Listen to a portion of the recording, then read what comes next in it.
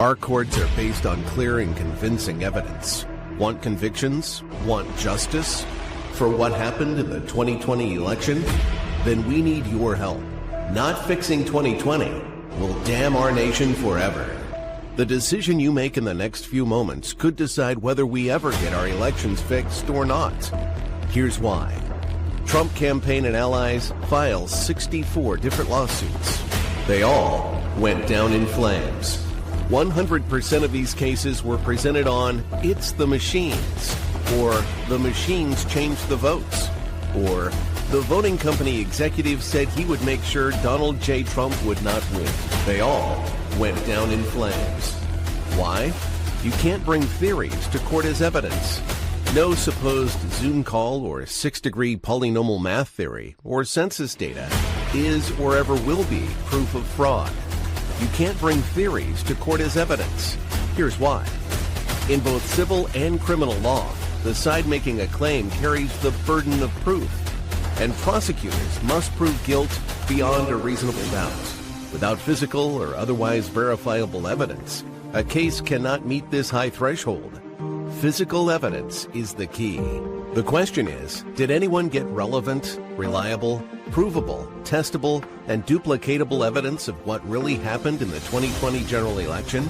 And the answer is yes, absolutely.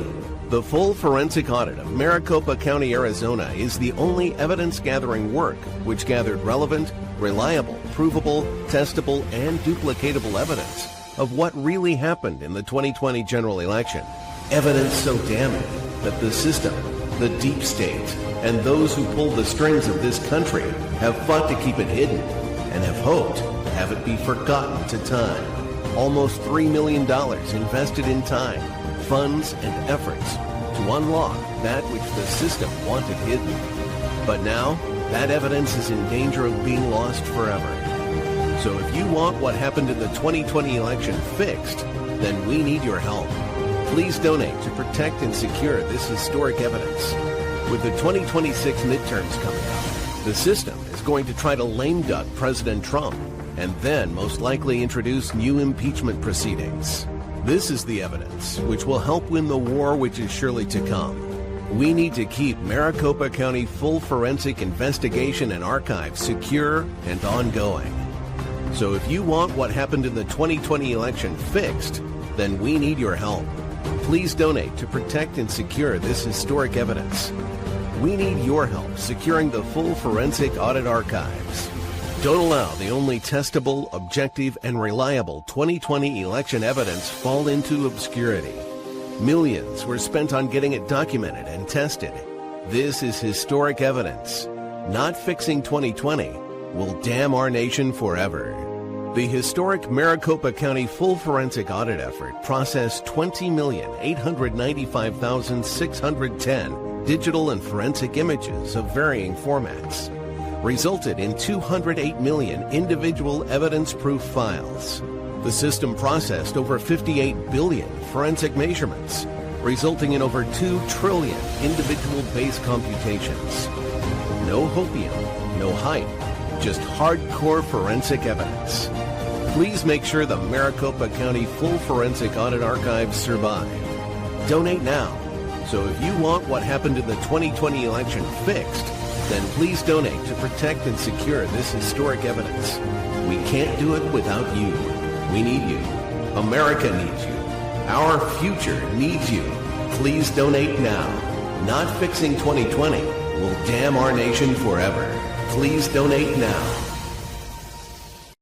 Okay, folks, welcome back to The Crap. This is a multi-part series.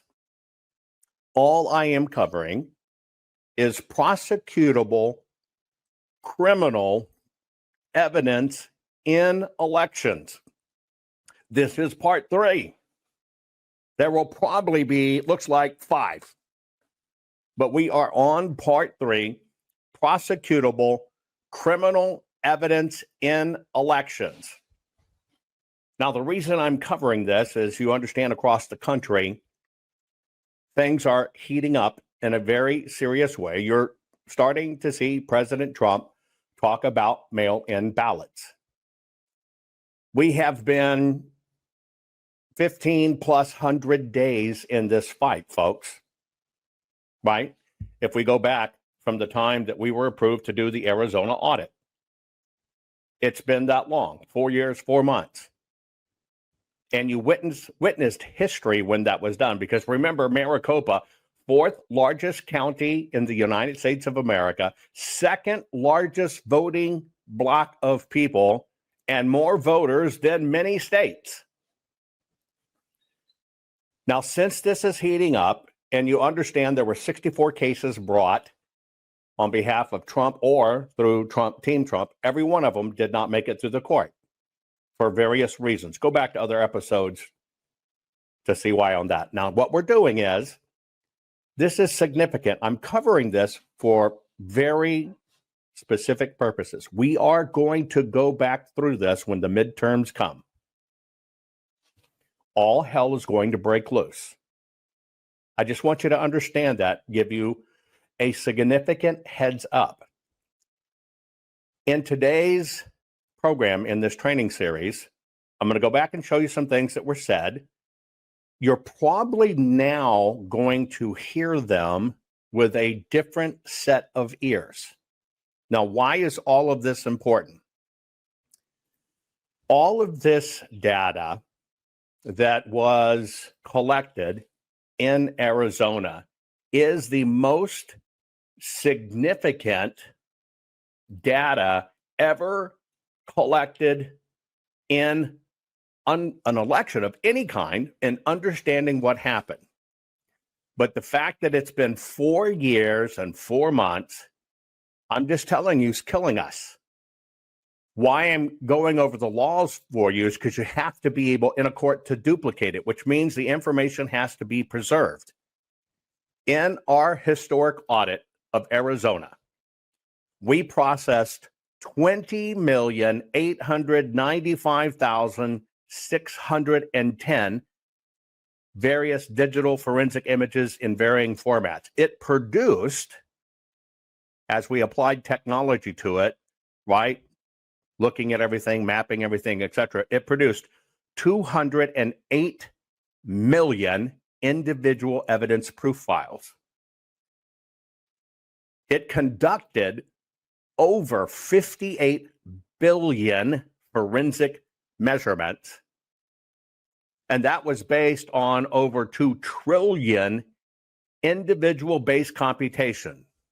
The bottom line is this evidence is so critical to history. It's critical to the future of our children, our grandchildren, our great-grandchildren, and we need you now more than ever, because it's very simple. We spent millions doing this on our own, never had a fundraiser for what we do, but the system tries to wear you out. And we are oh so close in this. As you hear President Trump talk about the mail-in ballots, etc., and we're trying to fix this in our nation, this is the only evidence of what happened that exists. We need you to help us preserve it.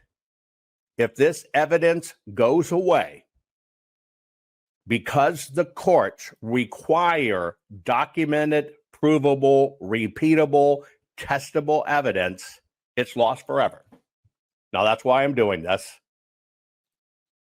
2,000 plus people worked, volunteered their time, gave over a month of their time away from their jobs and family under horrible circumstances.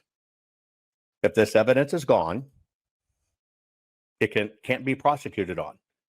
The state, the county, they've already deleted their evidence, right? It's not up to any one person. Everybody wants it to be one person. Why can't it be President Trump or this? It's up to us. All of us have a vested interest in this. So what I'm doing in this particular episode is we're going to go over more pieces of evidence.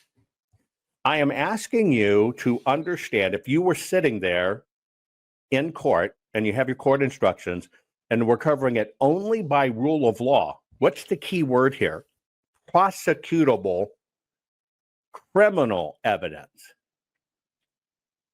Prosecutable criminal evidence.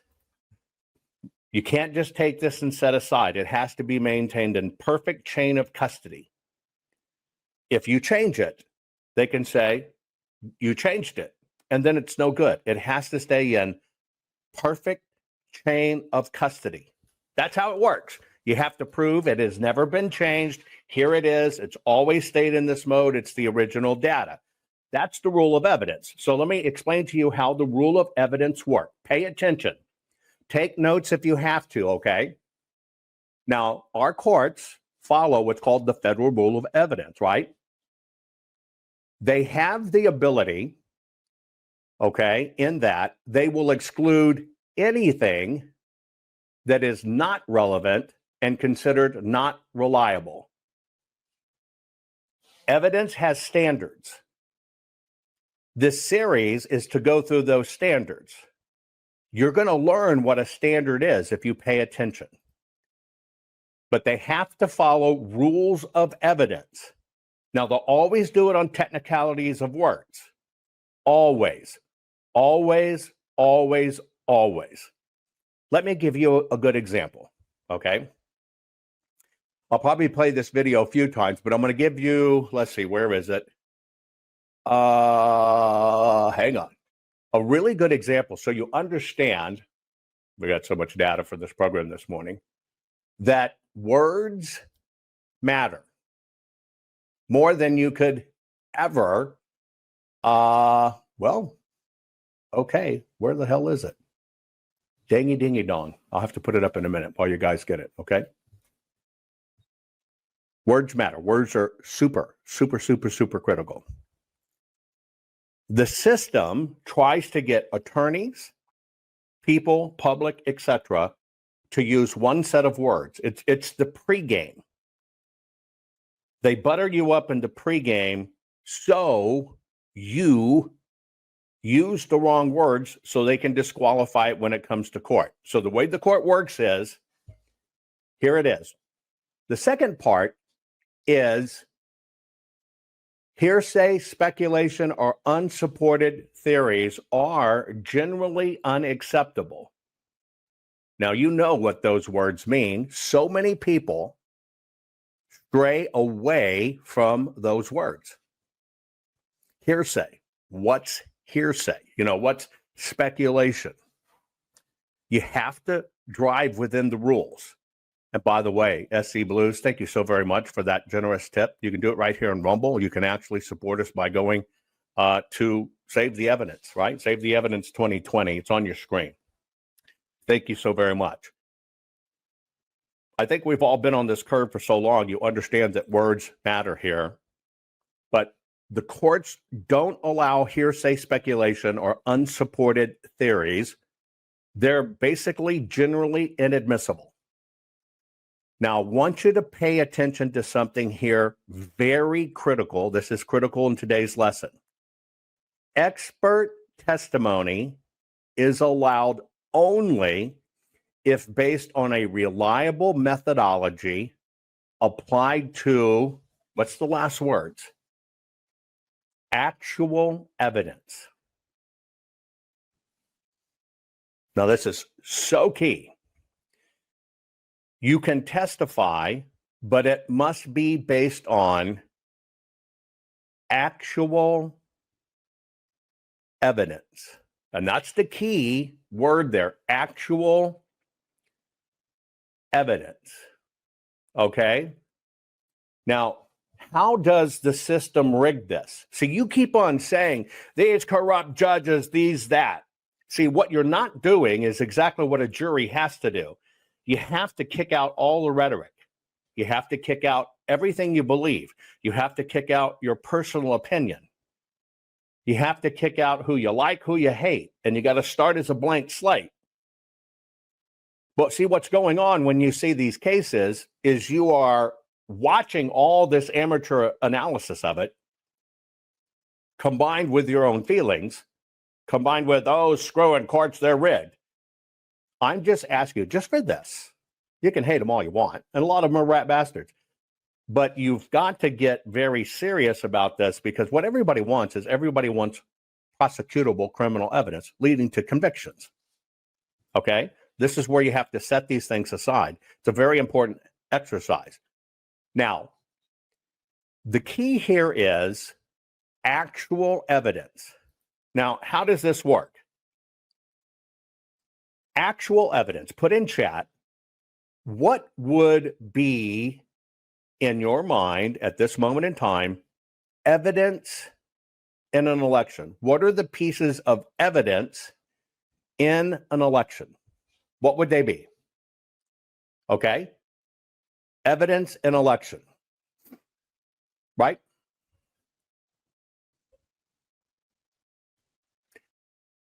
What is it? Well, ballots is one. That's evidence in election. The paper that the ballot is printed upon is evidence in an election. It's all got to be provable facts, so that requires physicality. Get it? So evidence, everything is based on physical evidence. Now, what it requires by law is everything has to be applied to actual evidence. Everything must be applied. Signatures is actual evidence. Envelopes is actual evidence. You got it?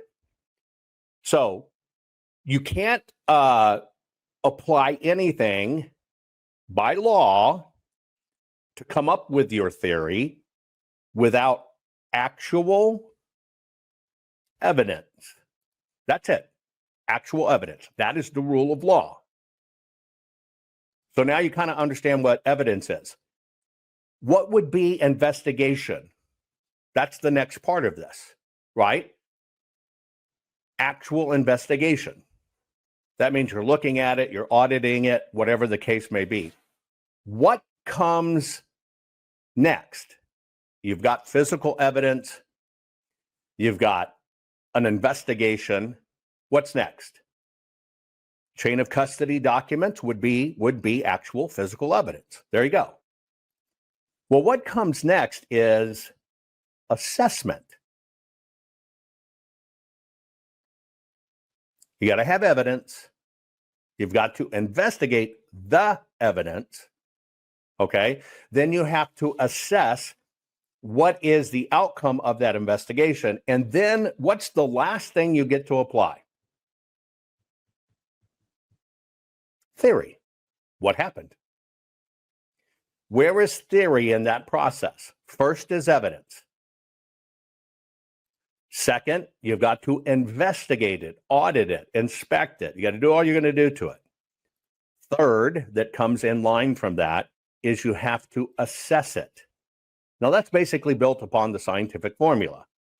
Only when you've done those can you, as an expert, make your theory known. It's absolutely dead last. Now you understand why there's a formula, because if it doesn't go in that dead last segment, it is considered hearsay or speculation or unsupported theory. Why is that? Because why? You didn't start with evidence. You didn't inspect, investigate, or audit the evidence. Remember, it's got to be relevant. You didn't say, what did the evidence tell me? And now, based on all of that, you can only present your theory. That's the deal. Now, why do they do this? Physical evidence, and you know this all the time, you've seen it on TVs and movies. It can be anything from fingerprints to DNA to documents to video weapon. It has to be, now pay attention, examined by experts. Supposedly, if you're going to be the expert, you got to examine it by experts. It's got to be tested scientifically. Everybody asked, why did we publish a scientific reader for the Arizona audit?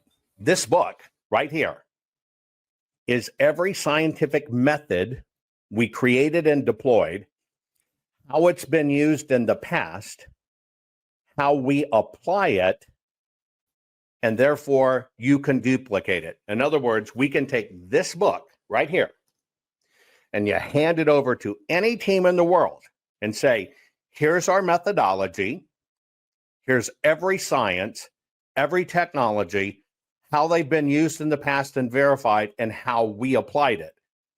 follow this standard and then take this evidence. Now, why do you do that? Because it has to be cross-examined. Period. So you understand the formula. This is where we're going. You don't go to this extent. This is following the scientific method required by law. You can't say, well, I just feel, I just think. You got to be able to say, here you go, do it for yourself. Everything in court evidence has to be done that way. And see, you already know this. They tested a blood test, and it has XXX chance of being the criminal, defendant, whatever. They allow that blood to be retested by another group to say what they say, or that hair, or that footprint, or that fingerprint. This is where the term by the book comes from. If you are a professional in any part of research and science, you must publish your scientific reader of how you do what you do and why, what methodologies you use. So that's what this book is. This is the rule of law. Now, as you go down this, right? Okay. In reliability or verifiability, you come to the part that says theories and opinions are inherently subjective, even if offered by experts. Now, here you go. They must be grounded in reliable data or evidence to be admissible. It can't be an opinion. It cannot be an opinion. And we don't have watermarked ballots. So right now in the United States of America, watermarked ballots aren't something you can present as evidence because they don't exist. We don't have them. There's a lot of talk about them, but we don't have them. Now, the reason the court does this is because the issue of false convictions. That's why they do it. So let's go a little bit deeper. Now, on the evidence hierarchy, here is what it is. It requires tangible proof. Now, this is in order of importance to the court. Not fixing 2020 will damn our nation forever. The historic Maricopa County full forensic audit effort processed 20,895,610 digital and forensic images of varying formats, resulted in 208 million individual evidence-proof files. The system processed over 58 billion forensic measurements, resulting in over 2 trillion individual base computations. No hopium, no hype, just hardcore forensic evidence. Please make sure the Maricopa County Full Forensic Audit Archives survive. Donate now. So if you want what happened in the 2020 election fixed, then please donate to protect and secure this historic evidence. We can't do it without you. We need you. America needs you. Our future needs you. Please donate now. It requires tangible proof. Now, this is in order of importance to the court. Documents, forensic test, witness testimony about first-hand observations. Witness testimony, but first-hand observations. Now, interpretation is, as I told you last, it's the theories about what the evidence means. Pay attention to this. Courts allow interpretation only, pay attention to the bold, after the evidence is presented. There are only interpretations after the evidence is permitted. Now, all I'm covering right now in this, not changing topic, is what, when it comes to election evidence, okay, what is allowed, what isn't allowed, etc. Okay? Just very, so very important. I'm asking you to understand it. That's what we're having to do in this process. This is why we're having to go through it.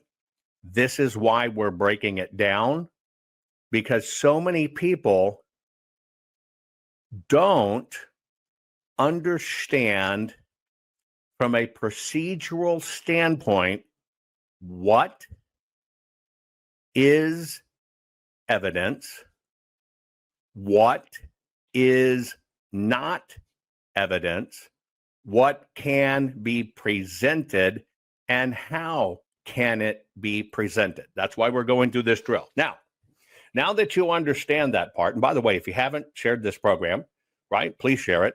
Why we're doing this is we've got to protect this critical evidence of the Arizona audit. It's the only physical evidence in the world, folks. Okay, it's it. And so that's why we have to protect it. Now, as I go through this drill, I'm showing you what the courts require. To give you an example of interpretation, a bullet casing is evidence. An expert opinion that it matches the defendant's gun is an interpretation, but it's still rooted in physical object. To kind of give you where we are when it comes to our elections. Now, this is the difference here that I think many people don't understand when it comes to this, is they don't understand the varying differences, okay? The varying differences in what this is. So here you go. We do have the Election Assistance Commission. Pay attention. It creates voluntary guidelines, but it lacks, that's why I underlined it, it lacks enforcement or regulatory authority. Basically, it can only recommend. Nothing's written in stone. It's all voluntary. Now, the reason for voluntary status on this is to protect the state's autonomy, which is how our structures are related. Remember, we don't have federal elections that have some state components. We have state elections, all different, that happen to have some federal components. Each state governs each state. There you go. Now, it's up to the state of what are they going to do. Some incorporate, all of them, incorporate their voluntary voting system guidelines and law or testing process. Others have their own. Now, the authority in all of this, okay, is HAVA, Help America Vote Act. And it defines the Election Assistance Commission's duties, but it limits its ability to make mandatory rules. Now, this is how it works in this scenario. You got voluntary guidelines ruled by HAVA. HAVA says it's up to the states to adopt their guidelines. The states, when it says, how do you comply? They say, we follow EAC guidelines.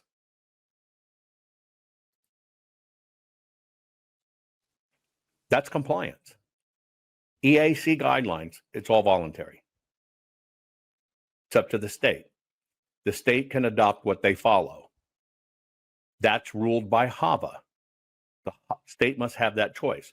So to comply with choice, the states make a decision. What decision do they make? Well, we'll follow the Election Assistance Commission, which is voluntary. Now you understand. Okay. We're going to go through a process today of looking at many of the things that have been presented all over the place as evidence. Hang on one second. Let me see if I've got the right one. Things that have been presented as evidence, okay?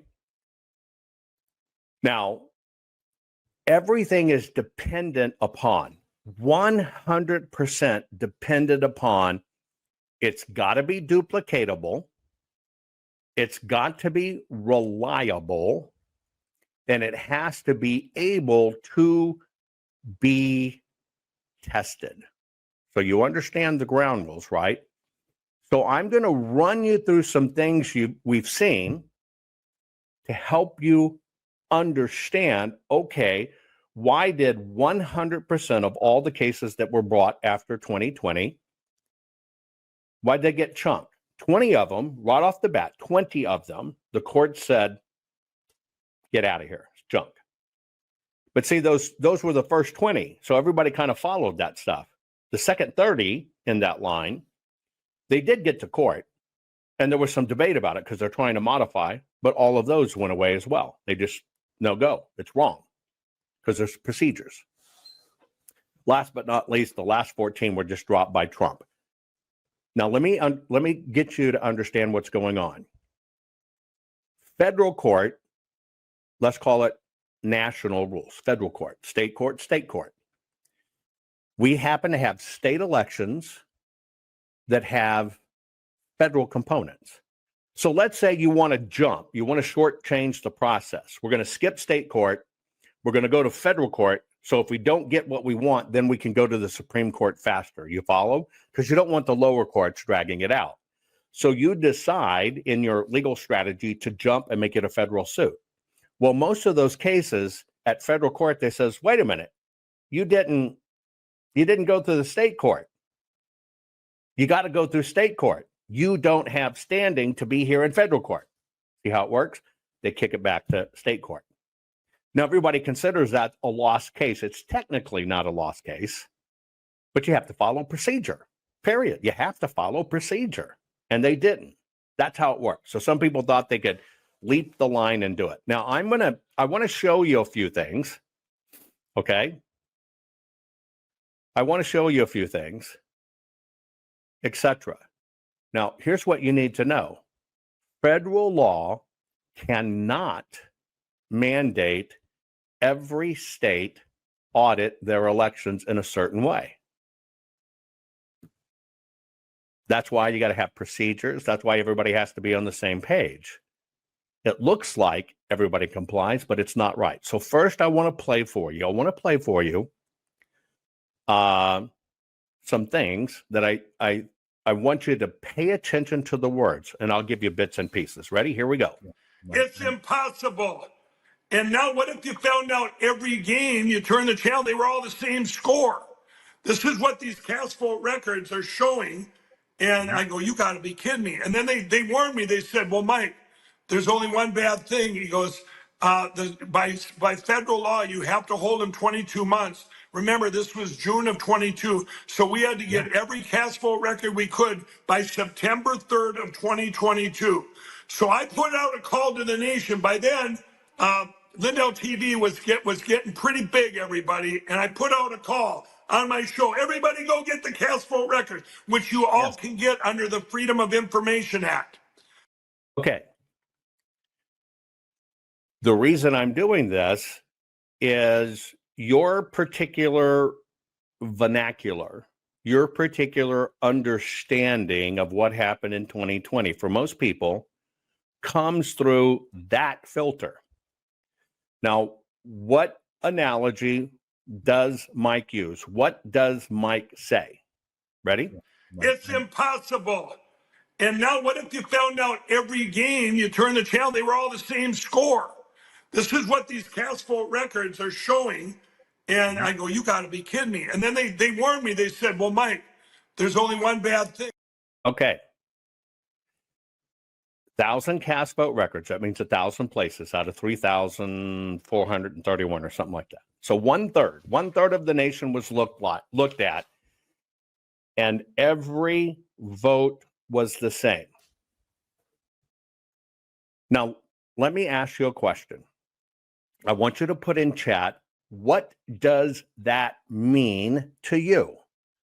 Remember, all I'm doing here is we're looking at it through the views of the court. Through the views of the court.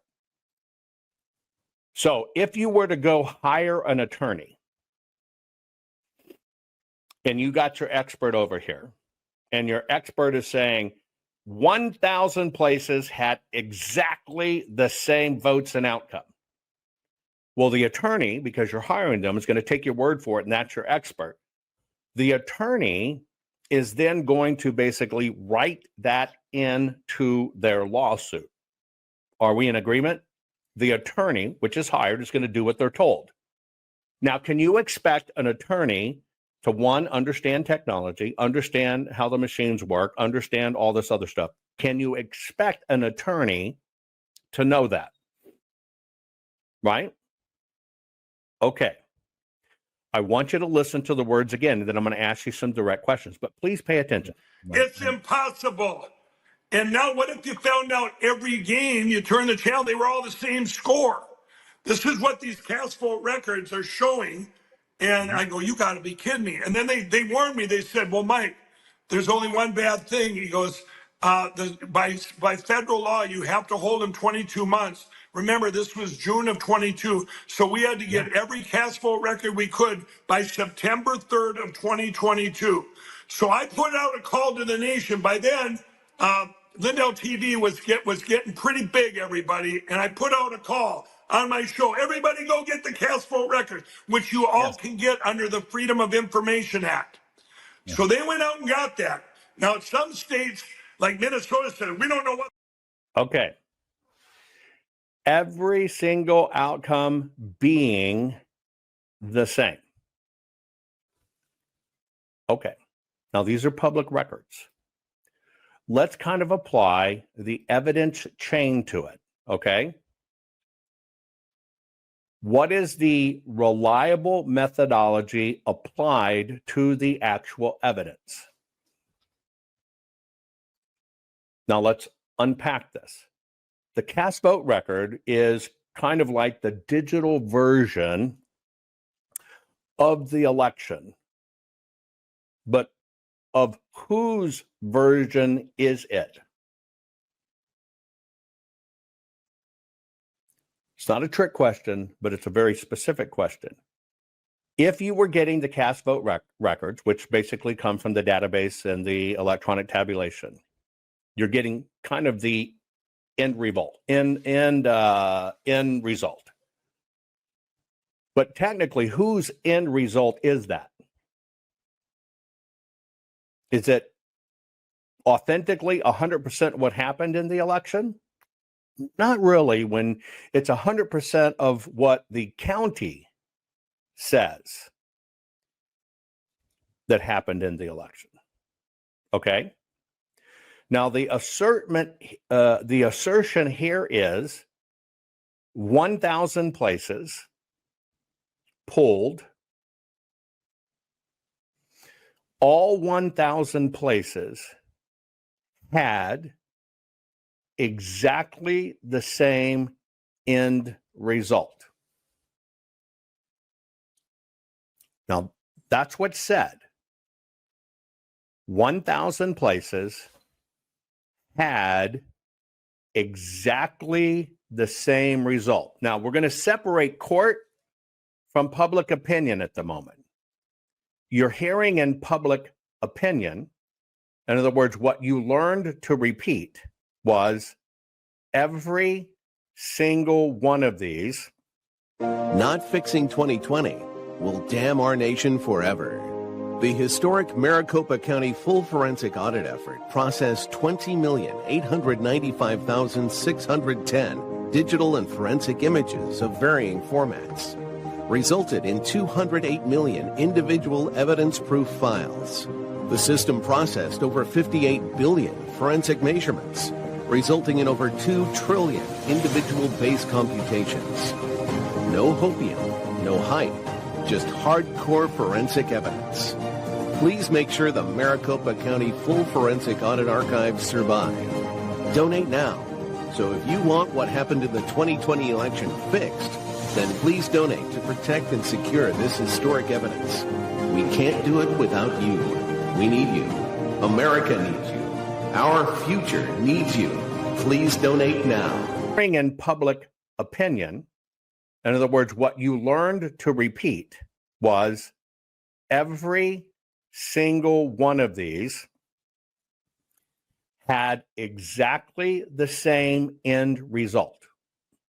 1/3 of the nation had exactly the same end result. Now, I'm going to be very literal here, please. I want you to answer in chat.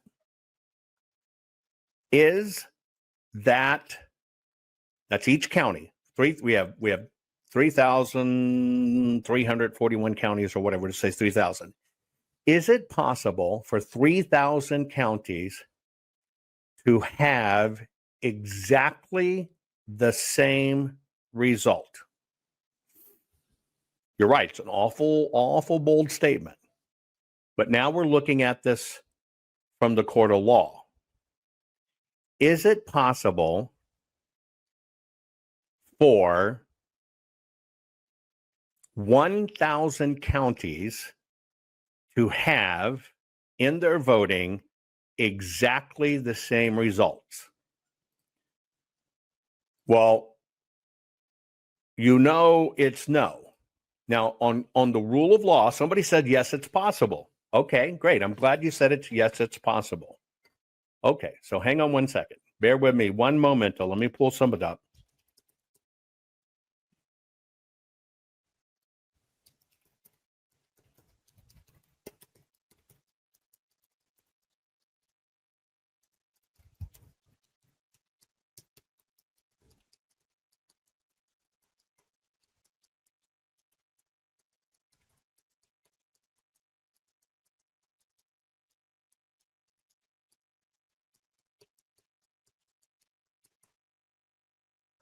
Here's the question I've asked artificial intelligence, okay?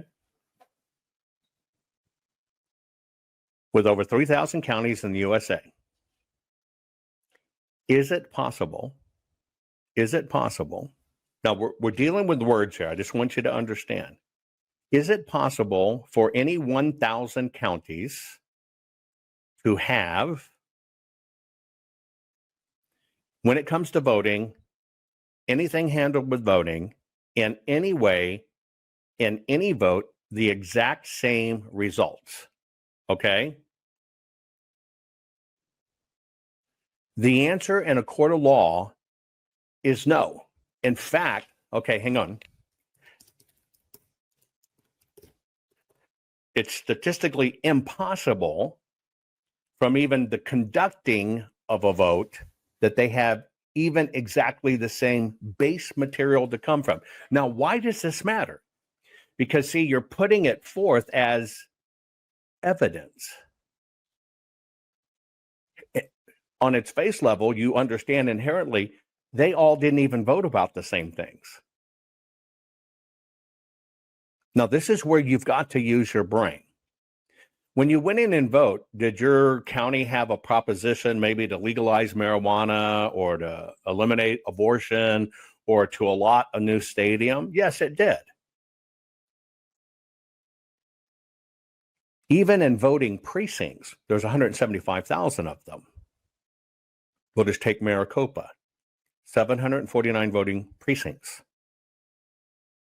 Just to manage that election, it took over 10,000 individual different styles of ballots, because you vote on firehouses, you vote on, district dog catcher or whatever. In court, this matters. It 100% matters, because here's what has to have. It has to be relevant and reliable. It's got to be physical, right? Now, if an attorney just kind of read off with that, right? Period. Okay?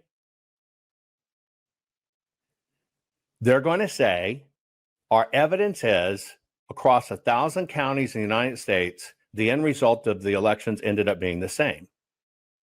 Even if I was to go out to 1,000 integers long, and I just said, is it even possible that 100 out of all these counties have an exact match when it comes to elections? There are no integers or number of integers we could put there that would support that statement. Now, the reason I tell you this is because words matter when you get to court. But what happens before you get to court? Attorneys will hire research assistants.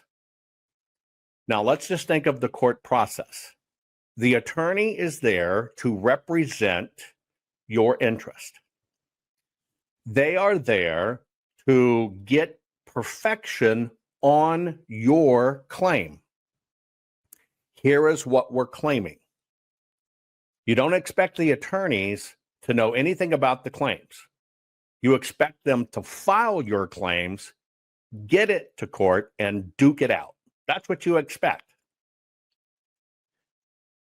This is why words matter, because what happened across the country in the elections is everybody followed the first cases. So I'm going to play this whole thing out for you. Listen to the words. I want you to apply in here, because we're going to go through it. Is the information relevant? Is the information reliable? But is it applied to actual evidence, which is called the Darbert standard? And can you take that evidence, pass it off to people, and will they find the same thing? That's the rule of law. Let's listen in detail. It's impossible. And now what if you found out every game you turn the channel, they were all the same score? This is what these cast vote records are showing. And I go, you got to be kidding me. And then they warned me. They said, well, Mike, there's only one bad thing. He goes, by federal law, you have to hold him 22 months. Remember, this was June of 22. So we had to get every cast vote record we could by September 3rd of 2022. So I put out a call to the nation. By then, Lindell TV was getting pretty big, everybody. And I put out a call on my show. Everybody go get the cast vote records, which you all can get under the Freedom of Information Act. So they went out and got that. Now, some states like Minnesota said, we don't know what those are, but if we ever figured out, you still can't get them. Or like South Dakota, you can't get them. South Dakota, you can't get them. Are you kidding me? We were blocked everywhere. Kentucky says, you know, Mike Lindell's going to ruin the 2022 election because we're so busy getting cast vote records. Well, then you had San Francisco Township in California put the cast vote records right up on their website and said, hey, it's for everybody to see. These are Democrats, everybody. They were other people, these Republicans were trying to hide the cast vote records from it. The one thing we can get is a different camera angle. Well, we were able to get over 1,000 cast vote records from the 2022 election. Are you ready, everybody? They were all computer manipulated. Every one of them.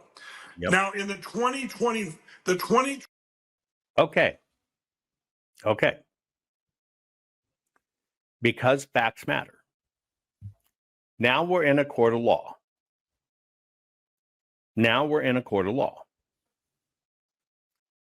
And the court requires that the elements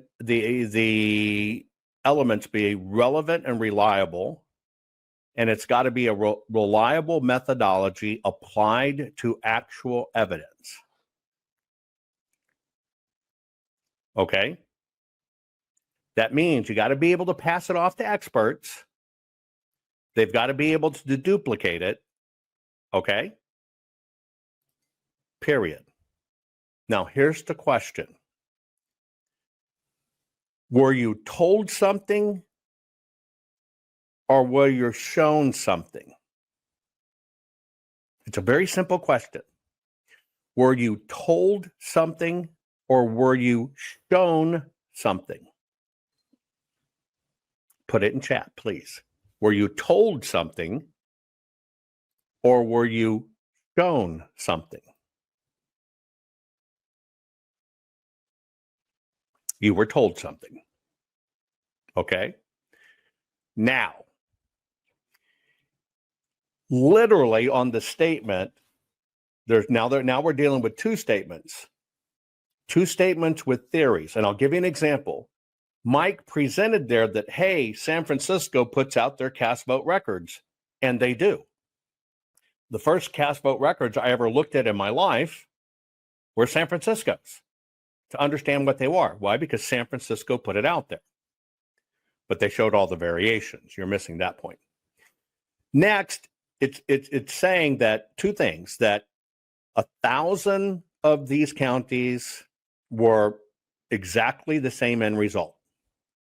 And then it says, looking at 1,000 of these, they were managed by a computer. They were changed by a computer. 100% of them were changed by a computer. Now, let me ask you a question. You're a juror. Were you told that?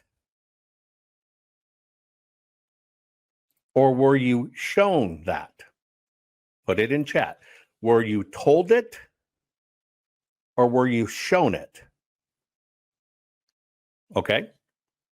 Now remember, the rule of law says hearsay or speculation or unsupported theories are generally inadmissible. Now, if you're answering it honestly, you understand you were told. You were told they were exactly the same. And then one more leap happened. You were told that they were managed or manipulated by a computer. Now, in order to understand something being managed or manipulated by a computer, what do you, as a jury, need to see? If you're sitting there in the jury box, if you're considering presenting evidence, I'm telling you, this is going to happen again in 26. It's coming. But right now, you're looking at what you think is evidence. Your whole life in election integrity has been based on what you think evidence is. You've been told they've been manipulated by a computer. Okay? Manipulated by a computer. Okay? When a computer manipulates something, what are the elements of evidence you feel you would need to show something was manipulated by a computer? Well, obviously need proof. You got to be able to prove it, right? How would you prove it?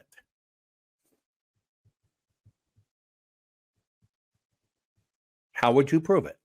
Well, it has to be, by the court, it has to be reproducible.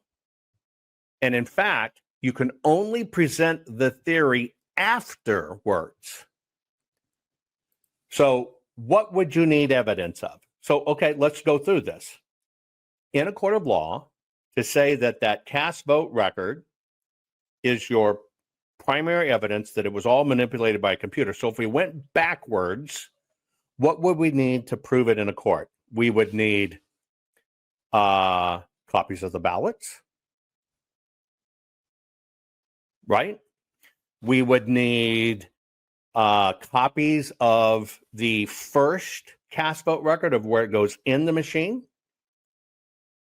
We would need the adjudication files in between, you know, because it could be a smudge, could be a tear. That's called adjudication files.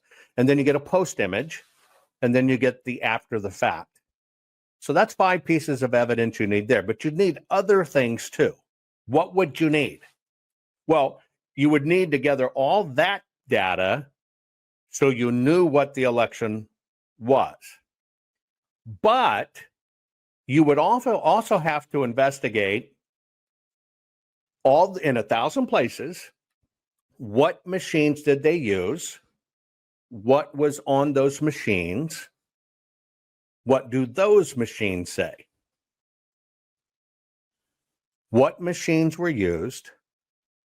What was on those machines? What do those machines say? Now we're up to 8 pieces of evidence. Now, if you're on the machines, you have to show where it interacted. Something interacted. Let's just say it was all anonymous pieces of hacks, let's say. Well, you'd have to show that. You got to show the change. The change. Do you follow what I'm saying? Now, the question is that what Mike is saying they have? Because all I'm talking about, I'm only using this example. All I am talking about is what is prosecutable criminal evidence. Now I'm going to ask you a question. You have now been told something. You have now been sold something by repetition, which means those statements influenced everybody in the United States of America who saw it, every influencer or broadcaster who repeated it, and it also influenced attorneys of what they thought was going on. Now I want you to go back. Every time, take a sheet of paper, fold it in half. Okay? Fold it in half. On the left side of the paper, you're going to mark down every time you hear a fact about this is what happened, this happened, this happened. Just put a little hash mark. Now, on the right side, you're going to put every time Mike shows you the proof of what happened. You got it? So just make hash marks. We're going to go through it, okay? Here we go. It's impossible. And now what if you found out every game you turn the channel, they were all the same score? This is what these cast vote records are showing. And I go, you got to be kidding me. And then they warned me. They said, well, Mike, there's only one bad thing. He goes, by federal law, you have to hold them 22 months. Remember, this was June of 22. So we had to get every cast vote record we could by September 3rd of 2022. So I put out a call to the nation. By then, Lindell TV was getting pretty big, everybody. And I put out a call on my show. Everybody go get the cast vote records, which you all can get under the Freedom of Information Act. So they went out and got that. Now, some states like Minnesota said, we don't know what those are, but if we ever figured out, you still can't get them. Or like South Dakota, you can't get them. South Dakota, you can't get them. Are you kidding me? We were blocked everywhere. Kentucky says, you know, Mike Lindell's going to ruin the 2022 election because we're so busy getting cast vote records. Well, then you had San Francisco Township in California put the cast vote records right up on their website and said, hey, it's for everybody to see. These are Democrats, everybody. They were other people, these Republicans were trying to hide the cast vote records from it. The one thing we can get is a different camera angle. Well, we were able to get over 1,000 cast vote records from the 2022 election. Are you ready, everybody? They were all computer manipulated, every one of them. Now, in the 2020 election, they were all computer manipulated of the 1,100. Now, when 2022 came around, we reached out for the cast vote records again. By this time, there was so much pushback. Like we know it's a law, but we're not going to give anybody these cast vote records. They're onto us. They're onto us. And we were only able to get about 540, I believe, of the 3,143 counties. But guess what, everybody? There were some counties that were not computer manipulated. So we had perfect examples of, and they were in Florida, by the way. They were in Florida. Miami-Dade County was one that had, that for some reason, they didn't manipulate it because I don't know, DeSantis was there. If you're a real good Republican, you too can win an election. You know, you just got to be a real good Republican like DeSantis and not like Donald Trump. So they didn't do anything there. That's my theory, right? Well, anyway, we had a perfect example. Now, you heard all kinds of things through there, all kinds of things, a lot of accusations. He also paints it, some people gave it up, some didn't. So giving up were good guys, not were the bad guys. Oh, they were onto this. They knew we had them, so we got less. And then he says, that's my theory. Now, what do you think America hears in that? Now, what he did is he just legally absolved himself. That's my theory. But what happened is the tone got set. Now, did you have any marks on the right side where you were shown evidence? Because remember, we're only looking at this from the filter of the court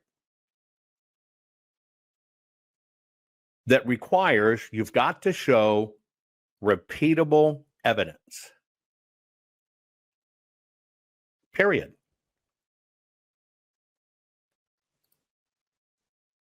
Period. Now, what did we hear? Did we have facts? Did we have findings? Or did we have hearsay, speculation, or unsupported theories? I want you to vote on what you heard. Did you hear in any of that facts that are relevant and relatable? Or did you hear hearsay, speculation, or unsupported theories? Now, next, if San Francisco puts their cast vote records automatically online, does that implicate every other county that does not? Simple question, yes or no. If in fact San Francisco puts their cast vote records online, does that implicate 3,430 other counties as not doing it? No, it doesn't. It means nothing. Okay. But you heard they were all corrupted, 100% computer manipulated. Now, this is what we're going to unpack, is we're going to unpack now the computer manipulation. Now, what's important about that scene, okay? It's impossible. And now what if you found out every game you turn the channel, they were all the same score? So a lot is done in there. I'm not going to play that anymore. I just need to get a screenshot. Okay. Now, this is a court technical question. Okay. Let me get this on my screen. Remember, I'm only taking this to the instance of court. That's it. That's the only reason I'm doing it. Okay. Of the two, as you're seeing it come across the country, who is the person spouting the facts? You got two people on screen. Who is the person spouting the facts? Put the answer in chat. Who is it that is presenting the facts of the case?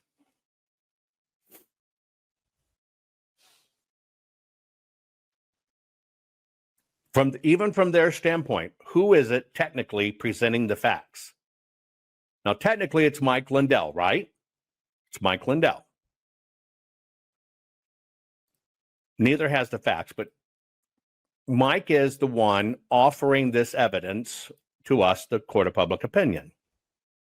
Okay, now, first, let's go through a court of law. Okay, now here is the evidence. Okay, here it is. Evidence requires tangible proof, documents, forensic tests, witness testimony about firsthand observation. That's tangible proof.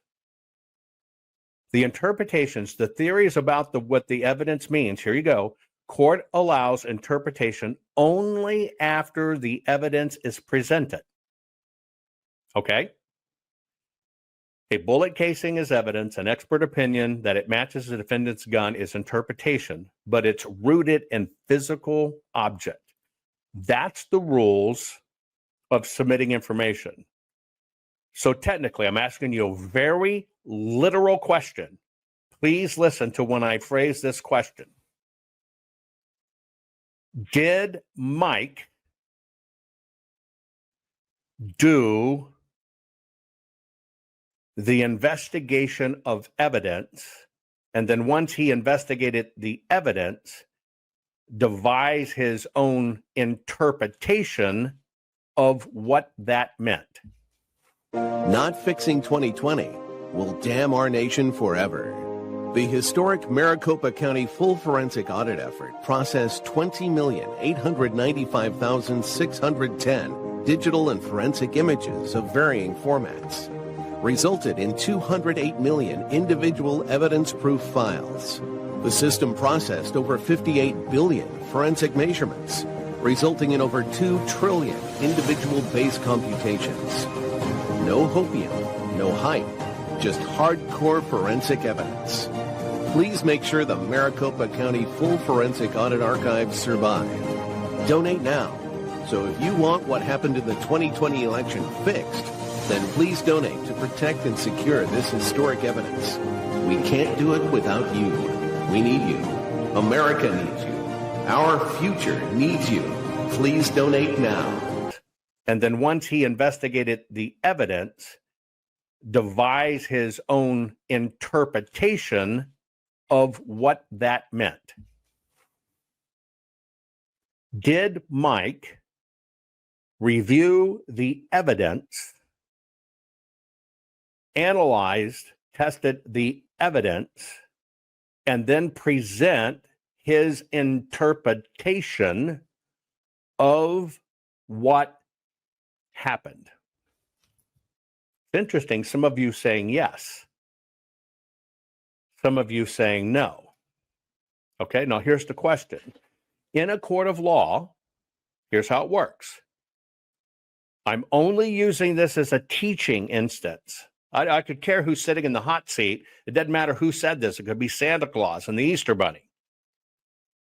The court's going to ask, Mr. Lindell, did you personally investigate these 1,000 cast vote records? They're going to ask about the evidence.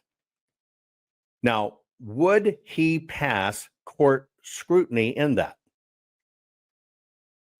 Yes or no? This is very important for you to understand, because this is why we lose lawsuits.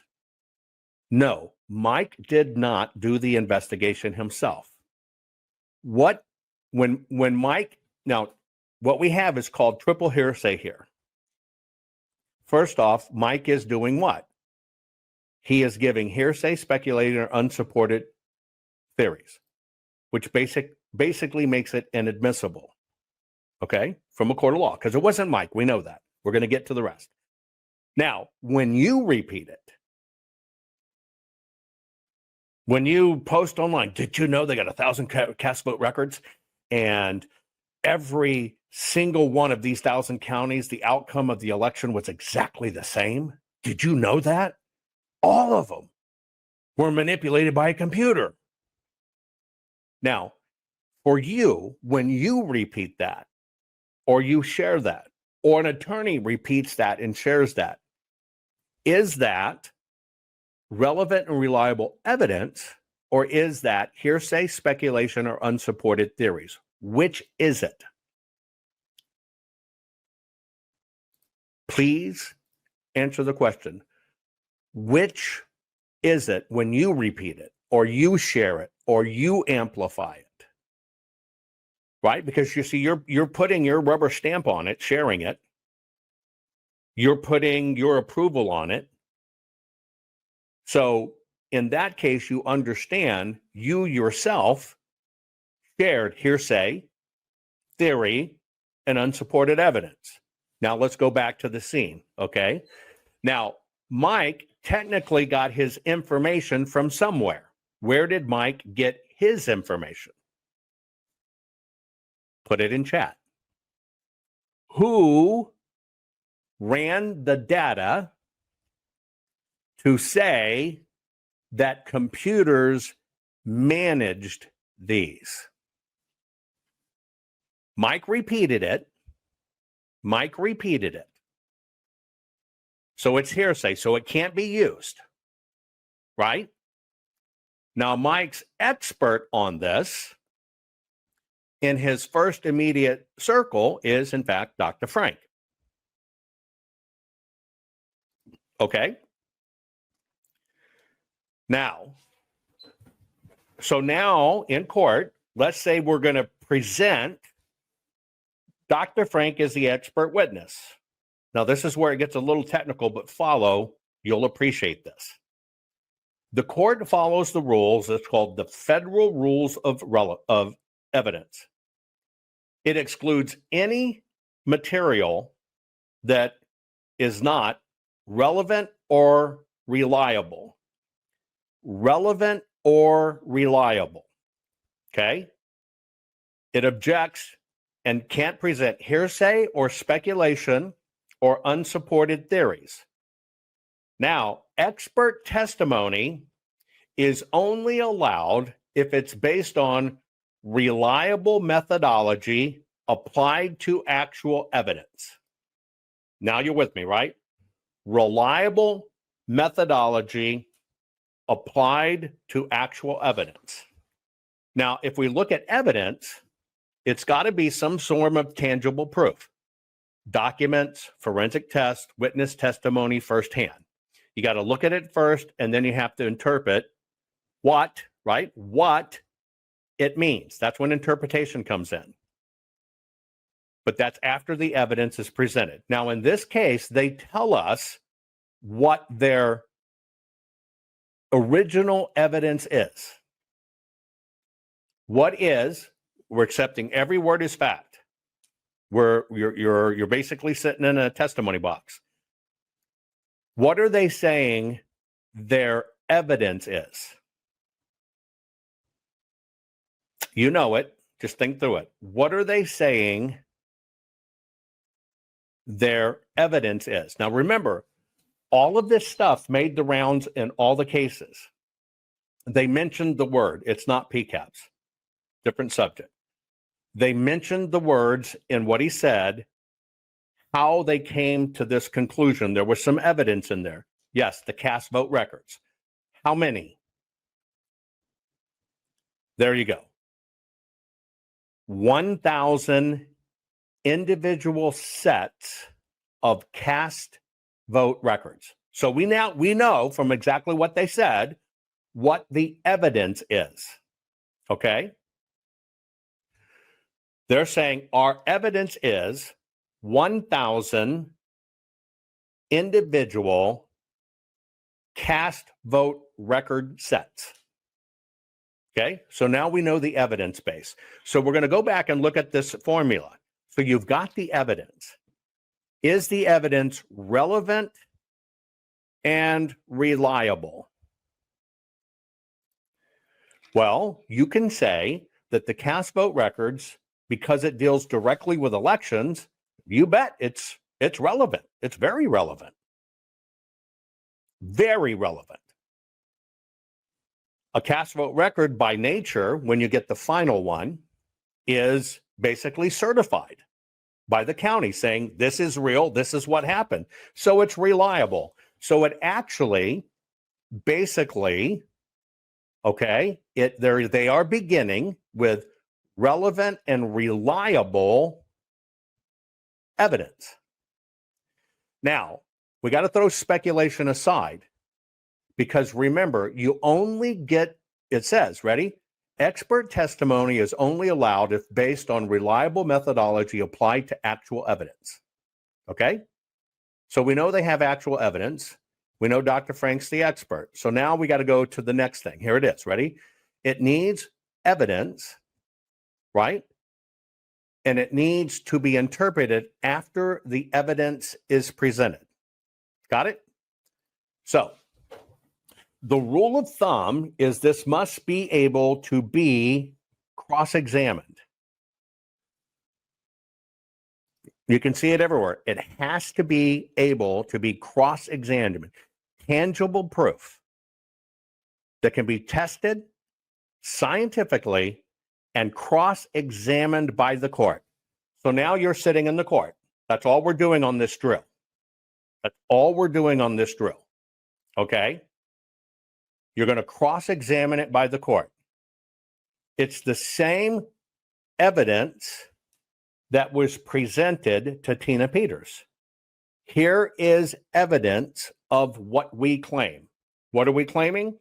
That we got 1,000 cast vote record sets, that all 1,000 records, the elections had the same ending outcome, okay? And because we see that, they were all, quote, 100% computer manipulated. So now we know the facts, right? Write that down. 1,000 cast vote record sets. That was their evidence. Evidently, they analyzed it, okay? And in the analyzation of the evidence, they basically came to two facts. One, that all 1,000 showed that all elections had the same outcome. Not were similar, but had the same outcome. And then the next thing they asserted was all of them, 100%, none of them were different. They were computer manipulated. So now these are your facts. Okay. So if you're the court and you want prosecutable criminal evidence, remember, that's what all of us want. We want prosecutable criminal evidence. I don't even know why I have three thumbs down, but I can tell you why. You're making a decision based upon people you like. You're making decisions upon people you trust. But the bottom line is you won't even cut a jury. You know why you won't cut a jury? Is because you've cast your vote, down thumb for me, without having any evidence presented yet and having that evidence by rule of law being cross-examined to be interpreted. That's a failure in ethics. But let's go on, okay? So now we're going to basically put the expert on the stand. Now, I want you to remember, this is the same evidence that was shown to Peters. Here's what we found. It was all, even in 1,000 places, it was all the same outcome. And when we looked at all these, they were computer manipulated. So now you bring your expert to the stand. Okay? So you're going to ask your expert, okay, because see, the court requires it. We know what you did. Now we're going to test it scientifically, and we're going to cross-examine it in court. So the very first thing the court does that has the court has the responsibility to anybody says, okay, we know what you're interpreting here, and we know that you presented evidence. What we need to know is, how did you prove it? You see where we are? How did you shore up your theory and prove it? So now we're going to go through that formula, okay? Now remember, you have a job to make sure, whether it's the court or whether you're serving in the juror's box, that it's relevant and reliable. Here we go. How were you able to confirm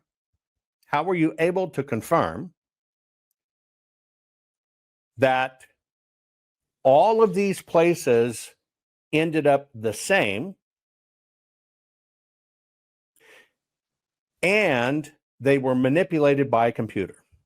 So now we basically go to this. Okay, so the expert in this case, here's the expert. This is the one that sold Tina Peters. We're only looking at prosecutable criminal evidence. You're putting theories aside. You're putting everything else aside. Okay, what did you use to test your evidence? So here's the answer number one.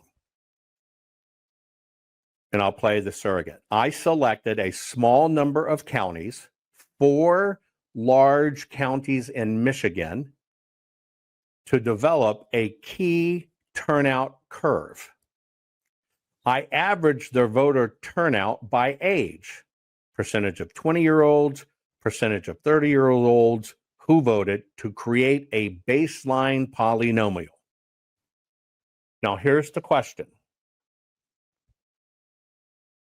1,000 counties in the United States have been accused of running a rig. We got to take the facts. This is what they're going to present in court. Okay? Your job is to decide, is this relevant and reliable? Here is step one. I developed it based on 4 large county in Michigans. That's 1 point. I looked at 20-year-olds, 30-year-olds. We'll say it went to 60. So 40, 50, 60. I've got 6 points. And then I looked at the percentages of each. Now, here's my question. I want you to put the answer in chat. Is that 4 counties in 1 state, is that relevant and reliable? Put it in chat. Yes or no? Is that relevant and is it reliable?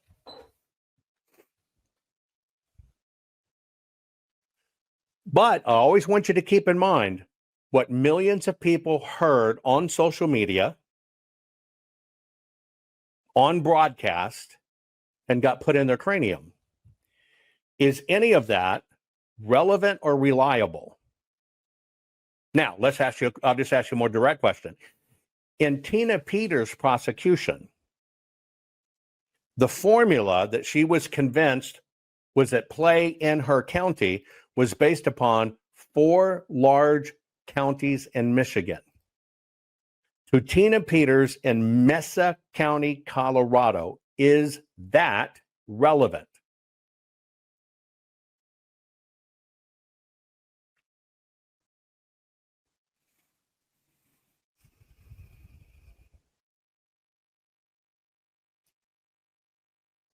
Put it in chat. Is it relevant?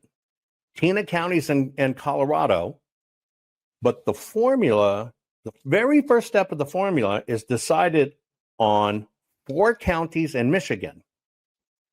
So immediately, you know it's not reliable and it's not relevant. But the proof pushed her over the edge. So let's go to the second step. We now know that this is not relevant, not reliable. Here's the next step of the method. Okay? He basically said what he did is he applied it. He applied his formula that he derived over 4 large counties. The way he did it, right, was he basically said canvassing in Pennsylvania claims that 30% of ballots were phantom voters. So now we have another touch point. What determined 1,000 counties had exactly the same outcome and were computer manipulated was 4 counties in Michigan, percentages of 20, 30, 40, 50-year-olds, and that Pennsylvania says that 30% of the ballots were phantoms. So now there's 30%. Now, Tina's in Mesa, but I'm just using an example. That figure for Tina in Mesa, is it relevant and reliable? Put it in chat. Yes or no. Is it relevant and reliable? Not fixing 2020 will damn our nation forever. The historic Maricopa County full forensic audit effort processed 20,895,610 digital and forensic images of varying formats, resulted in 208 million individual evidence-proof files. The system processed over 58 billion forensic measurements, resulting in over 2 trillion individual base computations. No hopium, no hype, just hardcore forensic evidence. Please make sure the Maricopa County Full Forensic Audit Archives survive. Donate now. So if you want what happened in the 2020 election fixed, then please donate to protect and secure this historic evidence. We can't do it without you. We need you. America needs you. Our future needs you. Please donate now. Michigan. Percentages of 20, 30, 40, 50-year-olds, and that Pennsylvania says that 30% of the ballots were phantoms. So now there's 30%. Now, Tina's in Mesa, but I'm just using an example. That figure for Tina in Mesa, is it relevant and reliable?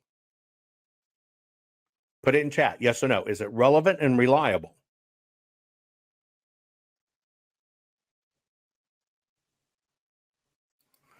Well, probably what you realize is claims aren't facts. And the number one rule of court is hearsay, speculation, and unsupported theories are inadmissible. Okay, I'm going to give you one more fact here. Maybe there's a saving grace in it, because he says he's able to prove they were computer manipulated. So far, 4 counties out of 3,431. Based on Pennsylvania, said 30% of the voters are bad. Then he did some deep research. Now you're going to ask yourself, in a court of law, is this relevant? Remember, it has to be relevant and reliable. You ready? In order to get to the statement that it was across all 3,000 counties and it was computer manipulated, he took his points of data and he basically used this over the elections based on what? Where does it all come from? He used a baseline. What was the baseline? Now, this is important for you to understand. What was the baseline? You got to have a baseline. The baseline was the 2010 census data. Now, I got a question for you. You're deciding in the court, based on 4 counties in Michigan, a statement from Pennsylvania, statistical averages, and the 2010 census, you are able to claim that the election was computer manipulated. Now, let me ask you a question. The 2010 census applies to the 2020 election. How? Yes, you can get statistical data. Now, the only thing in there that's known as a hard fact is the census data. It's published and certified by the government. So we have one hard known fact. But does the 2010 census data show you how people would vote? And can you prove that through the 2010 census data that something was computer manipulated in an election? Here's the whole point. It's hearsay, it's speculation, it's unsupported, and it actually cannot be repeated. So from a court of law, can we get a prosecution off this? Yes or no? Direct question. On that data, can you get a prosecution?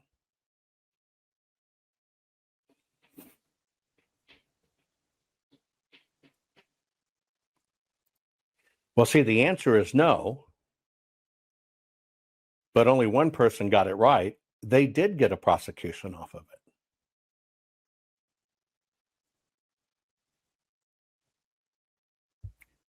Where was the prosecution?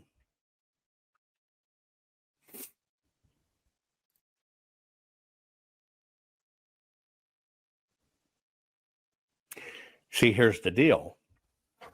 Somebody accepted on blind faith.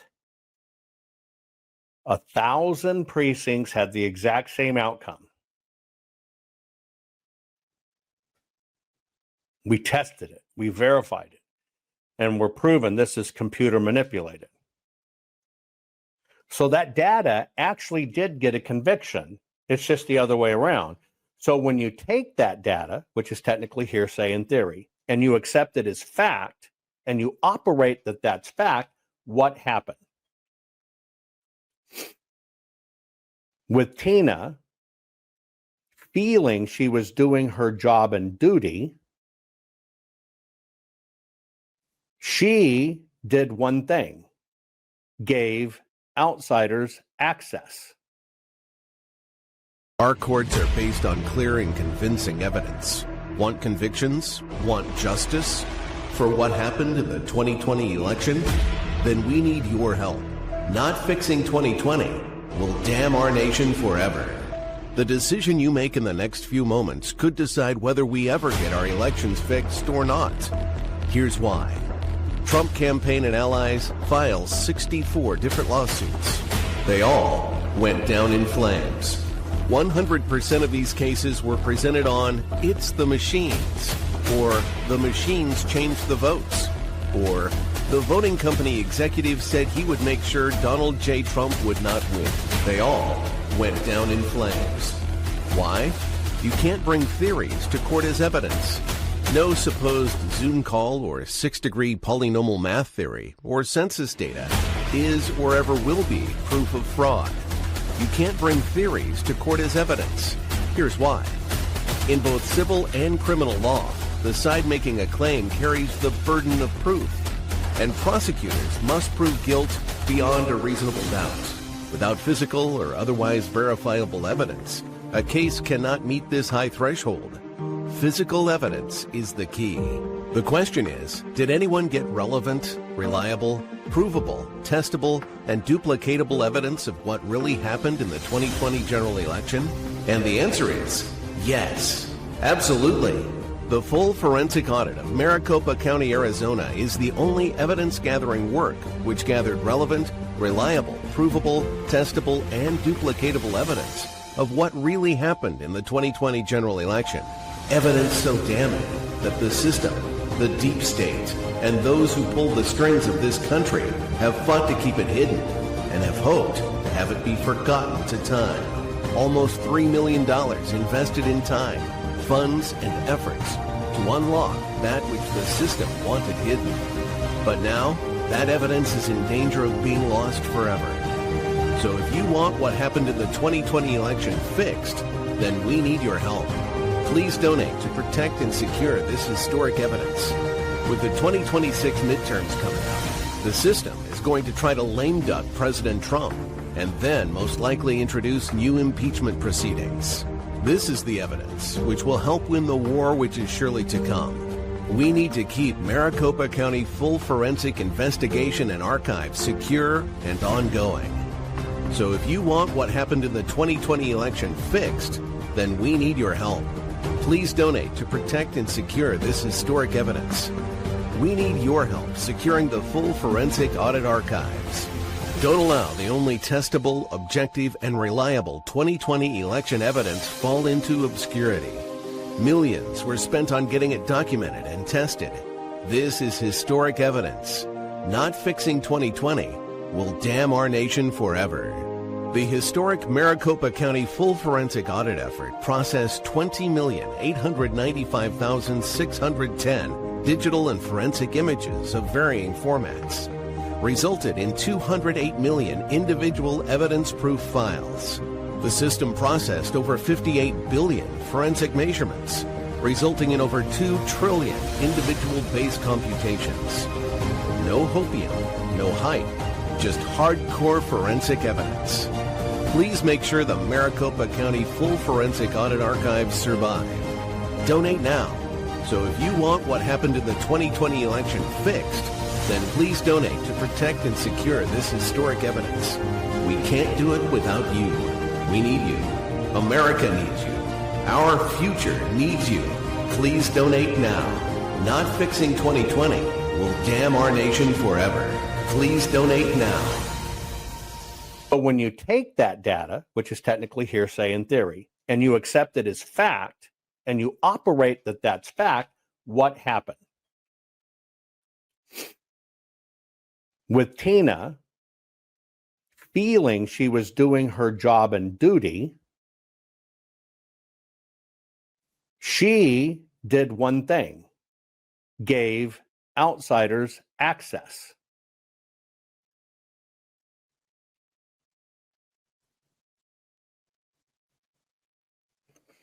Now, when you look at what happened in the court's eyes, the court only acted on state rules, not Michigan, not Pennsylvania, not 2020 census, What are our state rules?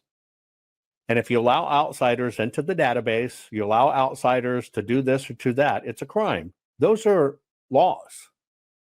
Now you have to ask yourself, if state law says outside people can't be in the machines, right?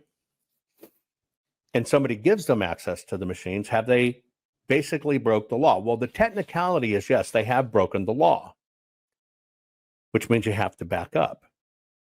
Yes, Tina was doing her job, but what you have to understand is Tina accepted on face value the facts as relevant and reliable,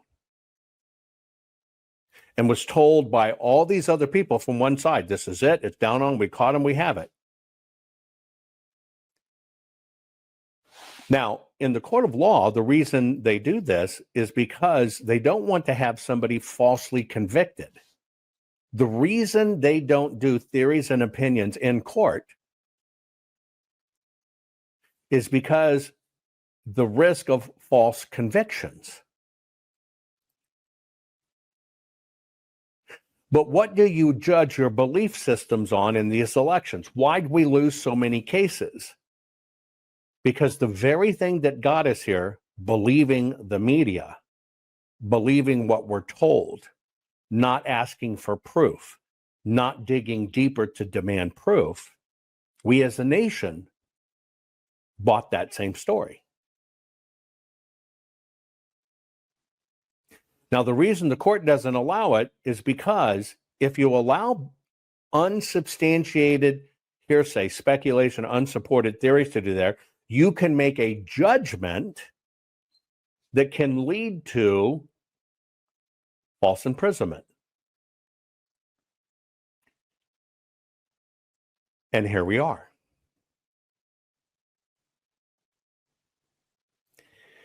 All of this on all sides comes down to belief systems. It's it. It always comes down to belief systems. As a human, we're not trained to question. We're not trained to look deeper. We decide who we like, who we don't like, what we're going to believe. Even people hearing this, I'm just sharing it with you, will turn away from it because the truth hurts. But that's the deal. See, we can't turn away from this. And why are we going through this drill? Because it's going to happen again in 2026. Now, who was all of this for? Why did we get all these theories? 1,000 counties, exactly the same turnout, exactly the same end result. Every one of them managed by computer manipulation. Well, we got it from the media. We got it from the media, okay? Now, in order to make this stick, to move an entire nation, because an entire nation had to buy into it, the system's not going to leave a single stone unturned. They had to have many multiple operations on information going at exactly the same time. What was one of the ones that I did in part 2? Well, I showed you the changing of the votes on TV. Did I not? The changing of the votes on TV. Okay. Now I have to play this together in unison. Is that okay? But I'm going to tie two pieces here together. It may solidify in your brain how this works. Hang on, where is it? Yeah. The first piece I'm going to show you is some of the first news we were hearing about everything going wrong. I'm going back in time and I'm playing a piece by me, but it's the only way I could re-get the clip here. We had to, the nation had to believe things as fact that they never put to say, is this really evidence? So watch here. Not even hooked up to the internet. So why what are the routers? Why are they important? What are you going to show in Sioux Falls? Because Dominion says, hey, we're not hooked up to the internet. We came across county lines, much less state lines, much less let the CCP come in here because we're not in the thing. Why are routers a big deal? And it's kind of funny because how do you think we get to see this stuff on TV during election night? Do you think people put it up there with their hand? Of course it goes through.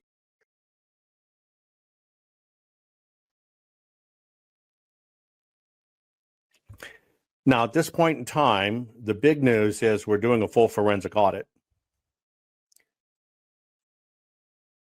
This is the tie back to the machines.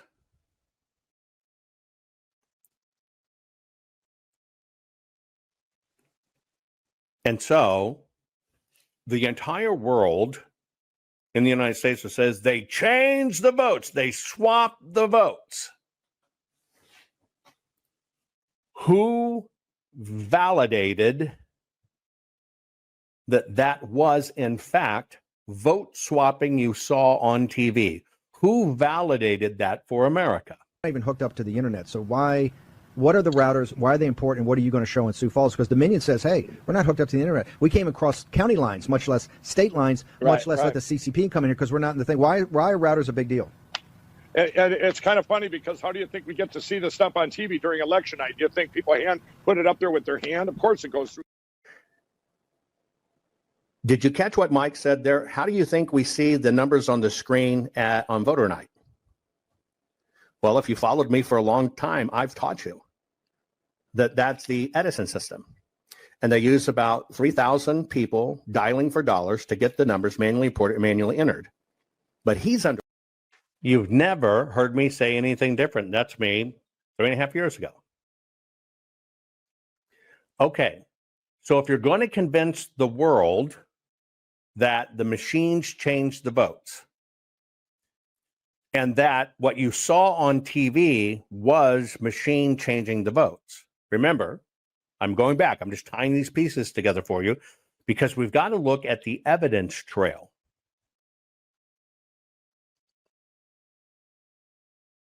Period. So the origin, you now know different. I've taught you different. I've shown you exactly where to go research it, how it's done, how the data is collated or whatever. But you are told, nope, the machines have modems and they are what sends it to the TV stations. So whole nation, through credibility of someone they trusted, bought that the machines changed the votes. But how did they drive that home? That the machines did it. After gaining access to a forensic image of the Dominion election management system in Mesa County, Colorado, IT experts demonstrate how easy it is to switch tens of thousands of votes from Trump to Biden in seconds by simply changing the index number next to each candidate's name. Okay, now here's the deal. This is what told you, oh, we know how it was changed. Because remember, you need that piece of evidence, how it could be changed. What you're about to see here is somebody said, here it is, it uses this piece of software. We saw it change. Here's how it was done. Now, there's a little switch and here's how it was done. The here's how it was done is in a controlled environment where they ported the information into said software program and then they begin to manipulate it. But most people don't catch that, but watch this. After gaining access to a forensic image of the Dominion election management system in Mesa County, Colorado, IT experts demonstrate how easy it is to switch tens of thousands of votes from Trump to Biden in seconds by simply changing the index number next to each candidate's name. This is a backdoor utility called SQL Server Management Studio that is actually installed on the image of the voting system. So is it certified? It is not on the list of certified software. What I'm going to do first, I'm just going to pull up the presidential results in Mesa County for that election. And here they are. You can see Biden has 31,000, Trump has 56,000. Okay. So I'm going to come up here now, and I'm going to make a quick change. Change that. You changed that to a 2. Yep. Now this is a closed example. Okay. And then I'm going to come up here and I'm going to rerun it report. And There you go. Biden, 56,000, Trump, 31,000. Okay. You're in a court.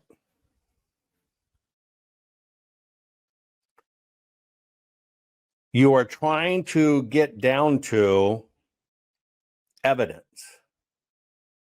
You have been told across this that the way it was found, the way they discovered this is through 2010 census data, extrapolated over to 2020, okay? Looking at voter claims and voter rolls, and then looking at the ballots cast, and then going through a series of steps. And that's how he can confirm that it was computer manipulated.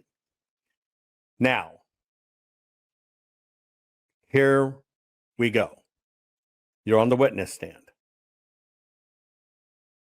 Did that show votes being changed? Yes or no? Did that show votes being changed? Yes or no? Put it in chat. Did that show votes being changed? In reality, it did not show votes being changed. In literacy, it did not show votes being changed. Okay? Did it show the manipulation of an election outcome? Did it show the actual manipulation of an election outcome?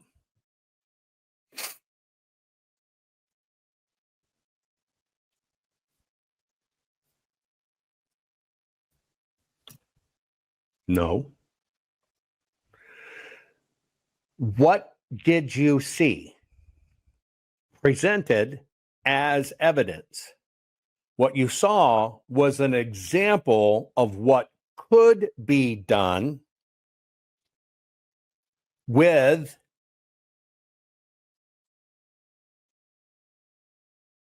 SQL Server. Not fixing 2020 will damn our nation forever. The historic Maricopa County full forensic audit effort processed 20,895,610 digital and forensic images of varying formats, resulted in 208 million individual evidence-proof files. The system processed over 58 billion forensic measurements, resulting in over 2 trillion individual base computations. No hopium, no hype, just hardcore forensic evidence. Please make sure the Maricopa County Full Forensic Audit Archives survive. Donate now. So if you want what happened in the 2020 election fixed, then please donate to protect and secure this historic evidence. We can't do it without you. We need you. America needs you. Our future needs you. Please donate now. It showed what could be done with SQL Server, Microsoft product. What could be done with a Microsoft product.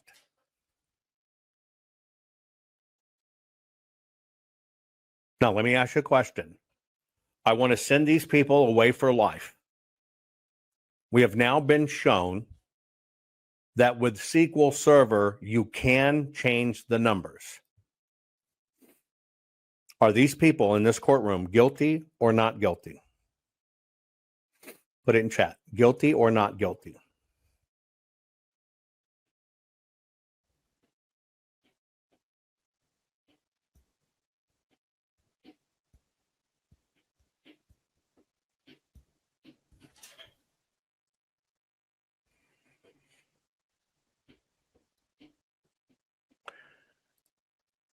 SQL Server can do this. Are they guilty or not guilty? Put it as not guilty or yes guilty. This is the reality of the court of law. What you saw was something that could be done based on a theory. It is what was done. Let's do some hands exercise. Put your hands up. Okay? Follow me. Ready? Can you flex your hands to a fist? Can you do this? And can you hold it? Just a manual dexterity test. Can you do this? Okay, we're going to do a different version. Can you do this? Put it in yes or no. Can you take your hands, put them up like this, and could you do this? And subsequently, can you do this? Well, now I can prove in theory you can beat somebody to death, or you could shoot them and kill them. It's a fact. You have the ability to do that.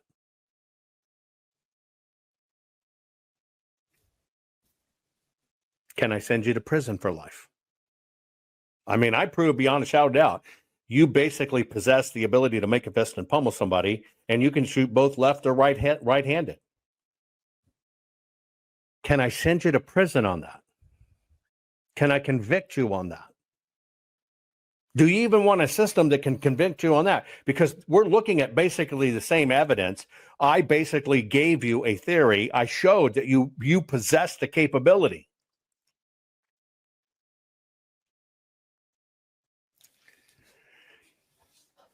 Now, remember, if you look at all this evidence has been presented, everything that has been presented as fact,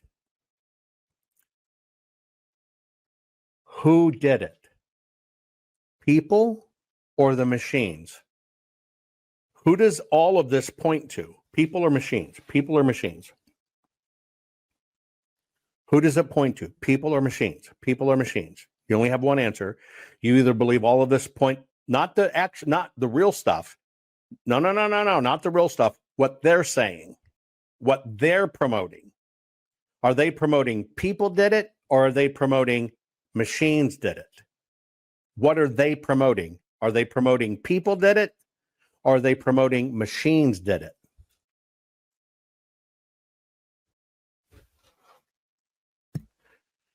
All of the evidence that is presented, if you look at all of its states, always point to the machines. They say, here's where it happens in the machines. Now, okay, in a court of law, I have now proven the machines did it. What is their defense? Well, everything that has to do with the machines is voluntary. Well, we just made a mistake. We did our best. We did our best.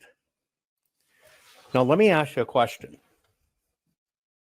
Where was the most money, promotion, documentaries, and everything? Where was it put? The machines, which are all governed by voluntary rules. Even me in the deep rig. If you compare everybody in the deep rig that actually appeared, I'm the single person saying, it is the ballots. Let me show you how it works.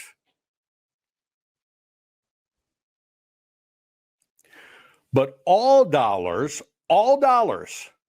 were spent to get you the machines, when in a court of law, all the machines rule are voluntary. Now let's go back.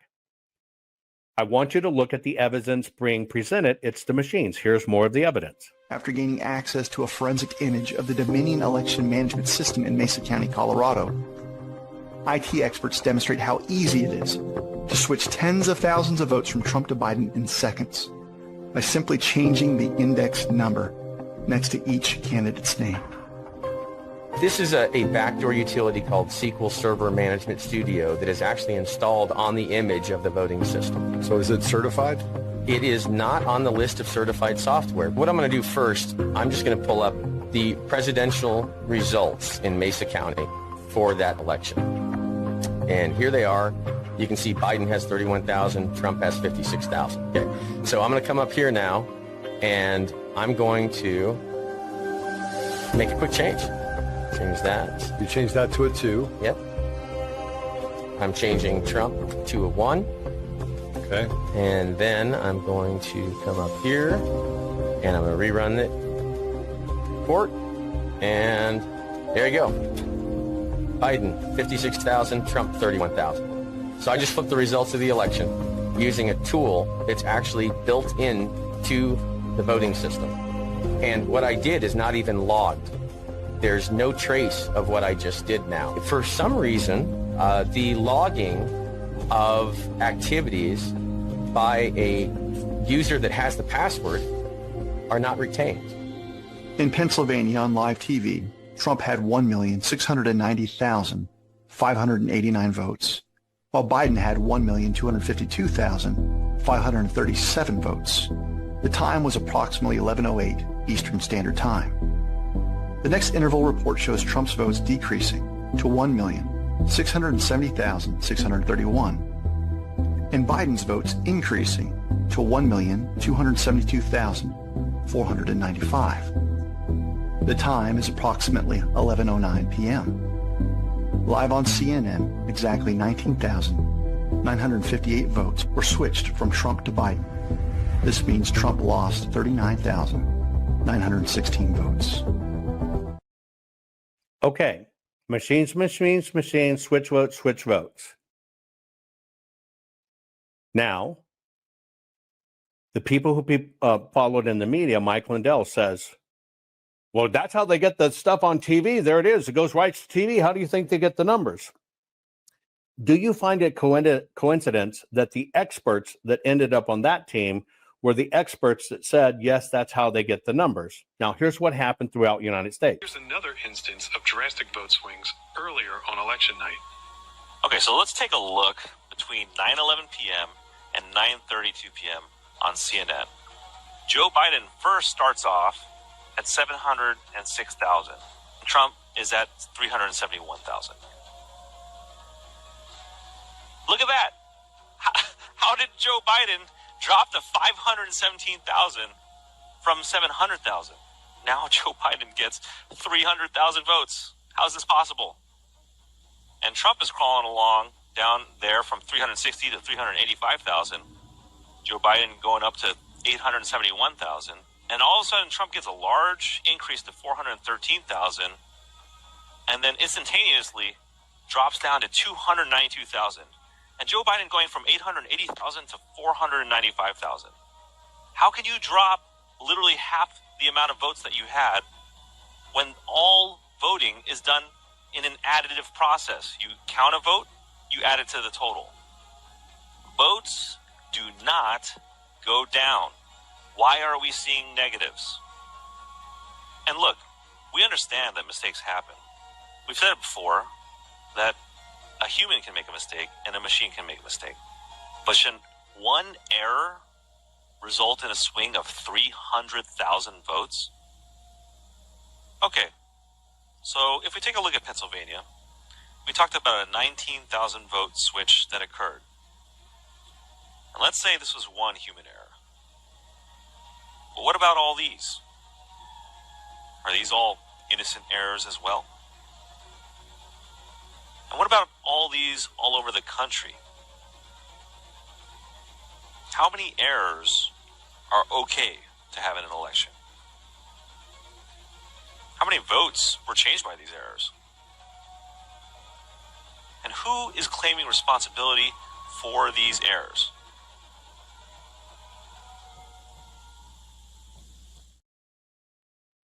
Okay. Nice video. Very informative. We're going to now put you back on the witness stand. Number one. First question I ask you on this informative video is, those numbers changing on the screen like that were the first time 2020 across the nation had ever happened. As you can see from that video, it happened all across the nation. Now, most people would have never noticed it, but for some reason in 2020, it happened. In 2020. And it happened all across the country.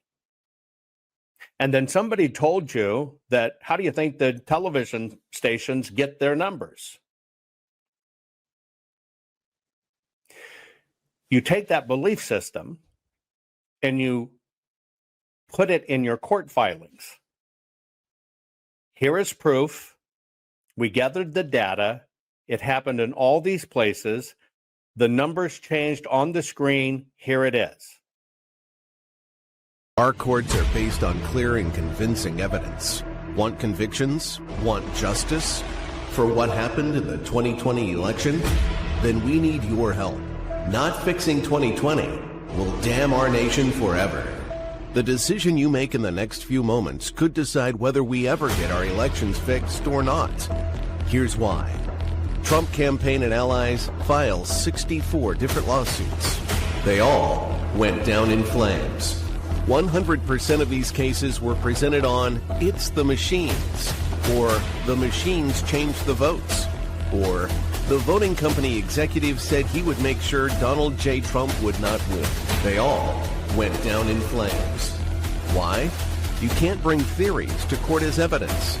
No supposed Zoom call or six-degree polynomial math theory or census data is or ever will be proof of fraud. You can't bring theories to court as evidence. Here's why. In both civil and criminal law, the side making a claim carries the burden of proof, and prosecutors must prove guilt beyond a reasonable doubt. Without physical or otherwise verifiable evidence, a case cannot meet this high threshold. Physical evidence is the key. The question is, did anyone get relevant, reliable, provable, testable, and duplicatable evidence of what really happened in the 2020 general election? And the answer is yes, absolutely. The full forensic audit of Maricopa County, Arizona is the only evidence-gathering work which gathered relevant, reliable, provable, testable, and duplicatable evidence of what really happened in the 2020 general election. Evidence so damning that the system, the deep state, and those who pull the strings of this country have fought to keep it hidden and have hoped to have it be forgotten to time. Almost $3 million invested in time, funds, and efforts to unlock that which the system wanted hidden. But now, that evidence is in danger of being lost forever. So if you want what happened in the 2020 election fixed, then we need your help. Please donate to protect and secure this historic evidence. With the 2026 midterms coming up, the system is going to try to lame duck President Trump and then most likely introduce new impeachment proceedings. This is the evidence which will help win the war which is surely to come. We need to keep Maricopa County full forensic investigation and archive secure and ongoing. So if you want what happened in the 2020 election fixed, then we need your help. Please donate to protect and secure this historic evidence. We need your help securing the full forensic audit archives. Don't allow the only testable, objective, and reliable 2020 election evidence fall into obscurity. Millions were spent on getting it documented and tested. This is historic evidence. Not fixing 2020 will damn our nation forever.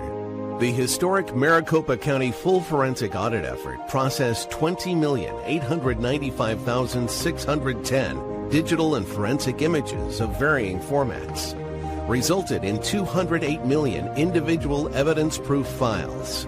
The system processed over 58 billion forensic measurements, resulting in over 2 trillion individual base computations.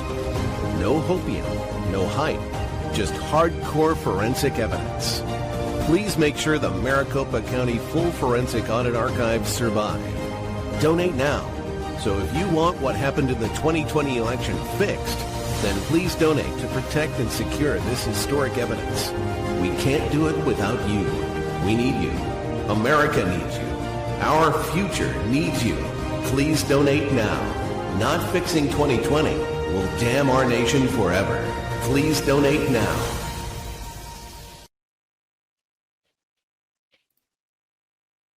But remember, it has to be able to have cross-examination in court.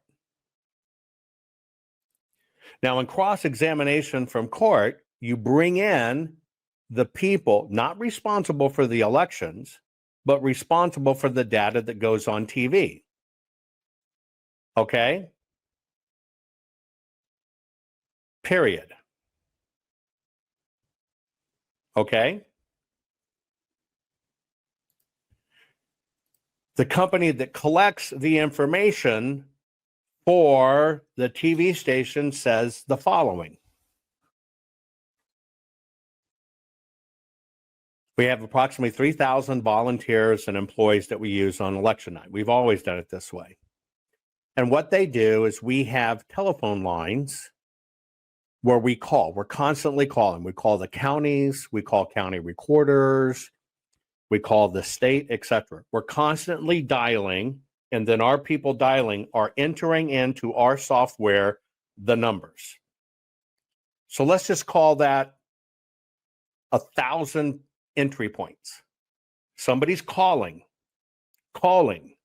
They're entering the information in. They send it to Edison, who's getting this data.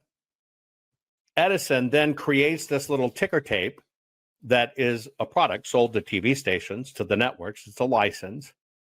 And it kind of keeps a running track and total. Now, here's the question.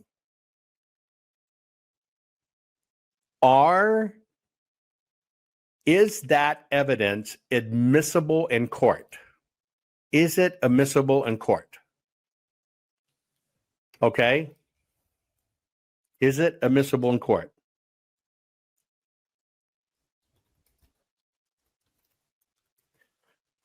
One side is saying all of the voting machines are connected to the internet and they're reporting this data. The people that have the product are telling you, we have people who dial. We've done it this way for 20 years. It's the way we always do it. We watch other news. When they post it, we might take their number. We might take this number. We might take this number. This person may enter it. Okay. Would you allow that in court? Is that proof that somebody swapped a vote or changed a vote? Now, I'm playing a technicality in words here. Okay, ready? Here's what I've asked you. Is that proof somebody swapped a vote or changed a vote? Or that a machine swapped the vote or changed the vote? Is that proof that a voting machine or a person swapped the vote or changed a vote? Well, the answer is no, but let's get more nitty gritty. Let's say President Trump was down 34,000 votes. Did they take 34,000 votes that came in from ballots for President Trump and hand them over to Biden?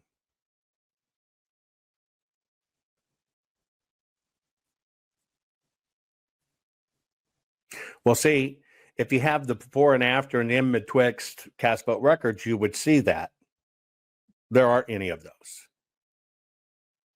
And in fact, the cast vote records match what Mike Lindell gathered, what the end result was that was certified. But see, here's the catch.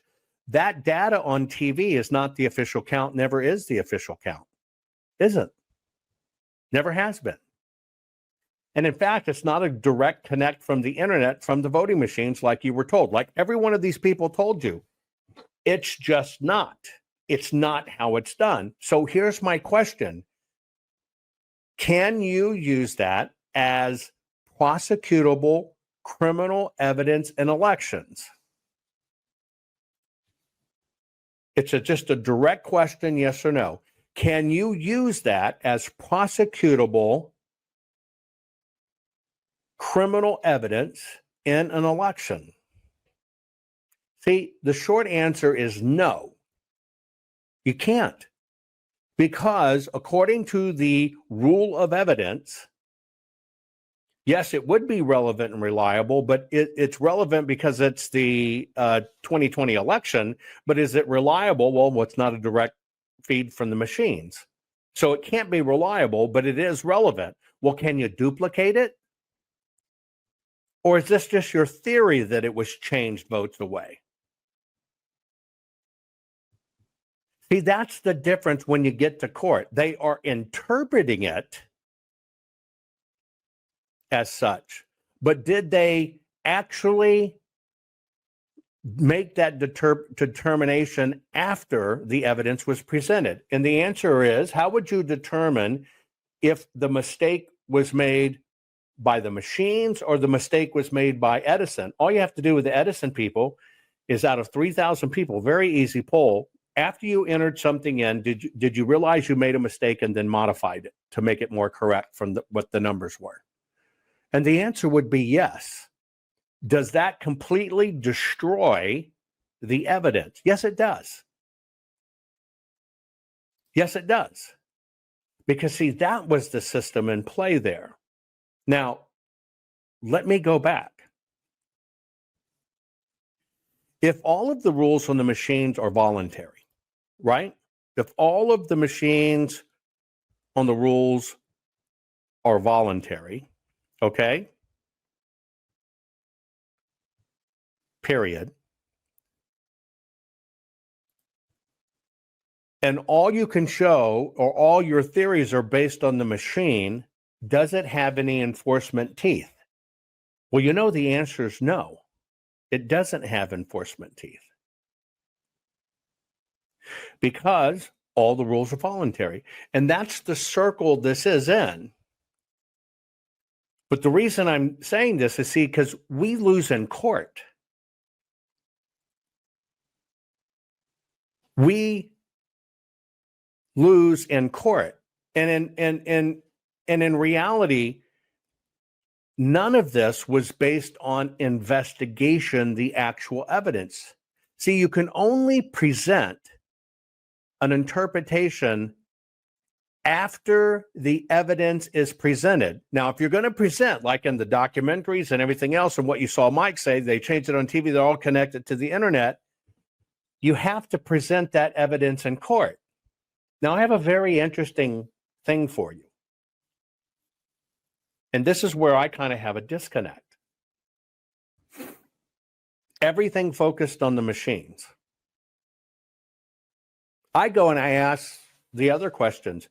Could the system have sold us a can of bullshit so we would all focus on the machines and not the physical ballots and what they say?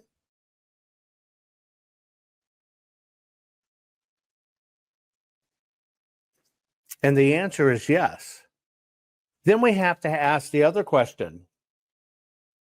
What did the system almost exclusively promote?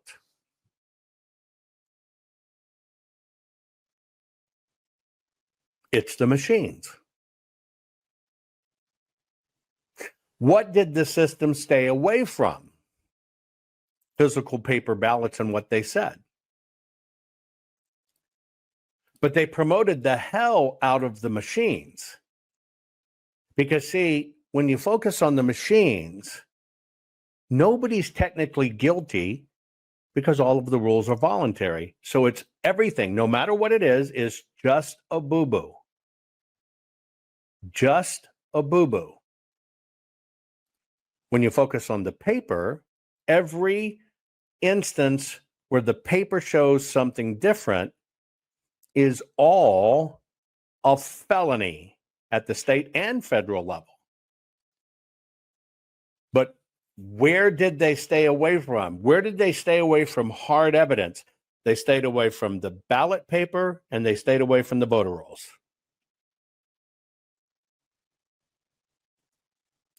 At the voter rolls, you can trace the origin points of where they're coming in. They wanted nothing to do with that.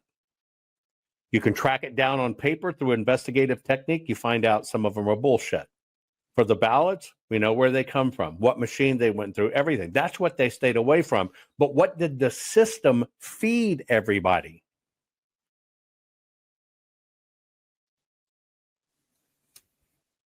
What did the system feed everybody? Data that it was the machines based on, here's how we can prove it. We looked at the 2010 census. We accounted the age population. We looked at the generic voter rolls, how many registered. We did an extrapolation. We looked at the ballot counts. That's just total number of ballots. We basically looked at 4 counties. We took the word of this one over here. We applied it everywhere, scaled it to the county, and it came up with this. We smoothed it out with a software and said they were all controlled by a machine. But can you prove any of it? See, I think as I look at this, part of the deception was to make everybody focus on the machines, don't focus on the paper. Because if you focus on the paper, you find the irrefutable criminal acts, which is exactly why President Trump now said it's the mail-in ballots. It is why Putin said, look, it's your ballots. It's why they poo-pooed 2,000 mules. Because when you overflow the ballots, the system intercepts them and fills them out.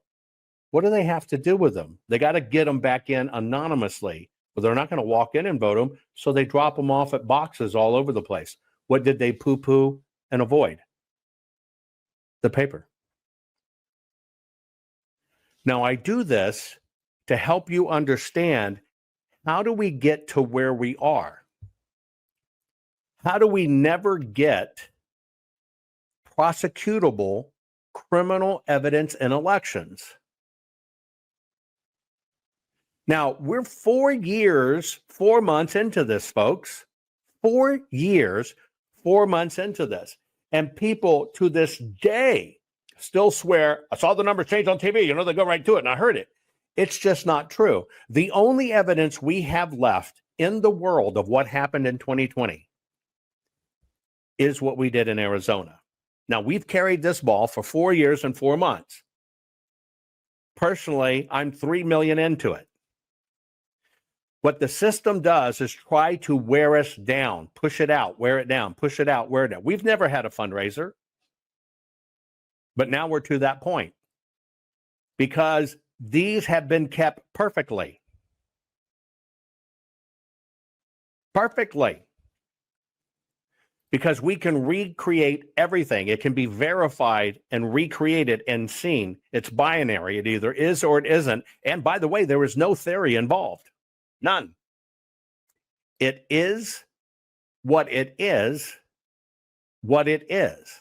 But the way the system works is to wear everybody down, make you think something completely different, but avoiding the truth.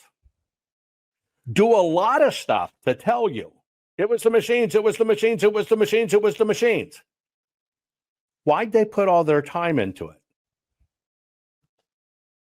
Why'd they put all their time into that? Because that's where they need you to look. Because see, two things happen. If it's the machines that technically do it, right? Then it's all voluntary. Nobody goes to jail. Nobody. Then they do a placation move, by the way. S2, thank you so very much for your generous tip. Thank you, thank you, thank you. I hope everybody helps us get to the number we must get to keep this evidence safe and sound. We're going to need it come the midterms. But everything got you focused on the non-enforceable. Now, an interesting move can happen. Get rid of the machines. But see, here's the other issue is the president can't mandate that. They can only recommend that. And then they can recommend get rid of them. And if the states don't do it, all they can do is withhold funding. The question you have to ask yourself, will all of that be resolved by the midterms that are rapidly approaching? And the answer is no.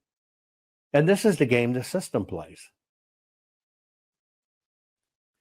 The president mandates one-day voting, all paper, all hand count by machines. He can do it. 2 years, he's not president, right? But between now and the midterms, can they get rid of the machines, And how do they know if the counties go to hand count? Well, they got to get to the election because they can't control it. Well, when we get to the election, okay, and they found out that the county didn't do it by hand vote, does that help us or hurt us? Or maybe you understand that means the election already occurred and it's too late. That's what the system wants us to do. It's a time buying device. And we're on a short window. East Texan, thank you so very much for that generous donation. All of this, folks. We've got to keep these files. This is it. This is where we are.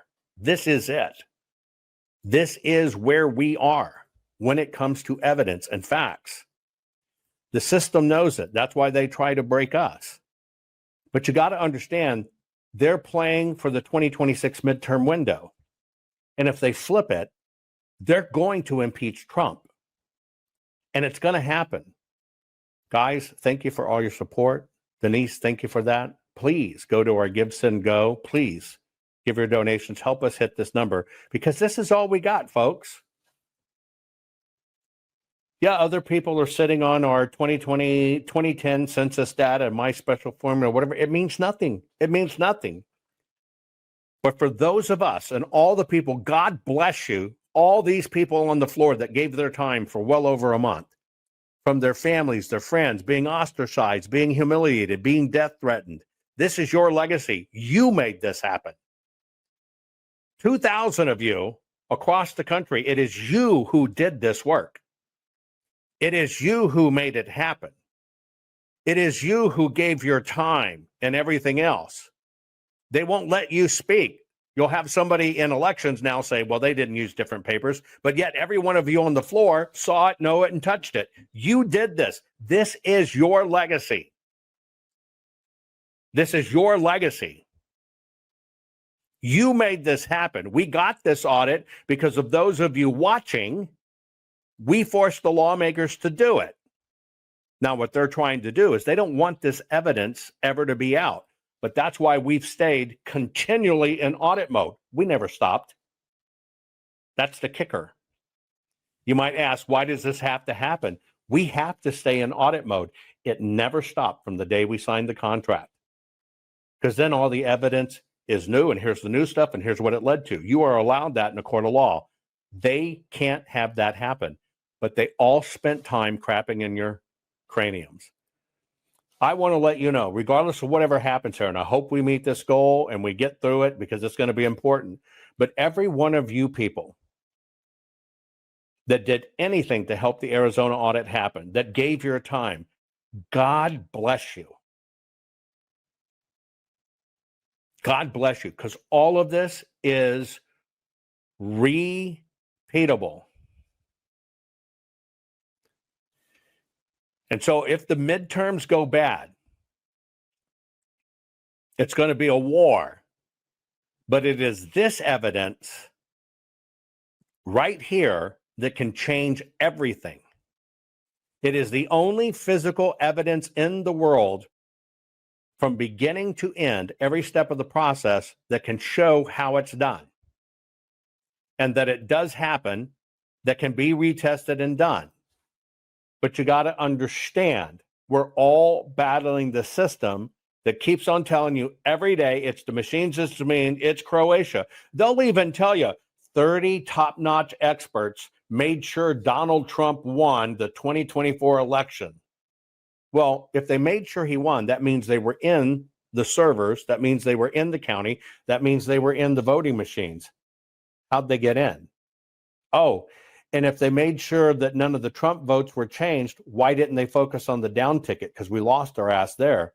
Oh, by the way, if they made sure Trump won, we know they tried to take away votes from Trump, which means you have all the evidence, screen captures, you know how they do it. Where's that? Oh, by the way, why are these 30 people fucking anonymous? It's the same rig. It's the same junk. They're only buying time. I appreciate you being here. Share this program. We have an even more coming. I'm telling you, we have a lot more. But this is why I have to break it down point by point. I love you all. Share this program.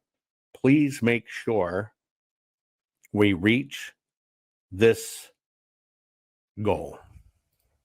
Not fixing 2020 will damn our nation forever. The historic Maricopa County full forensic audit effort processed 20,895,610 digital and forensic images of varying formats, resulted in 208 million individual evidence-proof files. The system processed over 58 billion forensic measurements, resulting in over 2 trillion individual base computations. No hopium, no hype, just hardcore forensic evidence. Please make sure the Maricopa County Full Forensic Audit Archives survive. Donate now. So if you want what happened in the 2020 election fixed, then please donate to protect and secure this historic evidence. We can't do it without you. We need you. America needs you. Our future needs you. Please donate now. This is part 4.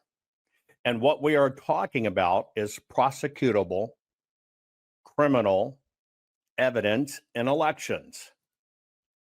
Prosecutable criminal evidence in elections. Now, why are we doing this? For several reasons.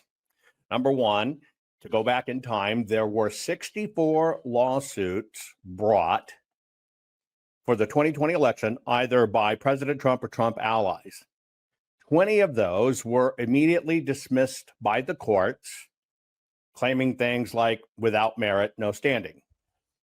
The following 30 cases predominantly followed the 20 cases in the structure of how was the lawsuit designed, what was the pleading, what was the evidence. Now, in my opinion, it is the evidence that basically made all of these cases fail. Well, those additional 30 after the first 20, courts dismissed them, period. The remaining 14 that were left, Trump and Trump allies, anybody who sued on behalf of Trump or President Trump's team, they just basically gave up and dropped the suits. So there were technically no wins. It is not that there wasn't proof. There's many things that indicate, we all know, right? We all know the machines are bad. The machines need to go. And the 2020 election was a disaster, nefarious nightmare. So what I am focusing on for you is to understand, just giving you a lesson in prosecutable criminal evidence in elections. The bottom line is you want prosecutions. You want the crimes stopped. You want the loopholes closed, but you want prosecutions.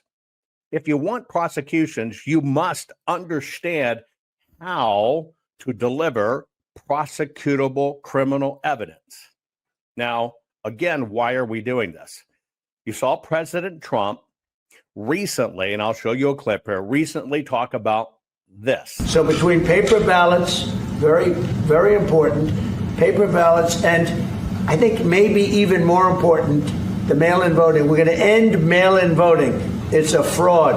If you have mail-in vote, even Jimmy Carter with this commission, they set it up. He said the one thing about mail-in voting, you will never have an honest election if you have mail-in. And it's time that the Republicans get tough and stop it, because the Democrats want it. It's the only way they can get elected. Because with men and women's sports and with transgender for everybody and open borders and all of the horrible things, and now the new thing is they love crime. They're fighting me on the fact that I've made Washington, D.C. safe. We're not going to get mugged, beaten up, or killed like all the people you've been watching get so badly hurt. I'm glad. I hate to take your time in this, but I'm glad you asked me that question. Sorry. We're going to stop mail-in ballots because it's corrupt. I want you to recognize something.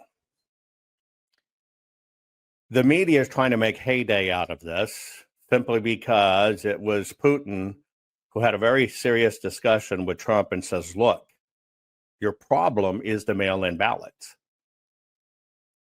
You have to understand, leaders of other countries have put their team, don't think they don't pay attention. They have put their teams on it. They have watched the data. They've watched everything. They know what's broken. Putin wants Trump in the White House because Putin is in many ways the same as Trump. Just leave me and my country alone, right? I just want my country and my people to thrive. Now, this is not about where you fall down on Putin and what's going on globally, but it is a big BS game. But I want to point something out to you, okay? Because I had this discussion one-on-one with President Trump. 96 minutes worth of sitting down. Here's the facts. Here's how it works. Here's what goes on. And just like any world leader, the most important man in the world, they're going to do their homework. They're going to go through it. They're going to make sure it's right. But more importantly, then they're going to be attacked by operatives who want to steer them away from the truth. Most people don't even recognize, just because it's wordplay, that as President Trump,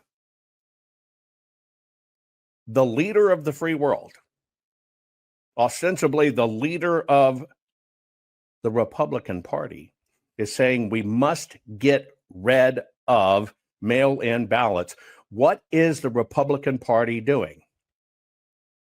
Bank your ballot, bank your ballot, bank your ballot. In order to bank your ballot, meaning get it in early, you have to get it as a mail-in ballot or an early vote ballot. Do you not understand the disconnect there? The one man they don't want to run, they tried to keep him out. They did nothing for election integrity, not a bit. Raised almost $400 million after the 2020 fiasco, did nothing to help with audits or fix the election. Yes, they did file 72 lawsuits 24 hours before the statute of limitations expired. I want you to think about that. They didn't even get the people served. It was all gone. It was BS. It was theater. You need to understand that. Probably the only person that tells you like it is Donald Trump. At the same time, the system deploys agents, assets, mouthpieces, psychological warfare to crap in your cranium. Pay attention to this. They're not going after the real issue. The real issue is what I just pointed out. It's the algorithms and the electronic. The mail-in ballots are just smoke.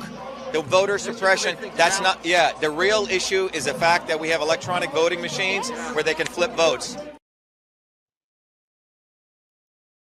You know who that is. Watch it again. They're not going after the real issue. The real issue is what I just pointed out. It's the algorithms and the electronic. The mail-in ballots are just smoke. The voter suppression, that's not, the real issue is the fact that we have electronic voting machines where they can flip votes. Now, I want you to think about that. That's Dr. Shiva, the only person in the world born spontaneously with 3 PhDs from MIT. Aside from that, right? When all of the information from the Arizona audit was really hitting and coming in, as they're learning behind the scenes what's up, and they're learning it is the mail-in ballots, well, they, not the audit, one of the people that I believe was charged with sabotaging the audit that was on the inside, brought in Shiva to look at the ballot envelopes. And of course, you heard about there were scratchy names, there were no names, there were all of that, right? Which is a big issue because we know it's the mail-in ballots. But you got to leap forward to the end of that. And to the end of that, he said, well, there just wasn't enough to have anything done with the election. Biden still legally won, et cetera, and was all pushed under a carpet. Now, the reason they brought him in is to attack me because they knew the evidence was so damning they would not get away from it. So what they did is they employed this guy with multiple PhDs who basically said, I was full of shit and it was crap. Well, you now know all of these years later, it was total crap. So I got to ask you a question. Who are you going to believe? So between paper ballots, very, very important, paper ballots, and I think maybe even more important, the mail-in voting. We're going to end mail-in voting. It's a fraud. They're not going after the real issue. The real issue is what I just pointed out. It's the algorithms in the electronic. The mail-in ballots are just smoke. The voter suppression, that's not, the real issue is Now, I want you to think about that. They dropped him in doing an outside project, not officially for the Arizona audit, because he couldn't pass muster. That's why he couldn't do it. He wanted to do it. He couldn't get approved. So one of the people brought him on the outside, paid him on the side, and his whole thing was to basically disrupt the Arizona audit. Now, why I tell you this, it's been 1,500 plus days, almost 1,600, right? Since we began the audit and found the proof. We found everything. The system has tried to keep you away from it. People like that have been deployed to keep you away from it. We're now at the place, after we are $3 million into it, that we have kept all of this evidence in a perfect chain of custody. We have stayed in audit mode. We haven't closed out the audit.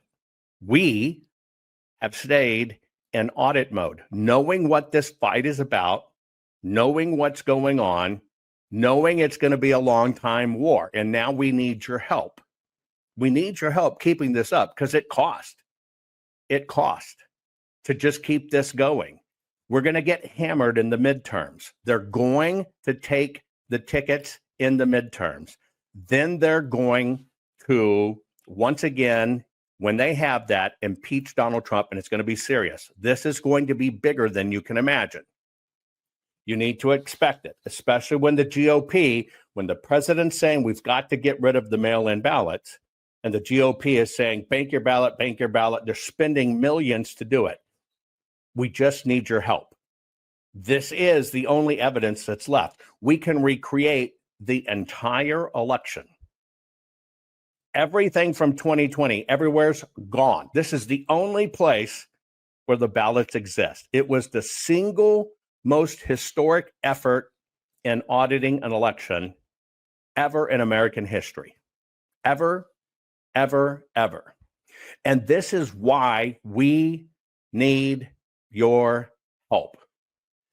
Just so you understand what all of these volunteers and people did. We processed 20,895,610 digital forensic images of varying formats. It produced, that's why you see all the different equipment and how we look at it and what we do. It produced 208 million individual evidence proof files. We did 58 billion forensic measurements alone.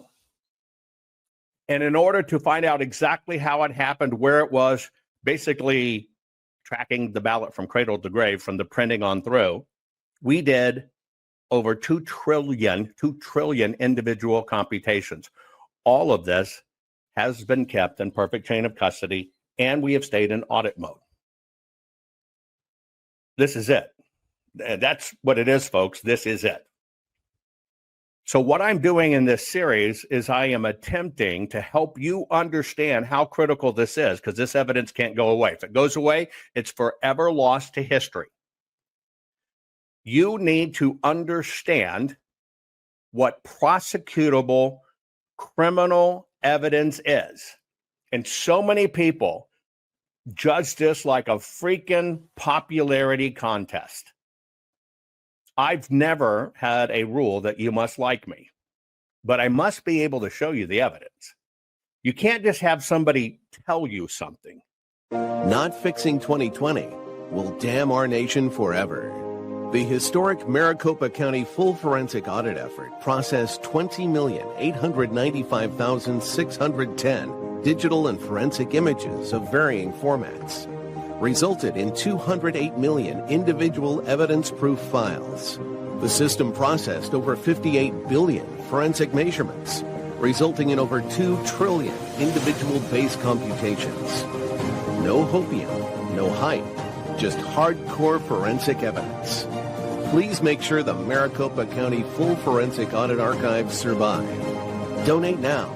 So if you want what happened in the 2020 election fixed, then please donate to protect and secure this historic evidence. We can't do it without you. We need you.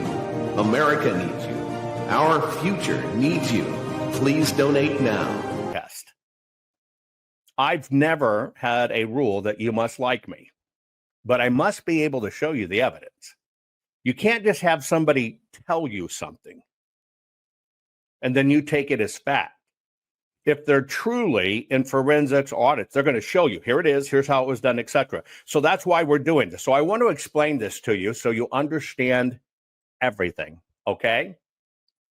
This is how evidence works when it comes to elections. The courts follow strict rules called the Federal Rules of Evidence. That's one. And it demands that the material be relevant and reliable. If it's not relevant and it's not reliable, it cannot be used. That's number one. Two is hearsay, speculation, or unsupported theories are generally inadmissible, but here's how it works. You can basically be an expert witness if it's based on a reliable methodology applied to actual evidence. It's called the Daubert standard. Now, what this means when it comes to what is evidence, there is physical evidence. Every case requires physical evidence. You understand why in a murder case, if the body's missing, mostly they can't get a conviction. Physical evidence, physical evidence. Now, in the world of physical evidence, you're talking about fingerprints, DNA, documents, videos, weapons, etc. The reason you have physical evidence is because it follows a process. It can be examined by experts, not only the one testifying, but others. It has to be able to be tested scientifically, and it has to be able to be cross-examined in court. Now, this is why I'm telling you, this is key. You have to follow a repeatable formula. That's the whole key to every bit of this. If it's going to withstand court, it has to follow a formula. Now, theories and opinions, which are just subjective, right? The court doesn't allow them because it is just subjective. So the way that has to work is evidence, tangible proof, things like documents, forensic tests, witness testimony about firsthand issues. It can only be firsthand witness. Now, the courts only allow interpretations, get this, after the evidence is presented. That's the key you have to understand. The interpretation has to come from the evidence. Okay, just like a bullet evidence. You get the expert's opinion after they've done the testing, right, etc. But it's rooted in a physical object. The key here is relevant, reliable, and repeatable. Now, this book, which you've probably seen, you can get it. It's on Amazon. It's only for the price of printing, okay? This is our scientific reader. If you are in forensics and you're doing forensic research, the very first thing you publish is, okay, these are the tools we used. This is the methodology we use. This is how these tools and methodology have been applied in the past. And this is why it applies here. Now, you have to publish this, right? All the way down to, here's the manual from the voting machines that says they must do it this way. Here are the rules from the county that says they must do it this way. You have to publish this so everything can be reduplicated by third parties. This is a requirement by law in forensics. Period. Now, we created a new standard. We didn't create a new technology. We created a new standard. Forensics has always been around. We just used computer vision, machine learning, and artificial intelligence already approved standards, already used in forensics, and applied them in a new methodology to a new topic. The new topic, elections. The new methodology, capturing, right, digital forensic images of the actual ballots in real time as they're audited, big enough that you can blow them up to the size of a billboard and not lose any quality. That's the standard of digital forensics.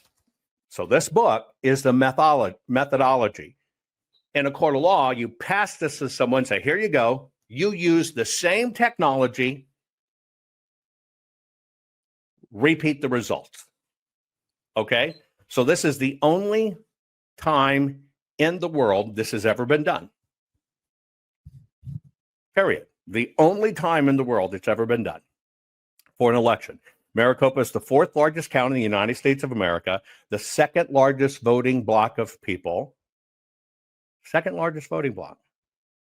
And when you realize it's 2 million plus ballots, and the heretofore challenges in the past that you could say were looked at forensically anyway, like hanging Chad, were 65,000 ballots. You have to understand the magnitude of this. Therefore, we're scrambling to save this because this is going to be repeated in 26. But because we are still in open audit mode, everything's still current and everything applies. Period. That's why we need your help. So what we're going to do in this, and that's why there's so much psychological warfare. That's why the people you can trust and you know and have the track record tell you the truth. So between paper ballots, very, very important, paper ballots, and I think maybe even more important, the mail-in voting. We're going to end mail-in voting. It's a fraud. If you have and the moment the truth gets out, the system promotes useful idiots, killing that message. They're not going after the real issue. The real issue is what I just pointed out. It's the algorithms and the electronic. The mail-in ballots are just smoke. The voter suppression, that's not, the real issue. Okay. So why does it matter to keep an audit open? When you close your audit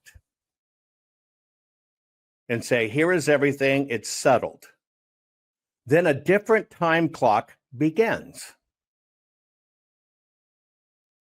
That time clock falls into a classification of law that says, well, you knew, you didn't do anything about it, another election has occurred, therefore it's the doctrine of latches, meaning nanny, nanny, boo-boo, it's too late. We don't play that game. So what we have done and have always done is keep the audit open. Additionally, we already know, because of all we've learned doing this, that I can develop 5 to 6 more brand new applications of technology. We already devised 25 to get to where we were. We thought in the beginning we would need 10. But because we haven't executed on those, our audit's still open, which basically means as you find new things, see, we know how to cross-confirm it now, and you use a new technology and cross-confirm it, you get to go back into time and show the other evidence and see here, and see here, and see here, and see why. It's that repeatable chain. That's why you must stay in audit mode. Period. Now, the system does this because they know, just holding on to data can be 10 grand a month. Forget all the new programming, all the new code, all the new hours, all the new work, right? All the new work. Crap. They try to wear you out. So you can imagine if you're just managing servers and stuff and a tremendous amount of data and you're doing it for 4 years and it's going away at a clip of 10 grand a month, that's not even processing time. Processing time, it sends it to the roof. That's their game to break you. Now, when I came in this, I basically thought 6 to 10 that we could do.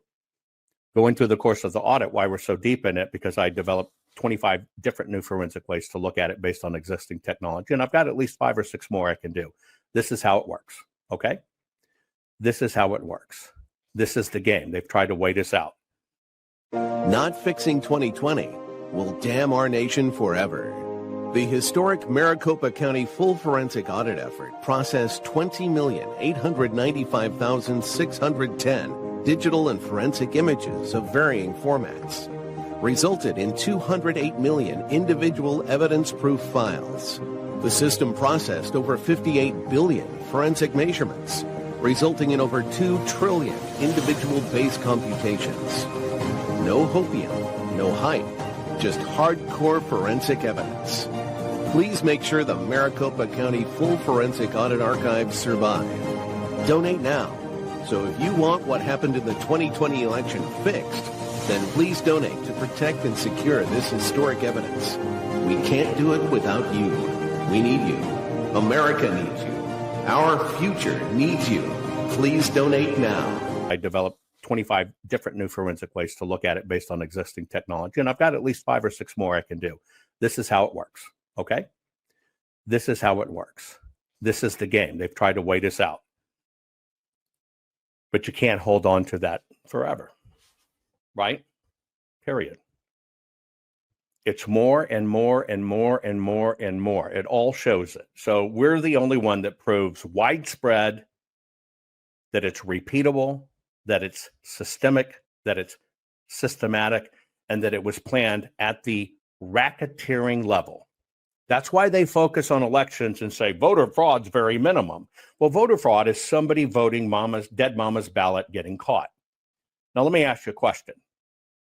It's going to hit you like a ton of bricks. You ready? We know, and I'll give you a Maricopa example, but when you get it, it's going to hit you like a ton of bricks. We have a process in the United States of America called secret balloting, meaning as soon as the ballot's separated from the envelope, you don't know who voted it, and you really don't know where it went. It's called secret balloting. But almost every cycle, the AG, out of 2.5 million voters, will find somebody somehow that did something wrong. Well, you voted that ballot you weren't supposed to. The first thing you need to understand is, how did they know? All of these cases, if you look at them, nobody goes to jail. They do a little bitty fine, big deal. See, I think that's part of the rig.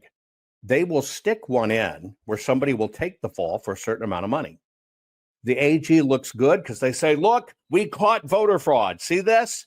She voted dead mama's ballot out of 2.5 million people. Well, see, that's voter fraud. That's why they keep on saying voter fraud is not a big deal, because they show one case out of 2.5 million. But see, I don't work in the field of voter fraud. Forensics, and what I do is election fraud. I don't give a rat's ass about the voter. I give the concern to the election officials. What did they do? What should they have known? And how did they aid and abet and or do it? That's federal racketeering. That's how they brought down the mafia. Now you understand why I'm not only the most hated, I'm the most feared, and why they have to stay away from it. I work on election fraud. Period. This is how it works. That's called federal racketeering. You can look it up. This is part 4.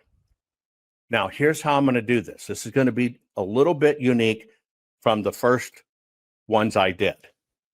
I'm going to play for you a video that was released by the Lindell Network. It's a video of evidence. Okay?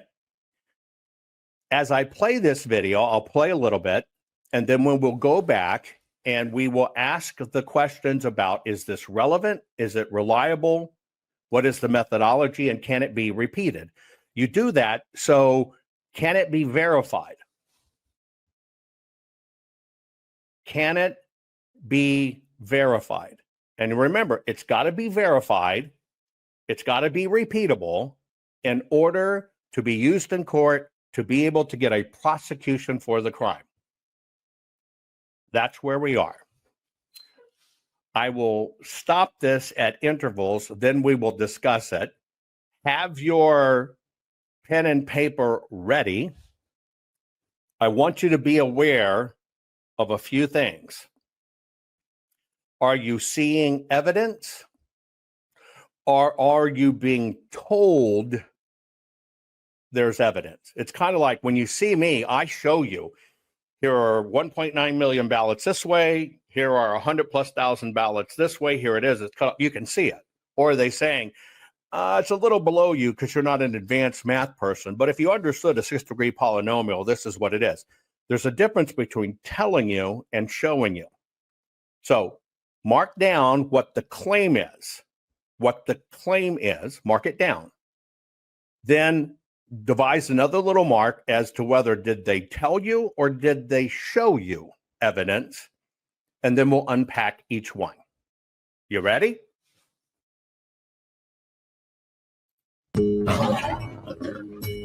No matter which side of the fence people have been on, they've been saying, "Show me the evidence. I'll believe it when I see the evidence." And people on both sides agree that something went terribly wrong in November 2020, but there really has been no comprehensive place to see the evidence of widespread fraud. Until now. This video is pure data, so don't get mad. You can't be angry when a scientist confirms that gravity pulls downward at -9.8 meters per second squared, even when that fact works against the narrative you've heard. So here we go. Just before we show you some new disturbing video evidence, we'll talk about statistical anomalies in 3 states in question. In the early hours of November 4th, 2020, Democratic candidate Joe Biden received several major vote spikes in Michigan, Wisconsin, and Georgia, suddenly placing him in the lead when he had been trailing Trump by a significant margin. 8,954 individual vote updates were analyzed. Across nearly all updates, there follows a clear statistical pattern. However, a very small number of batches are especially questionable. The 4 most notable aberrations were 2 in Michigan, 1 in Wisconsin, and 1 in Georgia, and all occurred in the same 5-hour window in the middle of the night. Okay. Let's just start unpacking this. Did you see evidence or were you told something? Now, I'm going to show you how this works. You were told something, but at the same time, you were shown something that was, in fact, an anomaly, meaning out of the ordinary. But what you were actually done is you were told something. Now, using rules of evidence, okay? Using rules of evidence. Here's what we have to ascertain. Now, number one, was this based on physical evidence? I'll give you the shortcut. If you had the ballots, the physical ballot, and you looked at it, did you find this phenomenon? That's the physical ballot, physical evidence. Or is it based on digital evidence from third parties? That's the first thing I just want you to think about. The second thing I want you to think about is what is the law regarding the counting, the tallying of the ballots? Put your answers in chat. 1, did you see? And thank you for reposting. Guys, repost this thing far and wide. You're gonna see stuff. I don't care who found it. It's all great. It's all useful. Right? This is no impunity to them, but we are talking about prosecutable criminal evidence.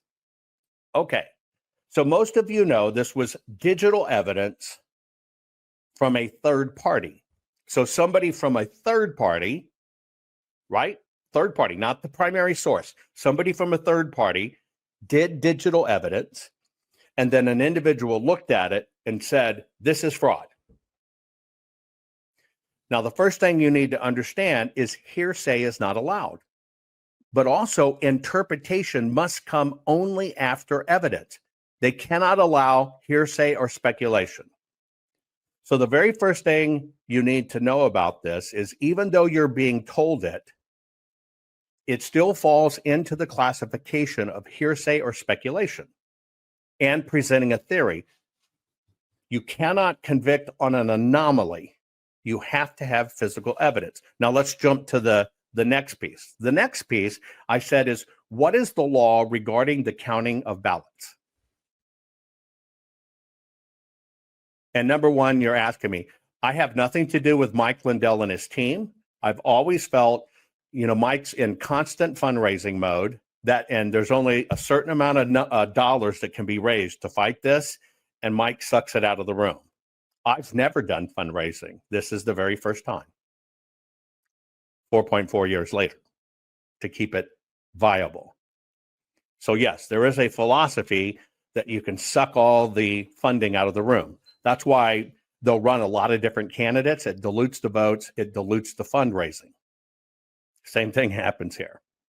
Okay, so what is the law regarding the counting of votes? When does it have to be completed by? Okay, when does it have to be completed by? Well, there are no laws of when it has to be counted by. It's the one thing that's open-ended. There is no time limit. None. So there's no law. And so counting only stops when they feel they have counted the last ballot. So now you basically heard somebody say, all of these are spikes, I guess he's Italian, all of these spikes occurred during a 5-hour window. Okay. 5 spikes occurred during a 5-hour window. What does that mean? In a court of law, by evidence, what does that actually mean? 5 places had spikes where a lot of ballots went in. What does that mean?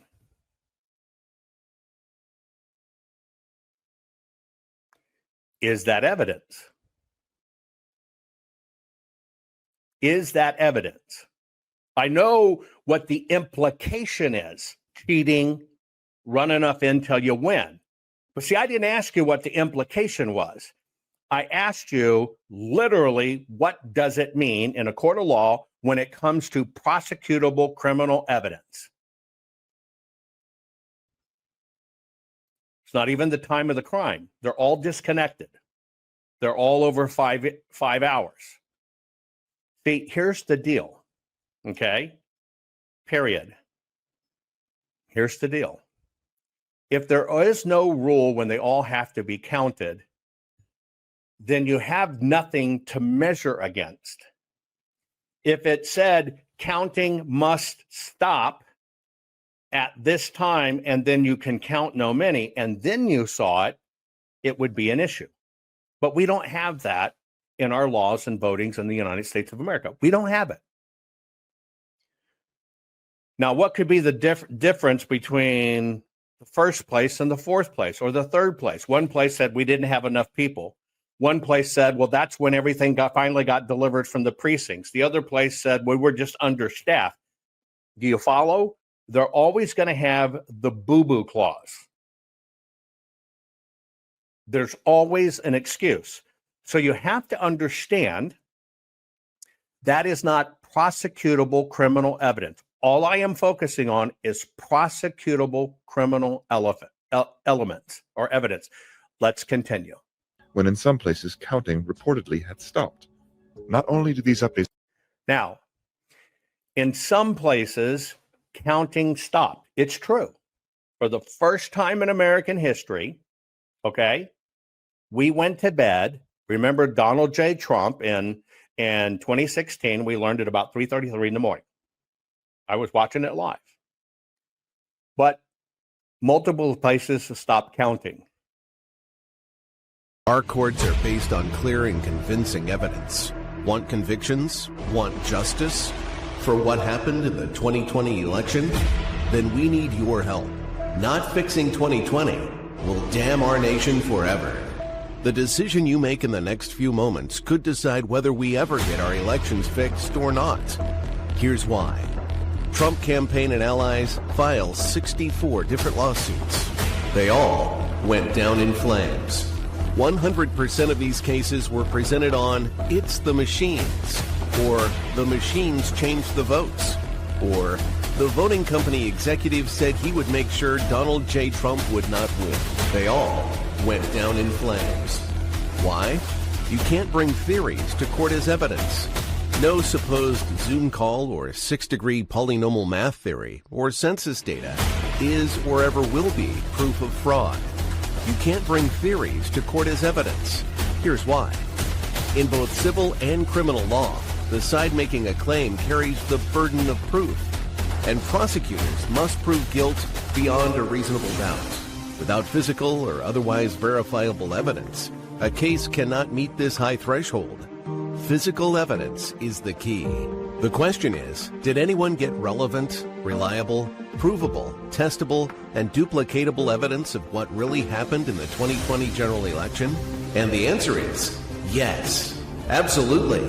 The full forensic audit of Maricopa County, Arizona is the only evidence-gathering work which gathered relevant, reliable, provable, testable, and duplicatable evidence of what really happened in the 2020 general election. Evidence so damning that the system, the deep state, and those who pull the strings of this country have fought to keep it hidden and have hoped to have it be forgotten to time. Almost $3 million invested in time, funds, and efforts to unlock that which the system wanted hidden. But now, that evidence is in danger of being lost forever. So if you want what happened in the 2020 election fixed, then we need your help. Please donate to protect and secure this historic evidence. With the 2026 midterms coming up, the system is going to try to lame duck President Trump and then most likely introduce new impeachment proceedings. This is the evidence which will help win the war which is surely to come. We need to keep Maricopa County full forensic investigation and archive secure and ongoing. So if you want what happened in the 2020 election fixed, then we need your help. Please donate to protect and secure this historic evidence.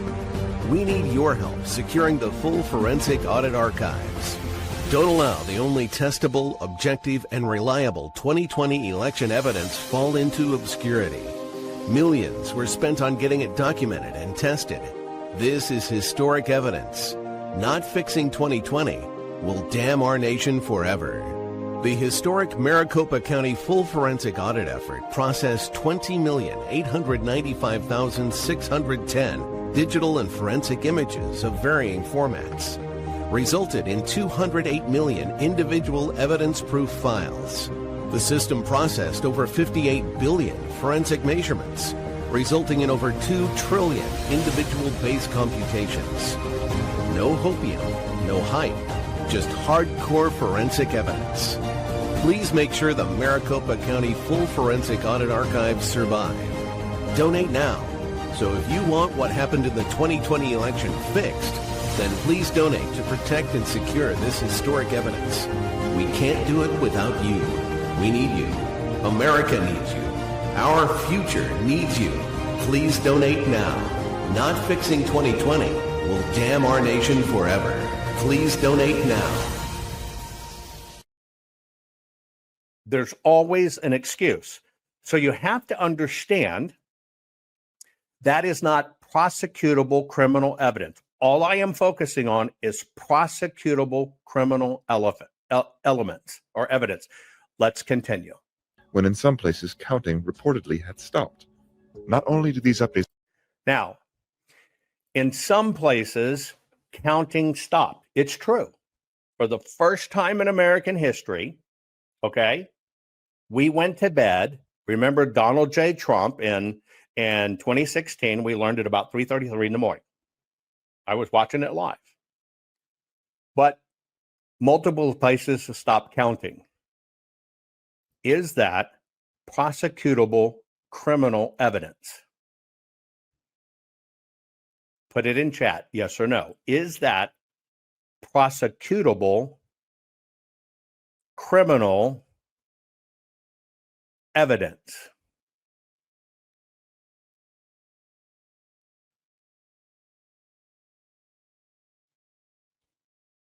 Now, I know everybody believes the candidate that didn't campaign got all these votes in. I don't believe it. But see, it's not about your belief system. That's what I'm saying. They play on our belief systems. We are talking about losing our asses in court. We lose our ass in court because we do not present. We've been trained not to present prosecutable criminal evidence. You get all pissed off. I'm telling you, the chaos was planned. It's designed to piss you off. Now, what is the law about stopping the counting of the votes?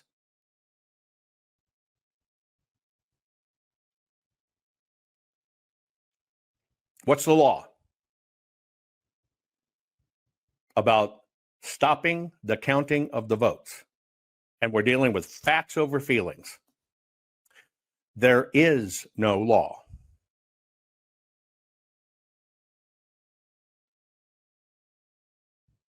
Not a one. Not even a single reference to it. In fact, they can stop it for any reason they want. It's at their leisure. It's at their discretion. They can stop it for a leaky toilet. They can stop it for the power being out. They can stop it to give everybody a lunch break. There is no law in any state about stopping counting the votes. So is that a material fact? Yeah, it's a very indicative fact. Why the hell they stop? But in a law, when it comes to a law, prosecutable evidence, that's not a crime. Should it be changed? Yes, but that's not what we're dealing with. We're dealing with prosecutable criminal evidence. I want to share with you why we don't get this fixed. Because the chaos is intentionally manufactured. Because they need the problem.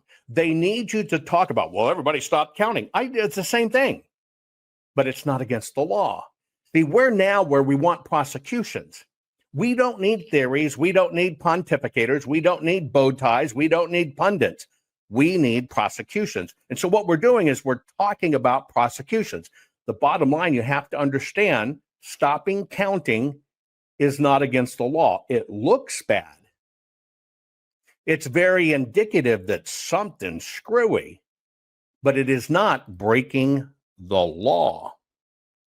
Most notable aberrations were 2 in Michigan, 1 in Wisconsin, and 1 in Georgia, and all occurred in the same 5-hour window in the middle of the night, when in some places counting reportedly had stopped. Not only do these updates not follow generally observed, when supposedly in some places counting had stopped.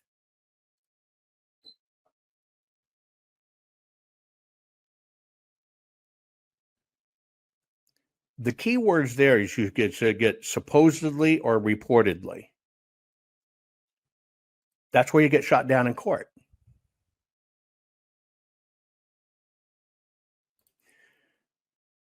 As wonky as some of these courts are, and as wonky as some of these judges look, the laws have been written to favor those who know how to manipulate it and look like what they're doing is legal. patterns, but their behavior is particularly extreme. For context, using publicly available data from the New York Times, here is a visual. What is the operative words there? For context,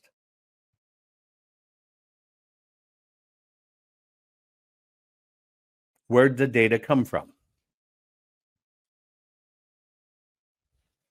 And you're right, every single word in the law matters. Where'd they get the data? It's public data from where? Not my Times, but the New York Times. Did you catch that? Now, this falls under hearsay. And you can't use hearsay, right? You've got to have absolute proof. Hearsay, speculation, unsupported theories are inadmissible. Now, what he's actually saying, we're taking the public data that the New York Times gets from a public source, Edison, New York Times produced it. They did this chart. We're using this chart to say it was a crime. Do you just understand the legal basis of why that is not evidence?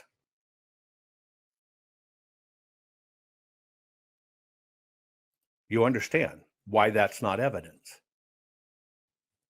Third party, meaning not involved. Remember, it's got to be relevant. The first key is it's got to be relevant. Is it relevant that public data that estimates where the election is by a public company that comes from polling sources got pulled by a publication, and the publication printed a chart? Is it relevant? It's not evidence. It's not evidence. It's never been evidence. It's an indicator that you should look. It's an indicator that you should dig deep, but you can't prosecute on it. All I'm doing is we're going over what is prosecutable evidence. Okay, that's it. Behavior is particularly extreme. For context, using publicly available data from the New York Times, here is a visualization of the number of votes by candidate in Michigan from the beginning of the election night to 7 p.m. Eastern Time on November 4th. Trump is in red, Biden is in blue. Notice the sudden and improbable spike in votes for Biden at 6:30 a.m., where Biden received 141 at negative 9.8 meters per second squared. Sorry. I screwed up. Okay. He said, notice the sudden and improbable.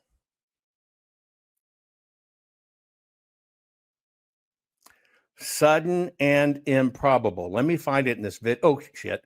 Hang on. Works against the narrative. I got to try to find let me find that chart. Hang on. It's in red. Okay, hang on. Now, let me ask you a question. Is this a chart of when people voted?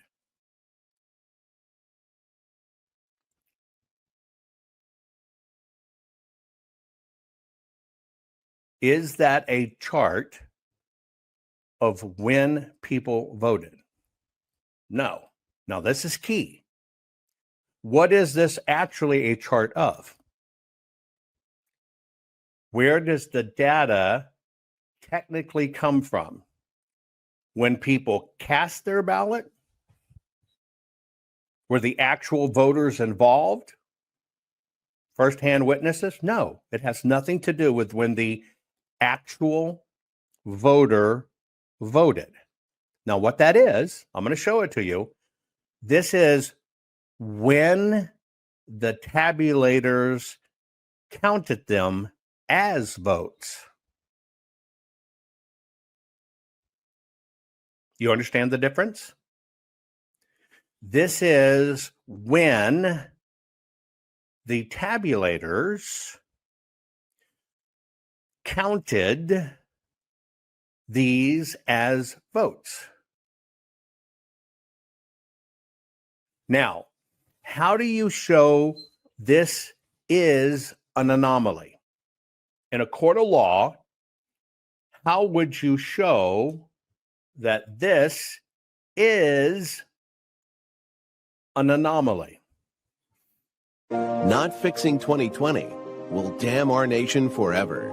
The historic Maricopa County full forensic audit effort processed 20,895,610 digital and forensic images of varying formats, resulted in 208 million individual evidence-proof files. The system processed over 58 billion forensic measurements, resulting in over 2 trillion individual base computations. No hopium, no hype, just hardcore forensic evidence. Please make sure the Maricopa County Full Forensic Audit Archives survive. Donate now. So if you want what happened in the 2020 election fixed, then please donate to protect and secure this historic evidence. We can't do it without you. We need you. America needs you. Our future needs you. Please donate now. Now, how do you show this is an anomaly? In a court of law, how would you show that this is an anomaly?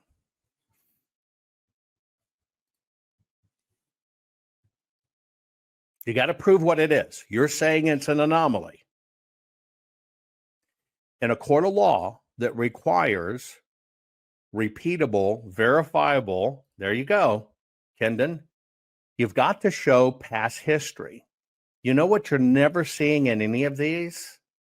The same data charted. And you know why you don't see that?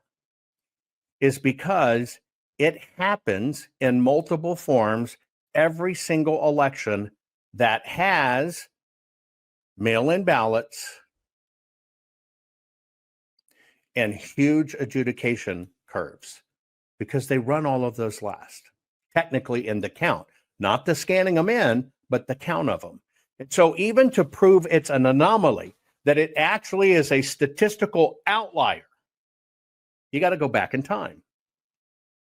You must establish, right? You must establish this. Now, here's why you're not seeing it. Because you will see these spikes in every election. You will. Maybe not as dramatic. And if you were to look at when the spike occurred, almost always it occurs when they run in the early vote and the mail-in ballots. Why doesn't it occur in the line? Why doesn't it occur in voting lines? Because it's gated. And gated means you waited in a line, you come in, you check in, you got to go to a machine. That has a fairly regular cadence, right? But the data import goes, and that's why it jumps. Okay, that's why it jumps. Now, everybody told you that those were bulk votes loaded for Joe Biden. Now, the way they're getting that is the scale. Get it? The scale. The scale is, you see the jump, okay? You see the jump, and it's blue. Basically, they know it's a Biden vote. But what this actually is a data dump, ostensibly into the tabulators of what has already been scanned. That's all this is. Most people mistake this for real-time voting. It's not. And you will find jumps like these, all of differing scales, all over the place. It happens. Yes, the scale is of a magnitude that's interesting. Okay? But is that indicative that it's actually a crime or fraudulent? Remember, you've got to have prosecutable criminal evidence. Okay, now hang on for a second here. In these tally systems, all these, you got two things that happen. You got transfer of cards, which is really where it is, and you've got a rescan of ballots. Who committed the crime? The person that inserted the card, or the person that their job was to make sure everything scanned in as a check measure? Who of those two committed the crime?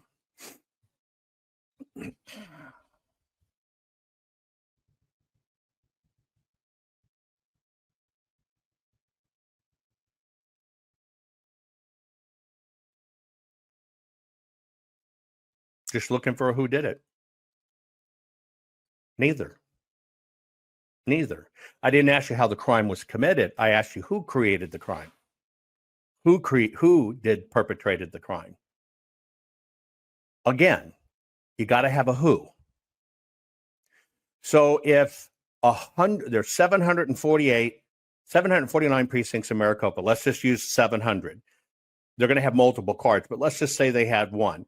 When 700 cards come in and they're divided amongst the people, when they're done with running, you're going to count, we're going to do the match.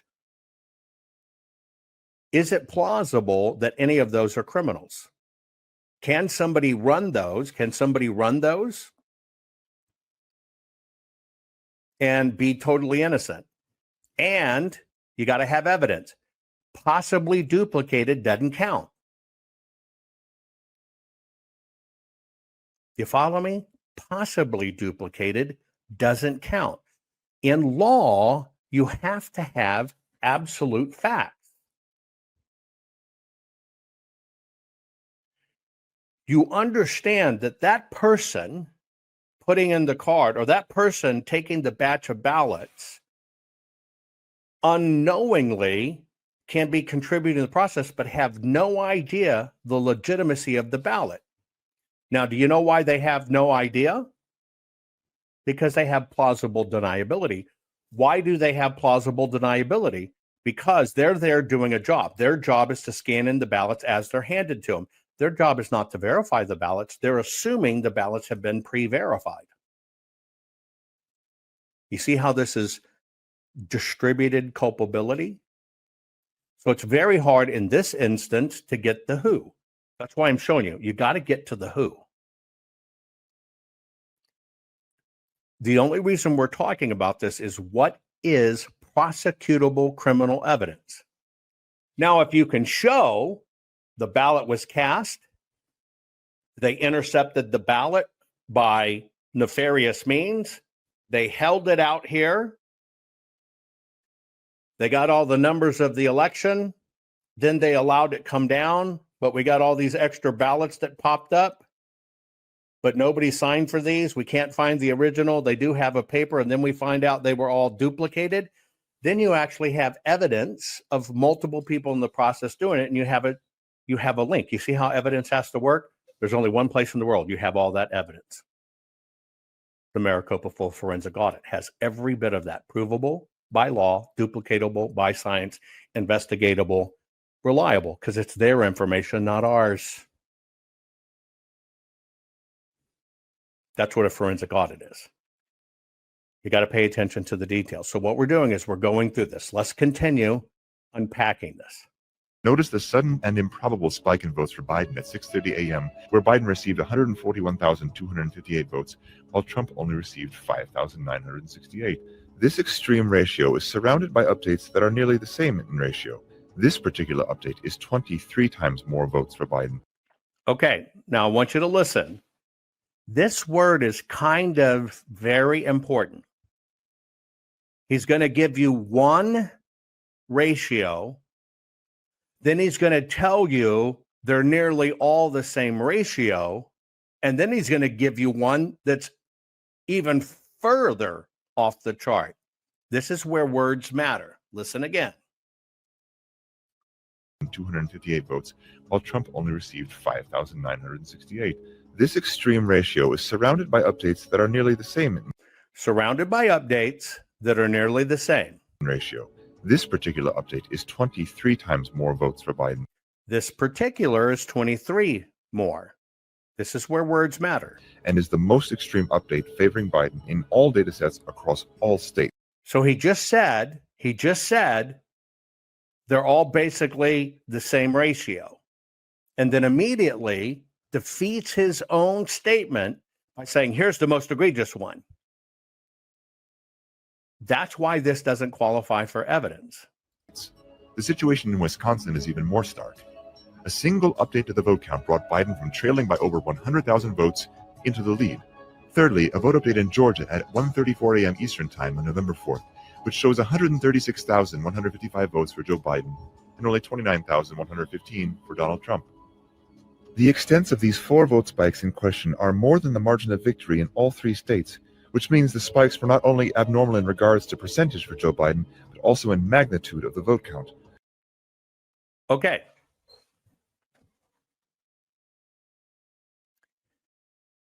This is where it comes down to exact issues in the law.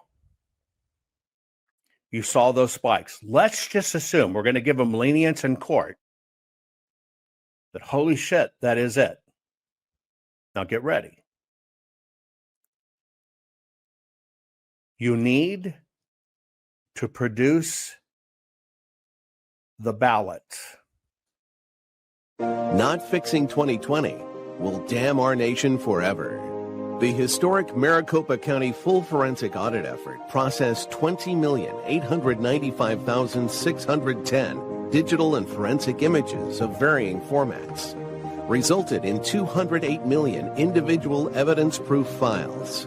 The system processed over 58 billion forensic measurements, resulting in over 2 trillion individual base computations.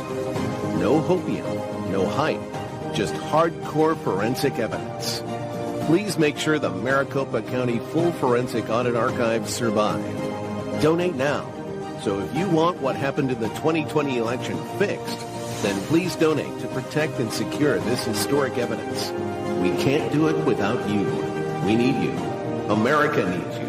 Our future needs you. Please donate now. This is where it comes down to exact issues in the law. You saw those spikes. Let's just assume we're going to give them lenience in court. But holy shit, that is it. Now get ready. You need to produce the ballots.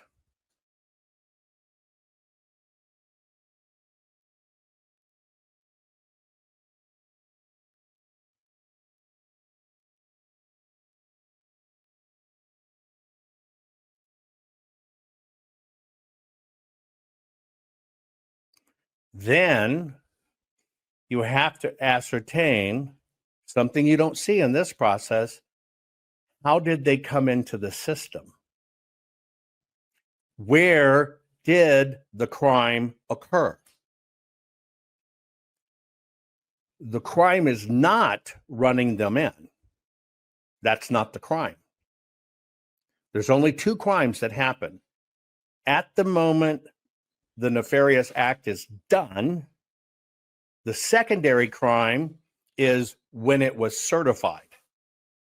But the court requires, where did this ballot come from? Now, one of the things they do in this process is they cloud that. And that data doesn't tell you it. But then there's another catch in the process.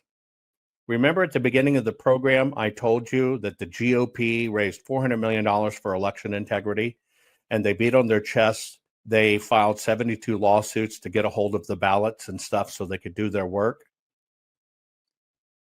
I think most of them hit about midnight. They filed it technically on the day that all of that data was destroyed at midnight. So what it means is they filed a suit. The court has to tell the states and stuff, you must keep this data. It didn't even reach the courts in that time. It was just filing day. It didn't even reach even the service of it. Courts haven't even looked at it. They just filed it. By the time the court looked at it, what happened? All of that data was legally destroyed. Now you got to ask yourself, in all of the face of the data, why would they wait under 24 hours from the deadline of it all to be destroyed to file the suits? Because they don't want the answers. But they do want you to believe they're playing along, that they're trying to fight this.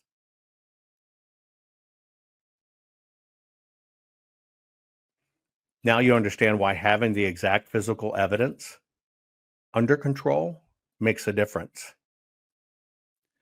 Because in those, they say, well, I'm sorry, the evidence gone. That was disposed of according to law. We have to make room for it. We can't store all that stuff. All bullshit. All bullshit, except one place.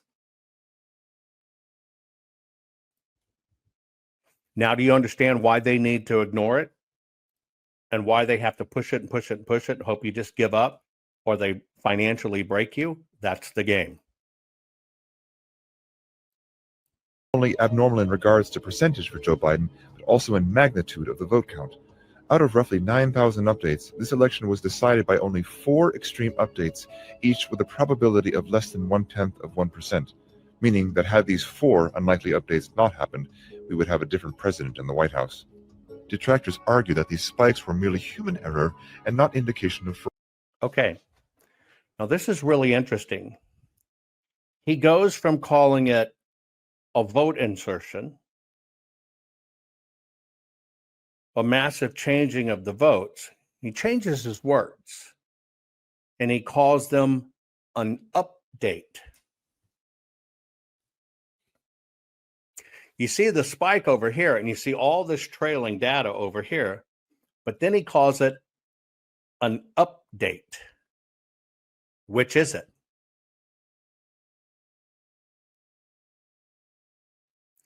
Well, it's based upon supposedly the telemetry of the ballots being tallied.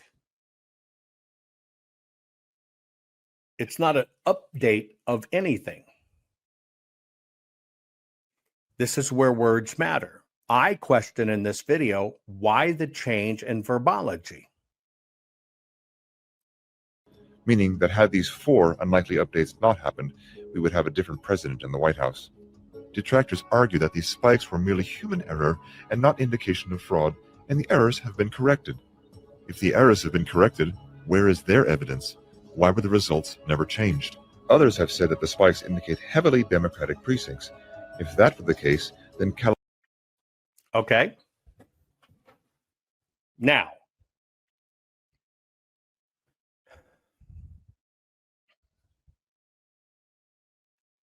there's a difference between updates and the logging of the tally. That's the first thing.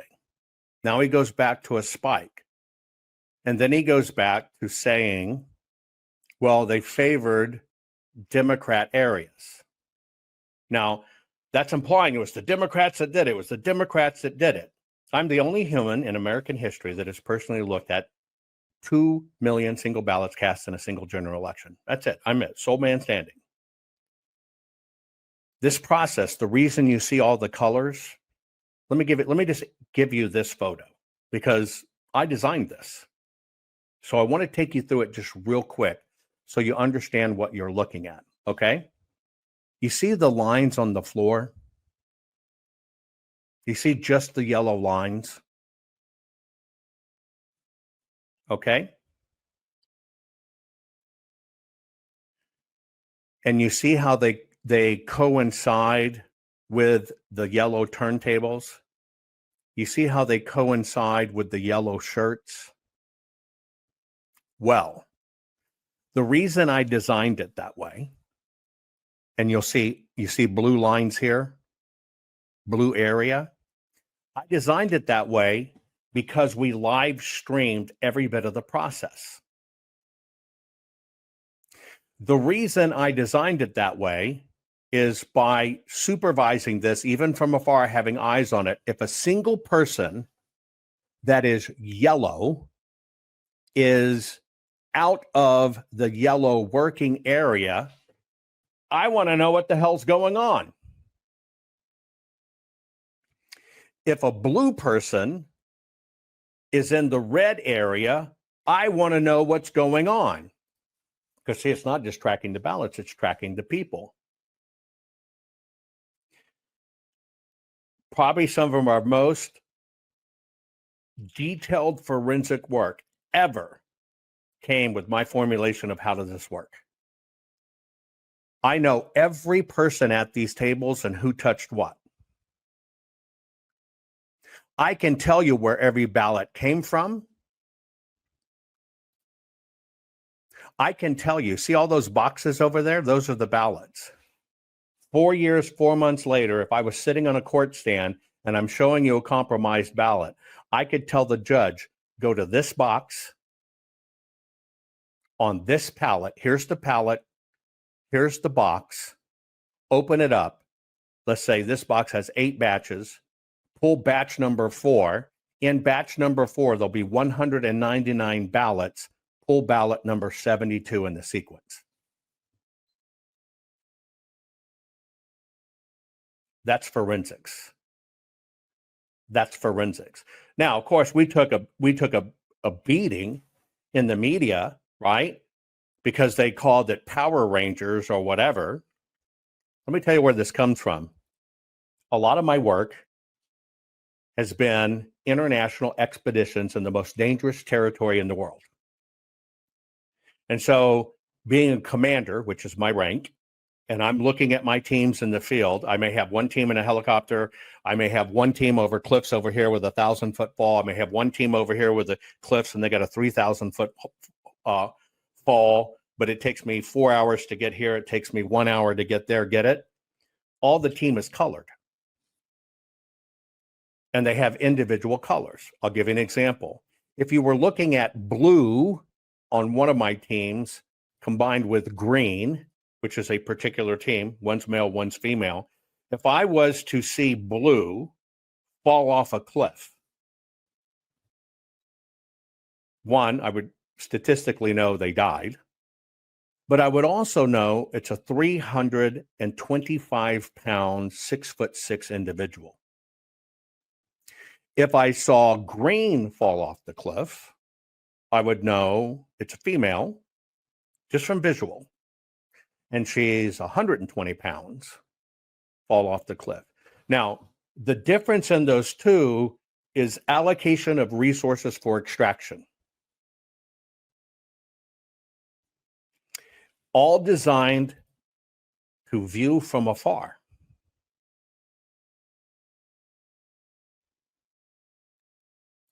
All designed. And so they played a game with me. The game the GOP played is we can't have Jovan there because he'll be too controversial. People will protest him. Now, what they wanted is me not to observe things as it happened, which we'll talk about later because they compromised every image. We made them redo it. But they didn't understand I'm using my expertise as a commander of understanding how to watch things from afar and understand every movement.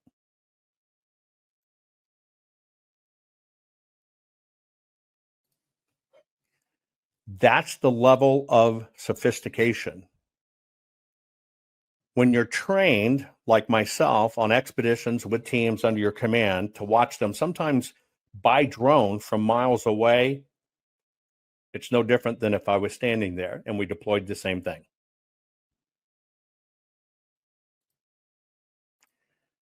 That's the level of sophistication that went into this audit. I can tell you, not only can I tell you where every batch is and how many batches will be in the box and which box it's in, I can tell you the status of that box before we ever touched it. All of these little things about percentages saying it's Democrat areas, which you're about to see, I can tell you it's horseshit. I can tell you exactly down to the time, the precinct, the place, the machine, the tabulator, what did what. I don't have to know by that spike. I can say, right, and I'll give you an example of how this works. I want to show you one chart, okay? And in that one chart, I want to show you just one thing. And this will help you as we go forward. This will kind of help you understand how things are defined. Anyway, I'm trying to find a shortcut to get it. Hang on. And I'm going to show you something because everything has to be tracked and it must be incredibly detailed, right? It has to be detailed as to what happened and when it happened. Now I'm going to show you kind of a shortcut screenshot. But remember, this is not my data. This is their data.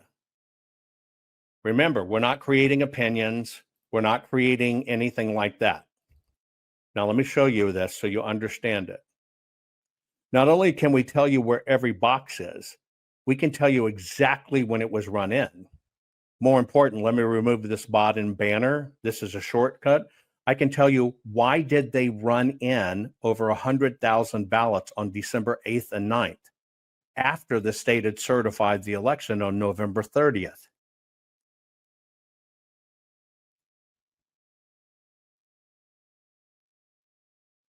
This is forensics. This is the power of forensics. Forensics do not require theories. Everything in the court of law has to have stuff that's relevant and reliable. When I say, here's what we found, and somebody says, well, your technology did it. We don't know about your technology. I said, it's not our data. This part is the data the state gave us. This is the reading from the machines of when they ran them in. Has nothing to do with us. It's everything the state said. And by the way, see that little certification on November 30th? How do you certify an election on November 30th when you still have 118,019 ballots to run in? You can't. That's the crime. For every single executive in the county that allowed it to be certified. That's forensics. Now you understand why they are literally, they can't walk away from it. It's their data. Not my opinion of a qualidormal, domal, fractal, polynormal, pterodactyl complemented by a monkey and a raccoon.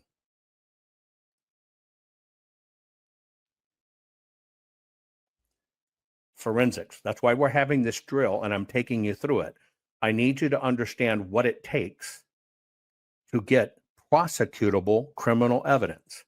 They're trying to wait us out. They're trying to bankrupt us. We've never done a fundraiser for us. This is the first time. Let's go back to where we are. Pay attention to the words. This has been corrected. Where is their evidence? Why were the results disturbing now, this is video trying evidence? To this is, Let's talk about. Let me go back. I'm sorry. This is trying to prove a negative. 2020 Democratic candidate Joe Biden received. He's going to say, well, they said it was an error. This is a blending of words that's actually not true. But then he says, well, if it was a correction, why didn't it happen in other places? You can't prove the negative. That's what they do to us all the time. That's why this is not evidence. Several major vote spikes in Michigan, Wisconsin, and Georgia, suddenly placing him in the lead when he had been trailing Trump. Now, I want you to understand, I'm not saying this didn't happen. It did happen. But I'm saying we better get serious about what evidence is, because we need to clear the threshold of prosecutable criminal evidence. And it cannot be theories according to law. You must be able to prove it. By a significant margin. 8,954 individual vote updates were analyzed. Across nearly all updates, there follows a clear statistical pattern. However, a very small number of batches are especially questionable. The four most notable aberrations were 2 in Michigan, 1 in Wisconsin, and 1 in Georgia. And all occurred in the same 5-hour window in the middle of the night, when in some places counting reportedly had stopped. Not only do these updates not follow generally observed patterns, but their behavior is particularly extreme. For context, using publicly available data from the New York Times, here is a visualization of the number of votes by candidate in Michigan from the beginning of the election night to 7 p.m. Eastern Time on November 4th. Trump is in red, Biden is in blue. Notice the sudden and improbable spike in votes for Biden at 6:30 a.m., where Biden received 141,258 votes, while Trump only received 5,968. This extreme ratio is surrounded by updates that are nearly the same in ratio. This particular update is 23 times more votes for Biden and is the most extreme update favoring Biden in all datasets across all states. Pop quiz. We're doing a murder investigation. I've decided as the prosecutor, my theory is I think this individual did it. And the way I can prove it is he's pretty near to the location it happened. I have him on a camera, and he's pretty near to the location where the crime happened. And since it's on camera, and he's pretty near to where the crime happened, I'm saying he's guilty, and I want a conviction. What do you do as a juror? Because, in fact, I got him on camera, and he was pretty damn near where it happened, and I'm telling you, he's the killer. The court requires you to prove it's him with physical evidence. Pretty damn near, almost like, similar, doesn't work in court. The situation in Wisconsin is even more stark. A A single update to the vote count brought Biden from trailing by over 100,000 votes into the lead. Thirdly, a vote update in Georgia at 1:34 a.m. Eastern Time on November 4th, which shows 136,155 votes for Joe Biden and only 29,115 for Donald Trump. The extents of these 4 vote spikes in question are more than the margin of victory in all 3 states, which means the spikes were not only abnormal in regards to percentage for Joe Biden, but also in magnitude of the vote count. Out of roughly 9,000 updates, this election was decided by only 4 extreme updates, each with a probability of less than 0.1%, meaning that had these 4 unlikely updates not happened, we would have a different president in the White House. Detractors argue that these spikes were merely human error and not indication of fraud, and the errors have been corrected. If the errors have been corrected, where is their evidence? Why were the results never changed? Others have said that the spikes indicate heavily Democratic precincts. If that were the case, then California would show many spikes of that magnitude, but it doesn't.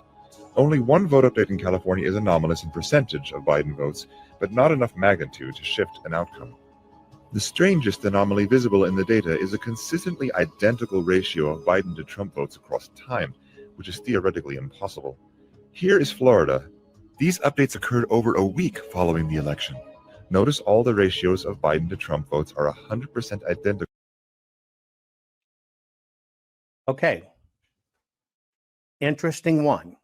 But I want you to pay attention to the screen. This is the difference between evidence and indicators. We have all kinds of indications, and we know inherently something freaking went wrong. But these are indicators. Now, they talk about the impossibility that this could happen. Indicators. Can you convict on an indicator?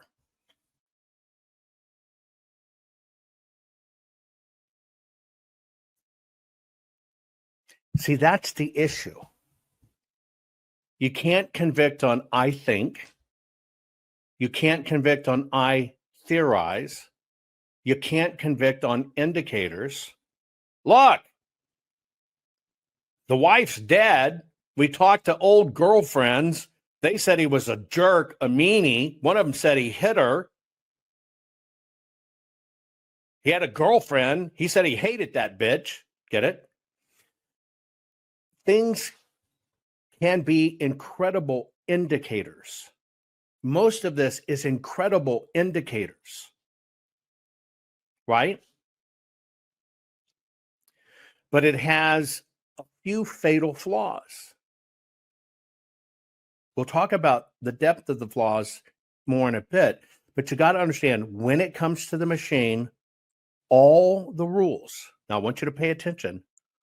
All the rules are voluntary. So he's showing you a machine, saying, look, the machine did it. It's the machine. You can see it by the percentages. The federal role in the elections is the Election Assistance Commission. It creates voluntary guidelines, but it lacks enforcement, and it is not a regulatory authority. Now you go back. Why do they even have voluntary status? Because each state has to operate alone. We have state elections that have a federal component, not federal elections that have a state component. And so what happens is it protects the state's autonomy. And basically, that's how our elections are structured, period. It's how we administer them. The state adopts what's the actual law. Many states integrate the VVSG, Voluntary Voting System Guidelines, into law or the testing procedures. Others set their own.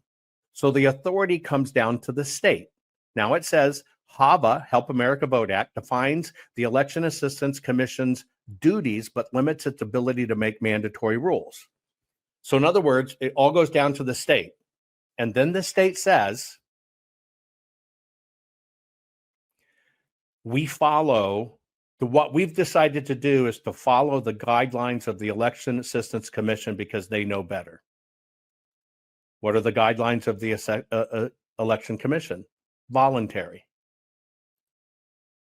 Now tell me, you see all these anomalies on machines.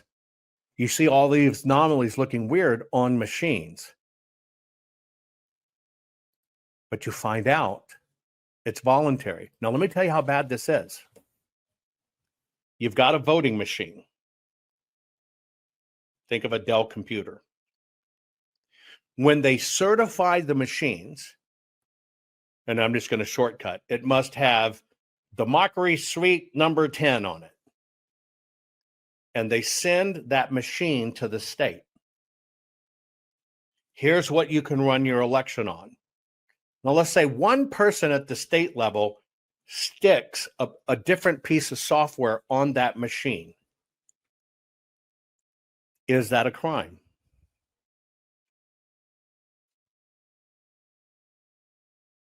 No. It's not a crime. There's no law written for that. Dominion says we do not make machines that connect to the internet. Dominion is a software company. That's why they don't make machines that connect to the internet. Is it a crime for the machine to be on or talk to the internet? No. All this time, it's been assumed they weren't connected to the internet, but it's not a crime. Who connects it to the internet? Well, when they send the machine to the state and then goes to the county, they say, hey, if you want to monitor the results, you should probably consider a third-party program to monitor them. Just connect it into your LAN. It's in their manual. The very person at the county that decides, oh, I want to see the results in real time because I'm going to sit at home on my ass on my iPad, they plug it in to see that. Is that a crime? No, they have the right to do it. Did they perpetrate the crime? No. Did it open a back door? Yes. But who did it? See, this is how it's designed. It's designed to happen by just thinking you're doing your job. It doesn't take a criminal. But they all follow voluntary guidelines. So all this stuff on machines doesn't even fucking matter if it went to Serbia. It doesn't matter. It's not a crime. No, it is not by law. It has to be secure. That is incorrect. It's right here. Anything they do for security. Now, somebody just posted, and I want you to read. I want you to hang on. You said they got to have them secure, right? Okay. Hang on one second. I want to try to show you a bigger one if I can, but I'll show you this one if not. Hang on one second. And you're going to read it. I'm going to pump it up here. Okay? You say it has to be secure as a law. Well, here it is. Ready? You can read it for yourself. I'm going to put it on the screen. This is the sole reason they get everybody to focus on the machines. The sole reason why they stay away from the paper and keep you on the machines. Here it is. Read it. Tests include basic functionality, accessibility, security capabilities. These are voluntary. The state gets to determine what they do. That's by the Help America Vote Act. They just determine they'll follow the HAVA guidelines. What are the HAVA guidelines? Voluntary. How do you convict somebody for voluntarily following rules that they don't have to follow and they think they made their best judgment? You can't. And this is why they keep you focused on the machines. The paper and the certification are the crimes, not the machines. Okay? Let's keep on going. Over several days. This pattern shows up in many states. It appears that a computer algorithm is involved in the process, which is doing something called weighted race distribution, a feature of Diebold voting machines known as early as 2001, which gives values to votes rather than simply counting them. Here in California, we see an update of one vote. About 65% of that value is given to Biden. Okay. Now this looks damning. How do you get a tenth of a vote? Well, facts matter. When it comes to the Diebold machine, they haven't been used since 2007.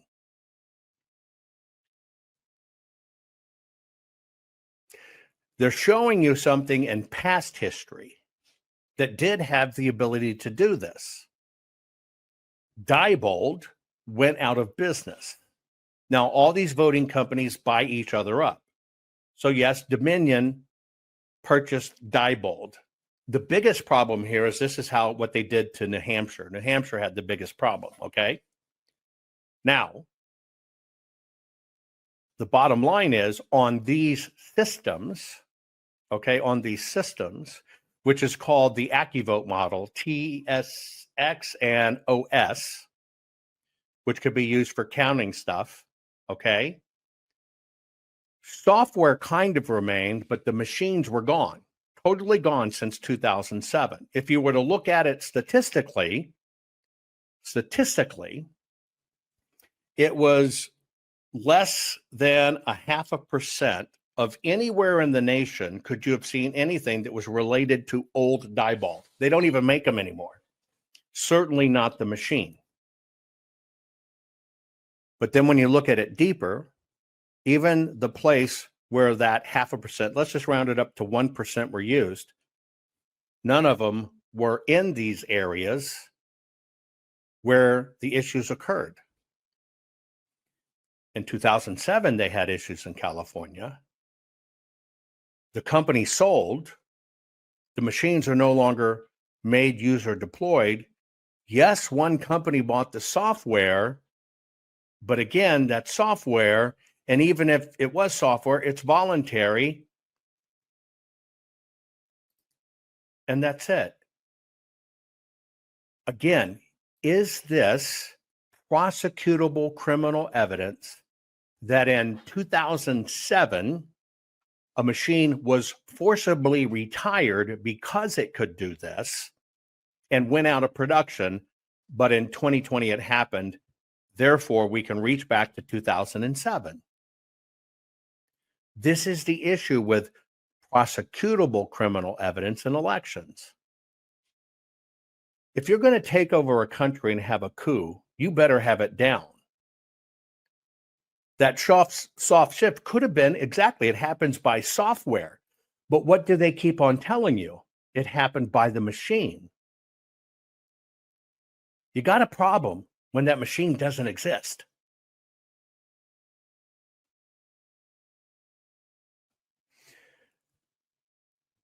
But see, it's only when they keep on telling you it's the machine, they get to stay in this territory.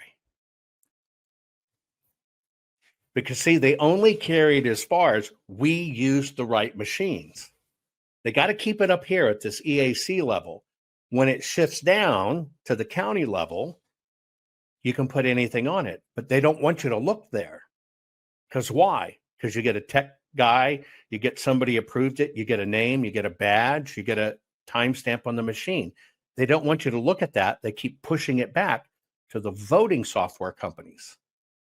Now, the only other way you can tell what happened is the physical paper. And you don't need the machine because the physical paper reveals what the machines did without having had to get to the machine, which is the very thing they protect. Now, do you understand why they are so hell-bent on making sure you don't see the physical ballot paper evidence of what actually happened? Physical proof. They have to keep you in a category where you cannot get prosecutable criminal actions. And 32% to Trump. How can one vote go to more than one person? It is well known and not disputed that Diebold software was found to be switching votes through programming in past elections. Even though Diebold is no longer used, Dominion Voting Systems acquired ES&S in 2010, which had previously acquired Diebold under its new name of Premier Election Solutions. You buy a gun at a gun show. Somebody sold it to a pawn sold it to a person sold it to a gun dealer bought it, traded it for gun, you get the gun. You find out 20 years later it was used in a crime. Are you guilty?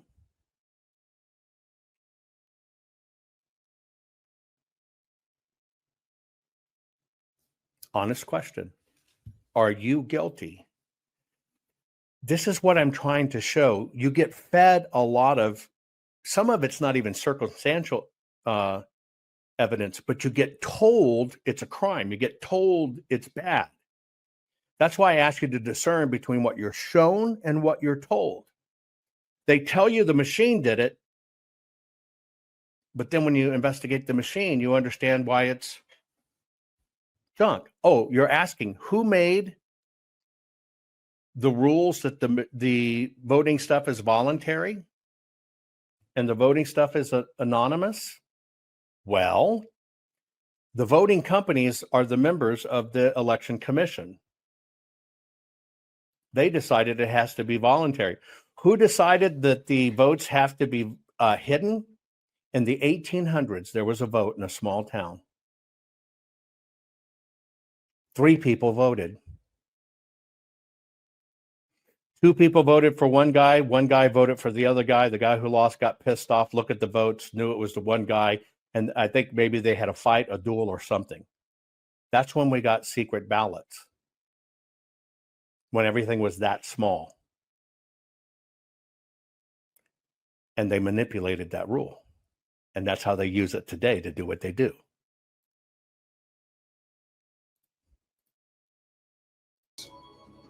This does not exhaust all statistical data anomalies encountered in the 2020 election, but data anomalies is only one factor to consider. Next is eyewitness and video evidence. In Georgia, there's a case of a poll worker named Ruby who was seen on Instagram giving a secretive live video of her working in the back room filled with absentee ballots. I'm gonna let y'all see this. Okay, don't say nothing. Listen. I'm going to replay that for you without the banner so you can see her words. Everybody knows a Ruby. Okay, listen, ready? In Georgia, there's a case of a poll worker named Ruby who was seen on Instagram giving a secretive live video of her working in the back room filled with absentee ballots. I'm gonna let y'all see this. Okay, don't say nothing. Listen.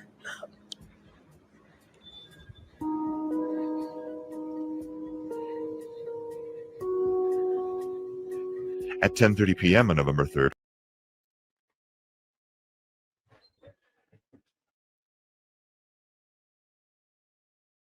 was that a crime? Ruby Freeman shot a video. Was that a crime?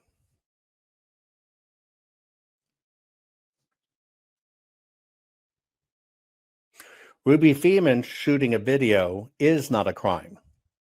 States have statutes that you can't video individual ballots, or it's a misdemeanor. So at most it's a misdemeanor, but you didn't see individual ballots. You saw all the stacks of ballots. Now, let me ask you a question. Now, they gave her the Medal of Freedom to kind of protect her because she made a stupid mistake in their crap. But, ready? Was it a secret video?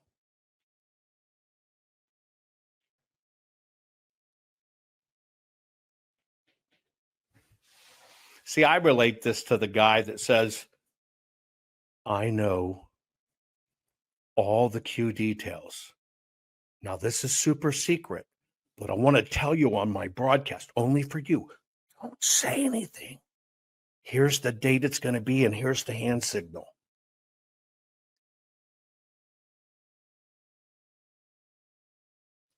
What was so fucking secret that you broadcast it online?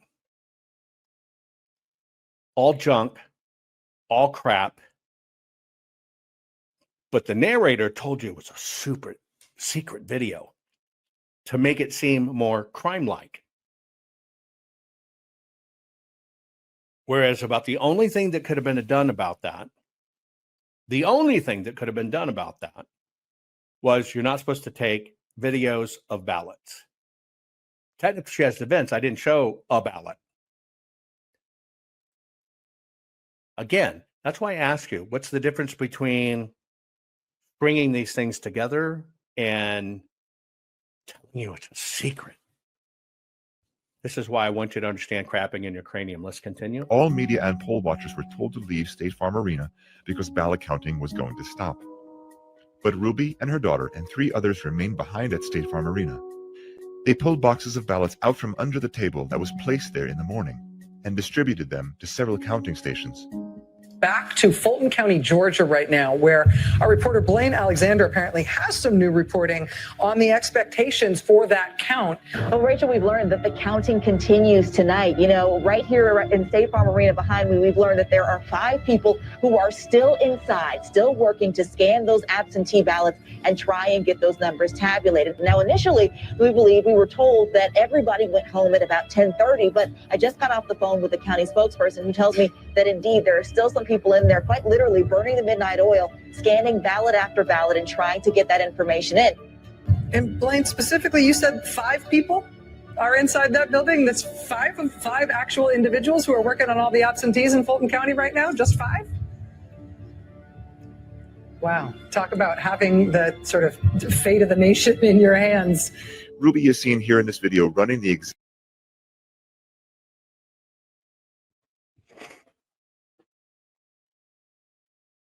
In the video, did you see a crime? Put it in chat if you saw a crime. Now remember, we're going by court rules. Court rules for prosecutable criminal evidence. Did you witness a crime? Now, statistically, you know something's off. So don't throw that shit back to me. We're talking about in the eyes of the court. Put it in chat. Now, here's what's up. In the eyes of the court, you don't know where those boxes came from. You don't know what was in those boxes. Some of them stayed. They admitted it on open TV. So you got to understand how the media plays into this stuff. They admitted it on open TV. That releases them of the culpability. Well, we stopped counting, but as people were leaving, we noticed, well, maybe if we just do it with less people, we decided to do it that way. We just kept counting because we knew we needed to get it done. Do you understand the media gave them the pass card to show it wasn't nefarious? They fucking meant it. You see our reporter. They meant it. They've dedicated. That's how this works. That's how this works. But see, the bottom line is you don't know what's in those cases. There's no law against putting the cases underneath. It looks bad, right? That's how they do this in the wash. But what's the one thing in Fulton County they refused to release at all cost? Name it. They know there's video out there. What is the one thing in Fulton County? Only one thing they absolutely refuse to release. The physical ballots. Why? Because the physical ballots tell the story. And only one place in the world audited the physical ballots. They knew if that happened, they're in a world of shit. By the way, we had it approved. We were about to do it. And GOP operatives killed it and made sure we didn't get the physical ballots, which to this day, we still don't have them. Now, is it a crime to send people home? No. Does it say how many people must be counting ballots? No. Does it say you have to have observers? Yes. Did they send observer homes? Yes. But is that a crime? No, it's not a crime. At best, it's maladministration.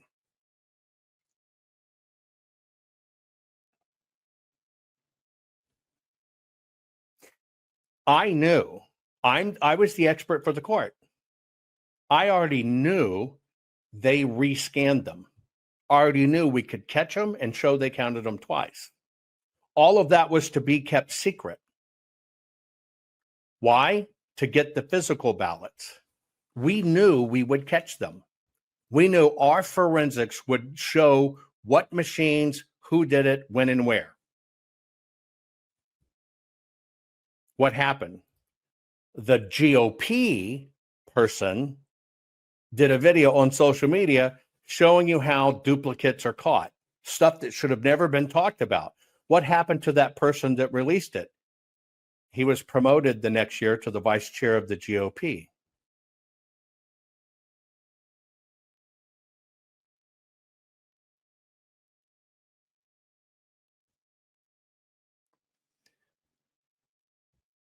Physical ballots are where you document the crime they can't get away from.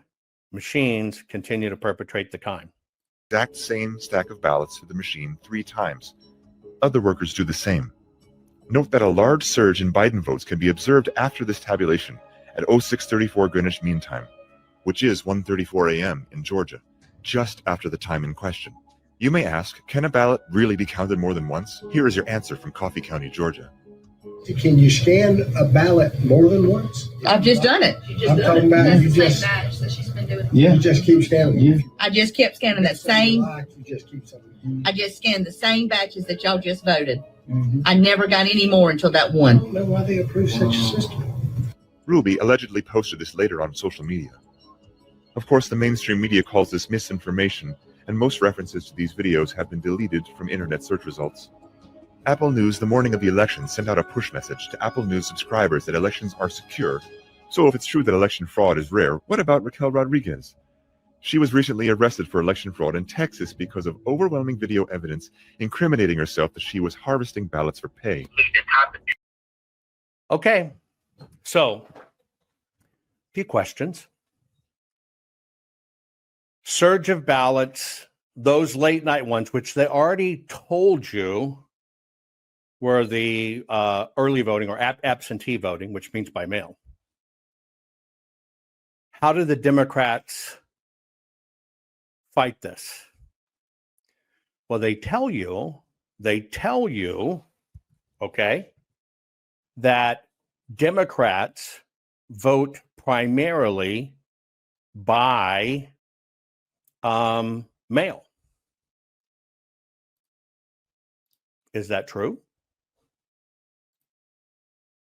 They tell you that the Democrats vote primarily by mail.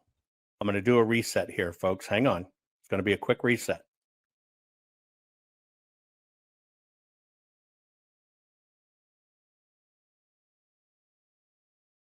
Okay, I got a wonky system glitch, but it's okay. So they tell you that the Democrats primarily vote by mail, which is technically true. If you were to look at the historical data, okay, you would find that there is a larger majority of voters that are Democrat that will use the mail-in ballot. But let me ask you a question. Ready? The voters that vote by mail, which is a Democrat initiative, pushed heavy in Democrat areas, and they keep on telling you that that's the primary way Democrat voters vote. You ever wonder, our country's heavily conservative, but why is our Congress kind of split equally? You ever thought about that? Do you think people that have absolute hard morals in a country that's primarily red, well, they just happen to vote 50-50 on a lot of stuff? No, it's all red. Now, let me ask you a question. They keep on telling you that Democrats primarily vote by mail. Now, let me ask the question a different way. Are those Democrats actually real voters? Different question. Different question. They say Democrats vote primarily by mail. Heavy turnout. I'm asking you a different question. Yes. See, Scott, you got it right. That's the cover story for cheating. Well, of course you're going to see it rise when they run them because it's primarily Democrats that do it. Well, the next question I'm asking, is that actually a voter? See? Now, when it comes down to it, and you want to nail the paper, because you could actually audit that. You could find it. Are they real? Are they illegal? Are they dead? Are they really a voter? We know we got the ballot in, but that doesn't mean they're real or a citizen, right? Or not dead. We have no clue. So you realize in that part of it, to keep the mail shit going, they can't clean the voter rolls. Because what they're actually saying is we have so much banking on that you can't see by getting a mail-in ballot out there. That's how we actually manipulate the numbers. But what do the Democrats do when you want to clean the voter rolls? What do they tell you? So you have a centralized statewide voter roll that's on networked machines, servers. It has a public-facing internet interface. That's it. That's all I need to know that it's blown. That's a centralized statewide voter roll that was mandated by Help America Vote Act. They have these all over the country. And it's not just that you have a public-facing internet interface to it, but multiple organizations have what's called an API, or an application programming interface. In other words, a machine-to-machine interface into that voter roll. And I'm telling you this because when people say, well, we have to clean up the voter rolls, it's true that they're not following the law. It's true that they're not in good faith maintaining them in accordance with Title 52 that requires that the voter rolls be both secure and accurate. That's a requirement imposed on the Secretaries of State who've received the Help America Voting Act and CARES Act funding to maintain those voting systems. What nobody's going to tell you, but I'm going to tell you, is you cannot clean those rolls. You're sweeping a dirt floor. I'm sorry. I misquoted you there. That wasn't the Democrats telling you don't do the voter rolls. That's Republicans, Mike Lindell's team, telling you don't do the voter rolls. Oh, wait. Boy, this kind of conflicts. To get rid of mail-in balloting because we can't clean the voter rolls, we got to get rid of the mail-in ballots because we know that's the issue. It's the damn mail-in ballots. We know that. After all the greatest intel agencies in the world, we know that's it.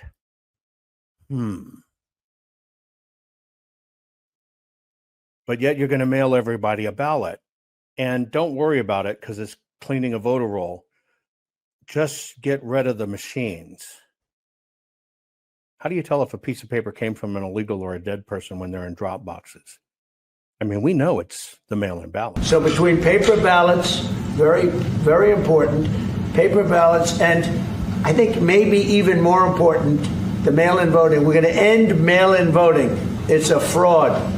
If you have mail-in vote, even Jimmy Carter with this commission, they set it up.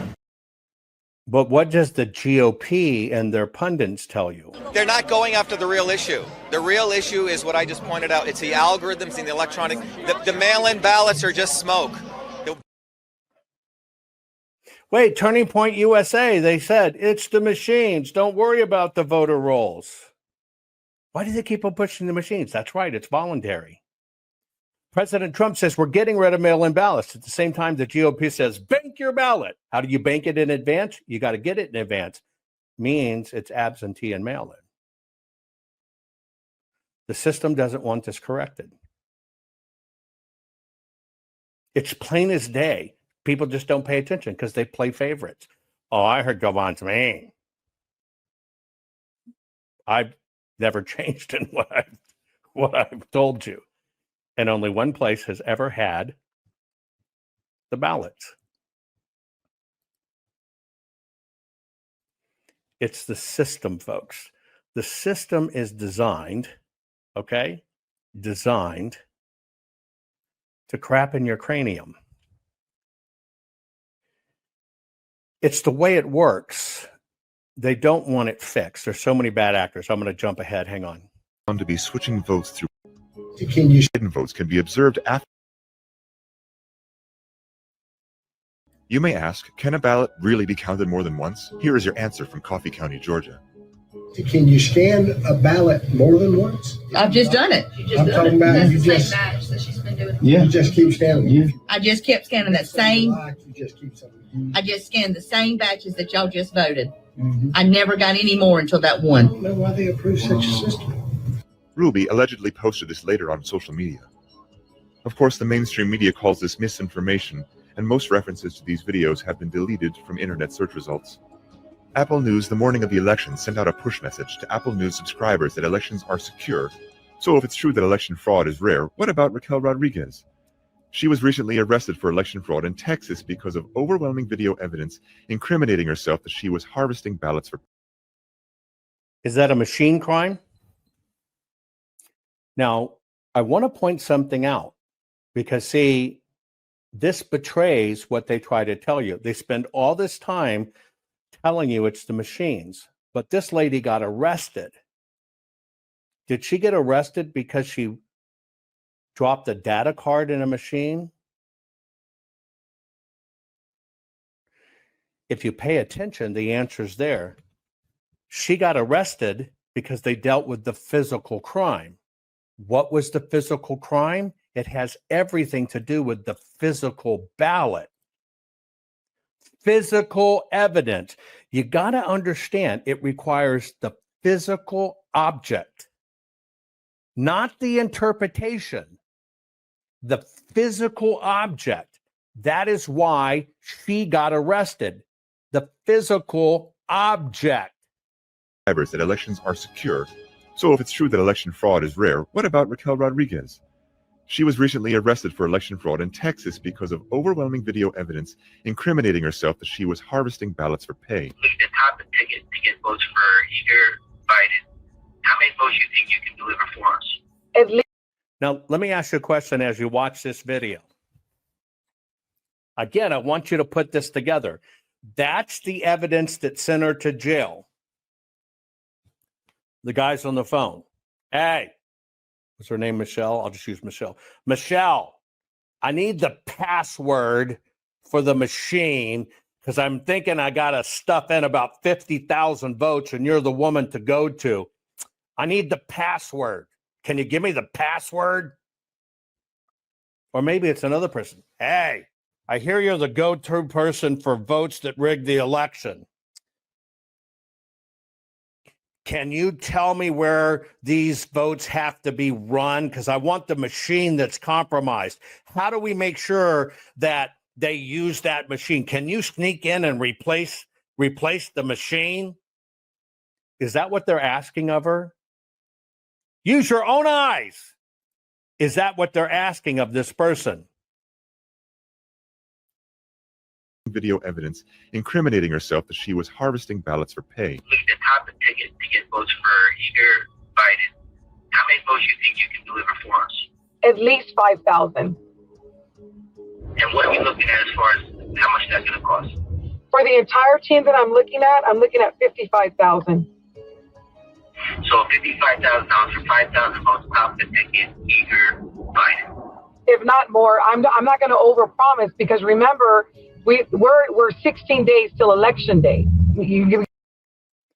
Hey, can I give you $55,000 to go into the election system and change the numbers?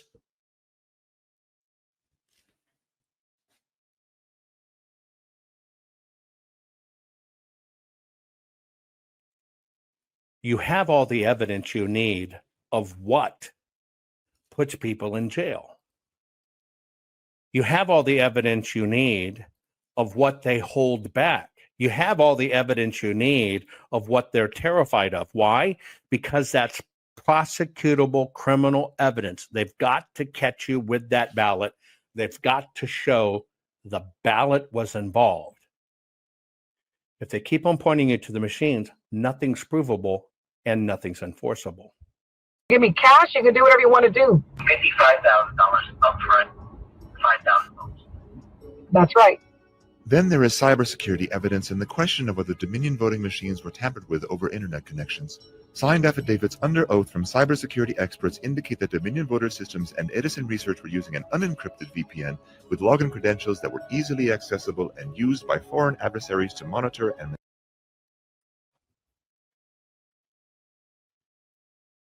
The voting companies and Edison were using unencrypted systems. Unencrypted systems. Now, let me ask you just a question. It should be obvious to you, but maybe it's not. Under what law does the company that gathers Edison data, that gets on the phone and dials up and gets feeds, under what law do they operate when it comes to federal elections or state elections? Name the law they operate under.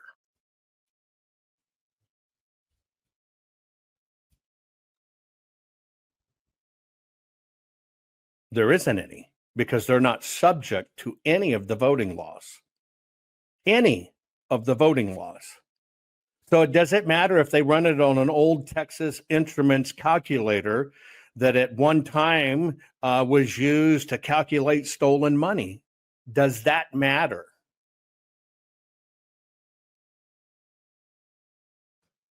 No. Now, here's the next question. Even if the machines were talking to the internet and they were sending data to Edison via the internet, is it against the law to have the machines on the internet? Yes or no? Put it in chat. No. And in fact, not only is it not against the law, in the manual of the voting company, they recommend it if you want to be able to track the data. Is the voting company responsible, or the county employee, the supervisor says, boy, I'd really like to see this at home. I want to see this at home. What do I do? I say, well, I can make it, I can do this. We have this software out here from this company. We'll put it on. You can see it as it happens. Okay, do that for me, because I don't want to fucking stand up there all day. Is that a crime? No. Now we go to the county. The county, which it says they didn't have the right encryption software. Is it a crime? No. Why? Because the basic functionality, accessibility, and security capabilities are 100% voluntary.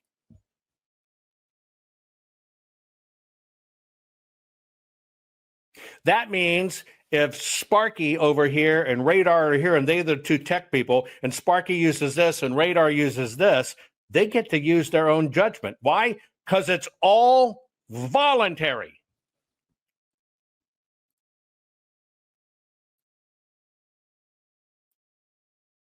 Signed affidavits under oath from cybersecurity experts indicate that Dominion voter systems and Edison Research. By the way, I want to remind you, cybersecurity experts under oath, FBI investigators under oath, swore under oath 51 times that President Trump was an agent of Russia. It must be true. You have signed oaths.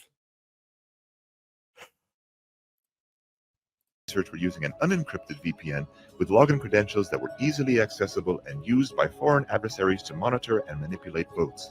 The IP addresses into the Edison Research host service went in both directions, meaning that not only were China and Iran and other... Oh my God. Did you hear that? Did you know that China and Iran, fucking even Borat from Film My Krakistan, were watching the Edison data on the Edison servers?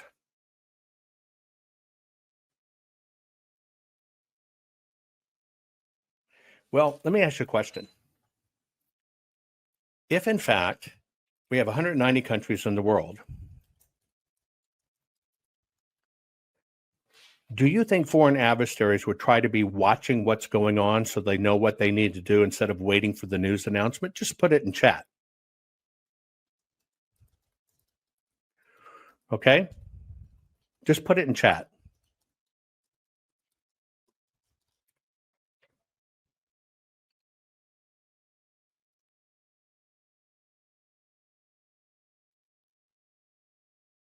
Just put it in chat.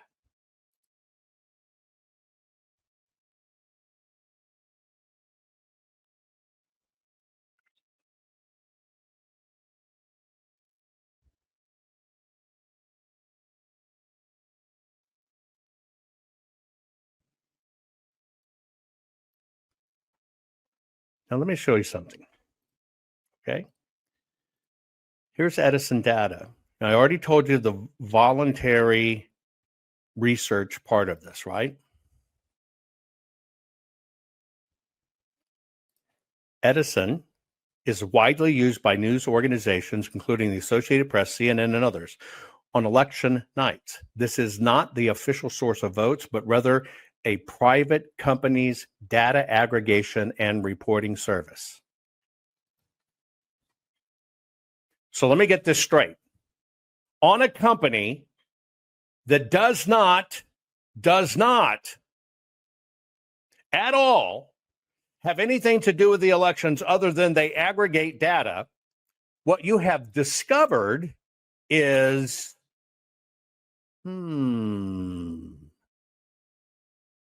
that the Edison server had the Chinese looking at it. Well, I'm telling you what, I bet your damn bippy every single country in the world has all their hackers on it. And if they can cause shit, they will. It's called espionage. But you got to understand that you don't have any election laws regarding Edison data. None, not a one. Here's the only laws that apply to them. Now, I got to just ask you a question. If every single country in the world was at the Edison servers, which he said, and even down to the state, read it, fucking weep. Edison data is unofficial.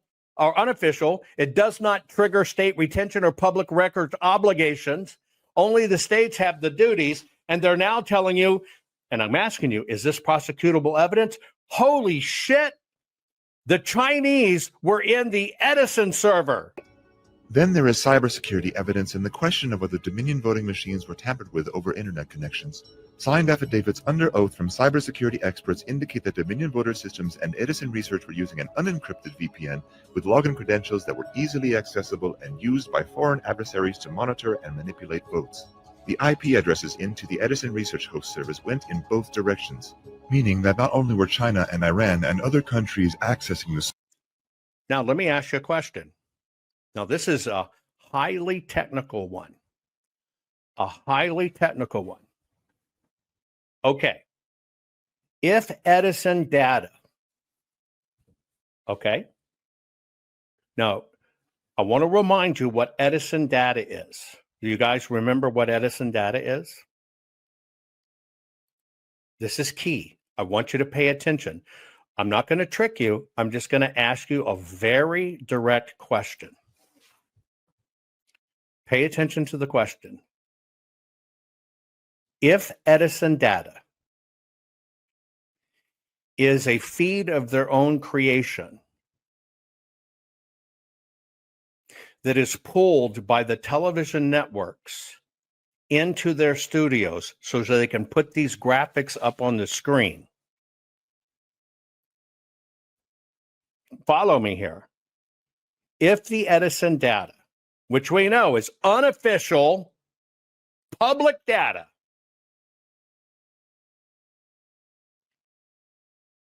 and what they do is they sell a feed to the TV network so they can do this. Now, this is a statistical question. Do you think there are other countries around the world that would be doing newscast about the election of the most important position in the world, the United States president? Would other countries be broadcasting that information?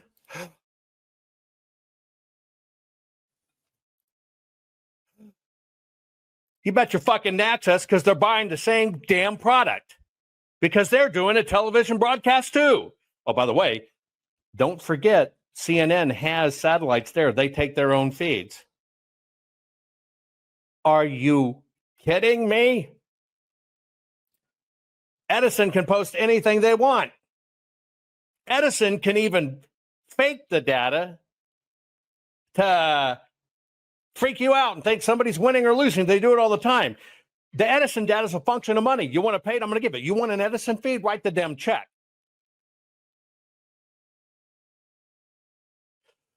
But our cybersecurity experts found that foreign countries were in a two-way dialogue. Well, see, Edison data has data.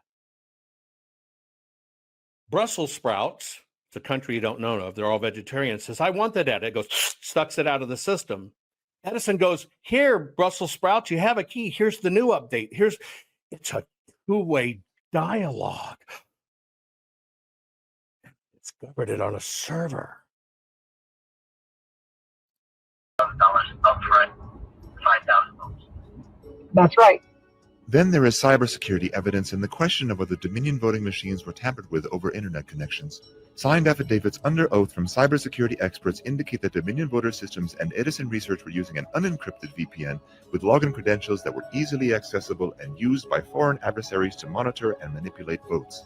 The IP addresses into the Edison Research host service went in both directions, meaning that not only were China and Iran and other countries accessing the servers, but also Edison Research was communicating back to these adversaries. So let me get this right. A company that dials to get the information on their own software and stuff that actually doesn't fucking reside on the machines sells a feed to China or Bulgaria or Philmicraciania. Philmicraciania decides they want to change it. They send it back to Edison. Edison goes, we have a change from Philmicraciania. Where does it go? Oh, it goes to this little county here. Let's send it back and change it.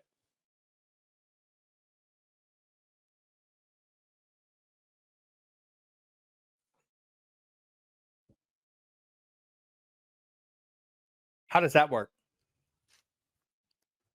Just tell me, how does that work?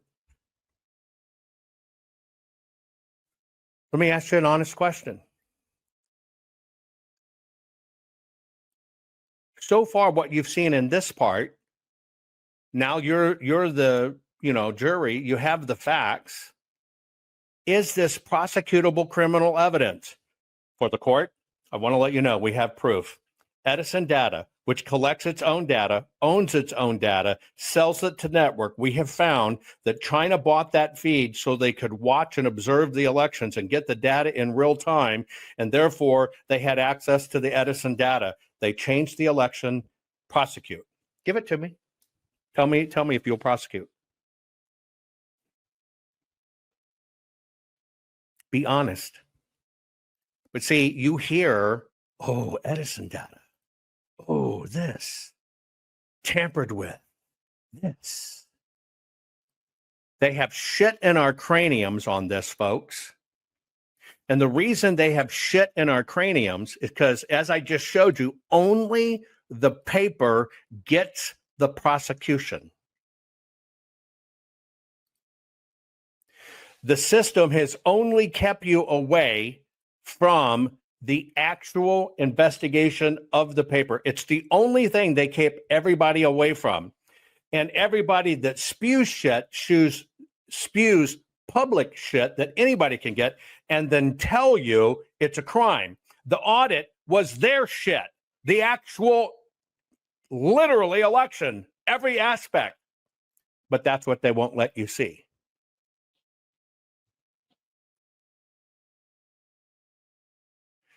Why do you not put two and two together? Why do you not? You hear for 4 years, we got all the PCAP data, every bit of it, every county. The state guys are going to be here. The legislators are going to be here. Every fucking network in the world's going to be here. I expect 1 billion people to watch. We're going to show us how it's done. But then when it gets to court, said, well, we never really had it. But what did it do for 4 years? Suck all of the air out of the room. Exactly 2 weeks before we started releasing this data.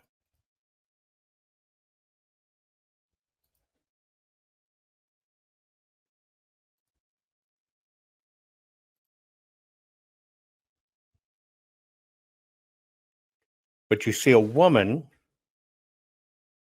locked up, what you see in handcuffs, and going to jail and getting prosecuted because why? The paper ballots.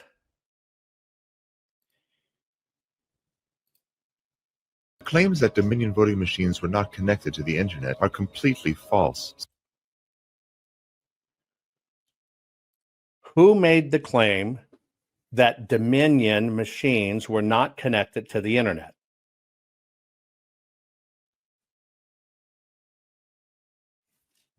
I want some prosecutable evidence. Who made the claim that Dominion machines were not connected to the internet?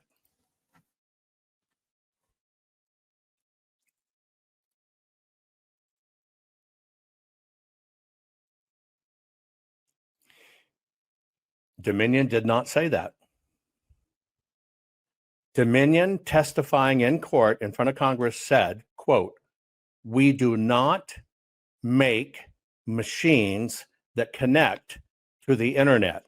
We do not make machines that have a modem."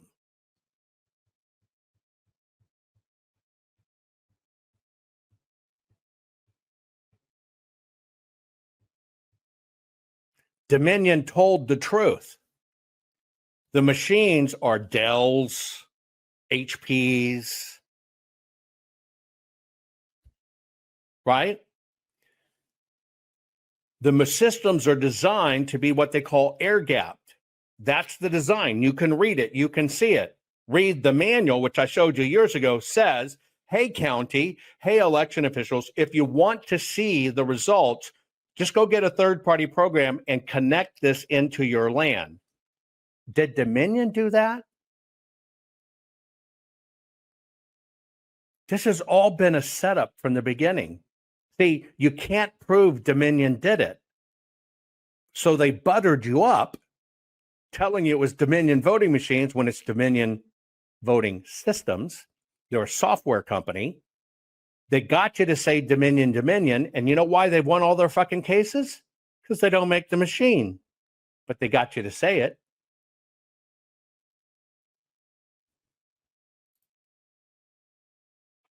I can show you how much words matter, and everybody will just get pissed off. I can show you Edison data is unfucking official, but it was the Edison data. I can show you all the rules of development, but they're not supposed to have accessibility, and they didn't do security. It's voluntary. Words matter. I think the raccoon called me yesterday, said I was a grifter extraordinaire. I'm grifting. Remember, I told you watch for the people that say this because we're having to now, for the very, very first time, get public help and support after we've got $3 million in it. I told you to watch for who says that. But that's also the fellow that swears he met Dennis Montgomery. He personally vetted all the PCAPs and they're real. But then Mike Lindell goes to court and says, well, we never really had him. We never got him. Who's lying?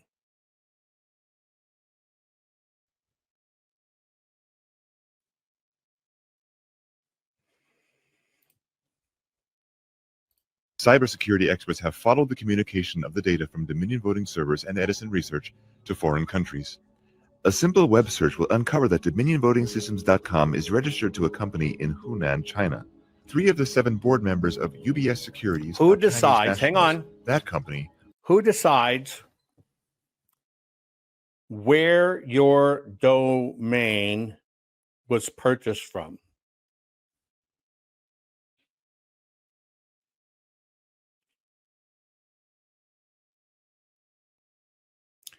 It depends upon where you buy your contract. The contract for domain systems is a global contract. In the old days, it used to be network solutions. Then it looked like it was going to be a monopoly, so I had it open it up for all countries. Many countries have been consolidating it because they're building data centers. So you don't really know when you're buying your domain that you may be buying it from China or from Russia. It's the domain registrar. Does that prove anything? I just want to know. Is that physical proof of election tampering?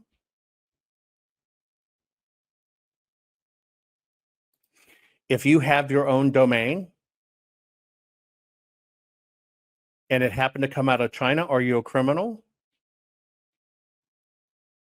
If I can show that you communicate with China back and forth, are you an agent? Are you an illegal person? Fucking, I'm sending you to jail. You got WhatsApp on your phone, and I can prove it. You're in a daily dialogue back and forth with China. If that was to stand as the rule of law, every American with WhatsApp would go into prison.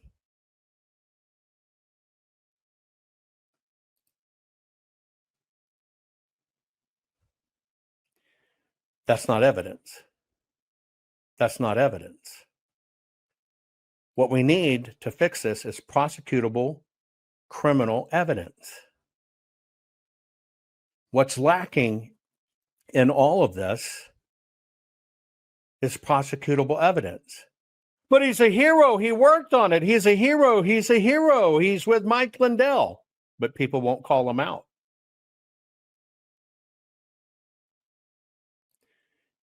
This is where people have short attention spans and don't pay attention.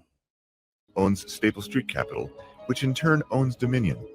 On top of that, the Dominion software is licensed from Smartmatic, which is a Venezuelan-owned and controlled company, and we're all familiar with how their elections go.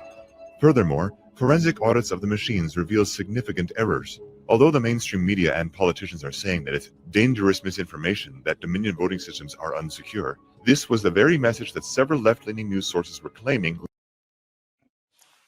Okay. I stopped the screen there for a reason. You are watching a hackathon. Have you seen any of these hackathons? Yes or no? Put it in chat. Have you seen anybody on TV, quote unquote, hacking the elections, the machines being hacked? You seen any of them? Many of you have. You've probably seen documentaries on it, etc. Have you seen hackathons? Have you watched hackathons or seen stories about hackathons where hackers get together and hack voting machines? Yes or no? Now, the reason I'm showing you this is when you watch these things, you're watching the machine that stopped production in 2007. These machines are old, outdated machines. There's a reason they're old and outdated, because they've been cycled through. And in fact, right now you can go on eBay and Craigslist, you can find voting machine scanners and all kinds of stuff. Now, if you get a hold of them in your possession, could you hack them? Yes, you could. Now, let me ask you a question. I bring to a witness stand. I'm the prosecuting attorney. Son, what's your name? Edgar. Tell me about yourself.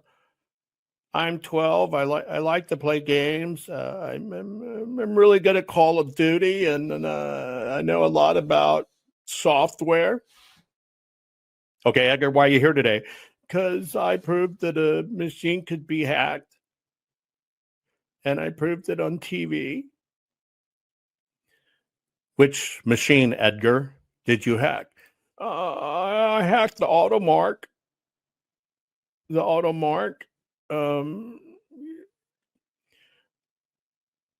Well, what'd you find, son? Well, if I could get to an automark, I can write a program on my device, and I can jack into it with my device, and I could take it over, and I could change the votes. Did you do that in the election, son? No. Are you admitting you hacked election, son? Are you just admitting to us you hacked election? No, I did it at the hackathon. Oh, you mean somebody where they give old machines that aren't used and you see if you can hack it, and it's a competition of who can do it the fastest? And I won.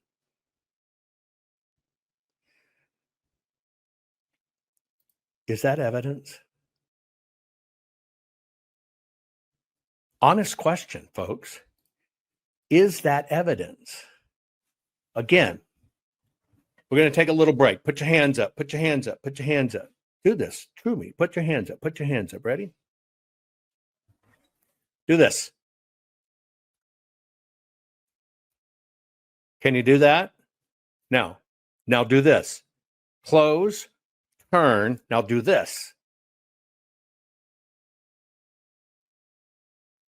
One more time. Please do it. Put your hands up. Can you do this? Now, turn this way. Can you do this? You mean you can make a fist and beat people to death and you can pull the trigger of a gun? You're going to prison. I just proved you can do it. I just proved you can beat people to death. I just proved you can pull the trigger of a gun. You're fucking going to prison. Is that how the law works?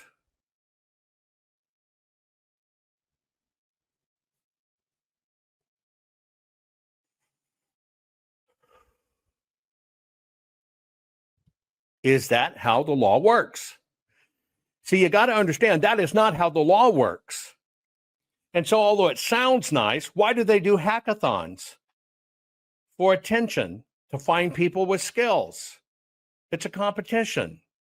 Is it hacking our votes during the election? Did you find professors from Michigan at 175,000 voting precincts, and they all had a paperclip and a pen going behind the machines going, Biden's going to win. Did you see that? You saw it in court with an outdated machine, but did you see it in the precincts? Just because something can be done doesn't mean it was done. I work hard to try to help people understand the idiosyncrasies of this. It's a big deal. It really is a big deal. Okay? And you have to be able to understand how it works. You've got to be able to understand how this works. Okay? Now, I think I've got the right piece pulled up. I want to show you. I think I have the right one. Pray I do. I want to show you somebody showing you how easy it is to swap votes and change votes. Now, I want you to understand. Now, the reason I'm doing this exercise is there is only one set of evidence that has everything it needs in impeccable shape to present to the courts to show, not theory, but prosecutable evidence. Okay? Because that's what it comes down to. Is it prosecutable evidence? Now, I want to show you an expert hacking an election. So this first ballot is for Jorgensen. Yeah. This ballot is for Biden.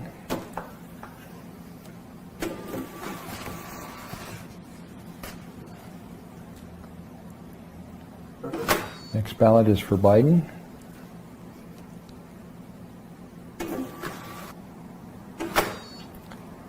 The next ballot is for Trump.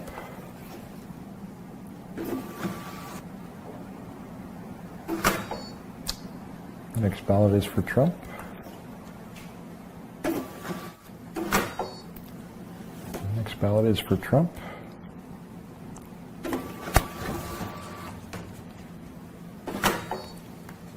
The next ballot is for Trump. And that's the 7th one. Okay, we finished our election. We've done 7, so now we're going to close the polls. Now, while it's printing this, I will point out the modification that we made. What we did is for the presidential race, we swapped Biden and Trump votes. We did not change the senatorial race, and we swapped the congressional race. So that's what we're looking for. What we see is Joe Biden got 4, Donald Trump got 2, and Joe Jorgensen got 1. So you'll notice Biden and Trump votes are swapped. In the presidential race, what you notice now is Joe Biden has 4, Donald Trump has 2, Joe Jorgensen has 1. So what you see is the results now match the tape printout here. So when you do the canvass, they will match. But they're not correct. They don't match the ballots. In the following video example, CNN experiences an on-camera switch in their reporting for the state of Pennsylvania. The county source is feeding live on television a count of 1,690,589 votes for Trump and 1,252,537 votes for Biden. The time is approximately 11:08, 28 seconds Eastern Standard. The next time Pennsylvania is shown on the screen, there are 1,670,631 votes for Trump and 1,272,495 votes for Biden. The time is approximately 11:09, 1 second Eastern Standard. Live on television, CNN demonstrated a 19,958 exact vote switch from candidate Trump to candidate Biden. This means Trump lost nearly 40,000 votes. Larry Elder, but also about the comparison, California versus, say, Florida and Texas on COVID. If your Keith Newsom number stays anywhere close to that, other governors going to think that it's a mandate Where did they go? California to continue those policies, which will be a national debate heading into the 2020. Now, I don't know if that let you go. I think that was let my people go. So if you're owned by somebody, if you're owned by a professor, you're let go. Did you see the hacking of an election?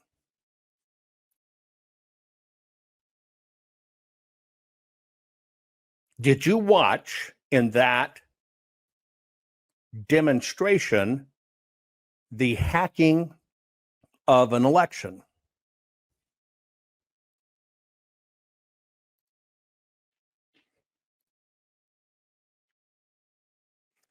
Not even close. Not even a current machine, not even the machine software. It's a demo that runs on that computer that gets exactly the results they want. Yes, you're putting in ballots. That's all smoke and mirrors. They show a computer can do it with no regards for the paper. But was that prosecutable criminal evidence? You saw the computers do it. They're all voluntary. But you see in the demo, what does it push you to? The voluntary machines. What do they show you as evidence? The numbers on television, which are somebody else's data, not evidence. What do they keep you away from? The actual paper. Even in that demo, you know what it proves? It is the actual paper.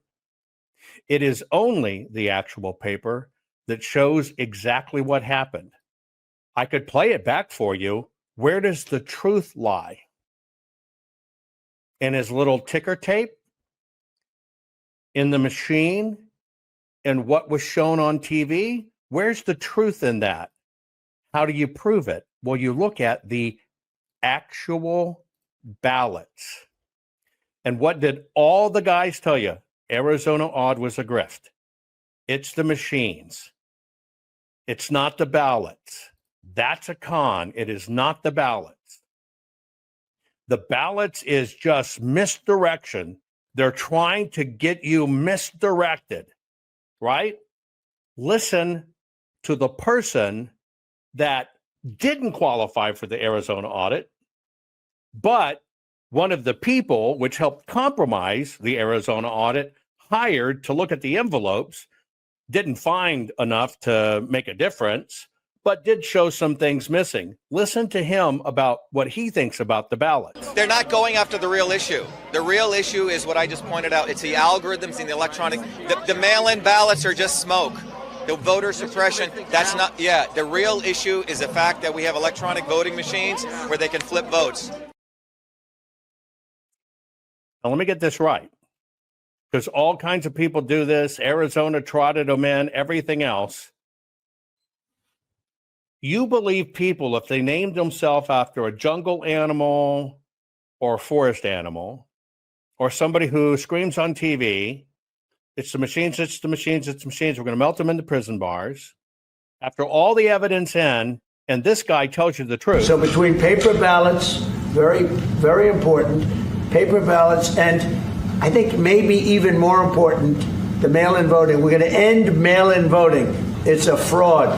If you have Now, I'm going to go back. You just watched the whole thing that told you was the machines while you saw with your eyes, where's the physical evidence? You heard them tell you by matching it with the TV number, changing it was fraud, while right in front of you, you saw the only way to see what really happened is the paper. But what does the GOP do? Just like President Trump, get rid of the mail-in ballots. They say bank your vote because they trot out people they hope you like to keep you away from it. They're not going after the real issue. The real issue is what I just pointed out. It's the algorithms in the electronic. The mail-in ballots are just smoke. The voters.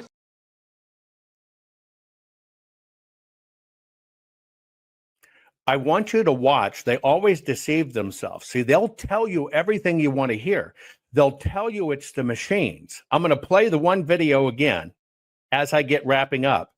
They tell you it's the machine. They use the numbers on TV to convince you of it. But ask yourself, where is the real evidence? So this first ballot is for Jorgensen. Yeah. This ballot is for Biden.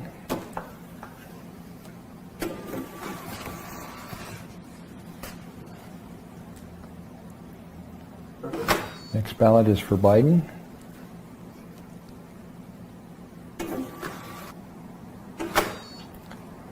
The next ballot is for Trump.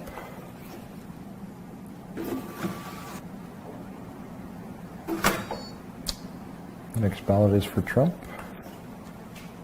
The next ballot is for Trump.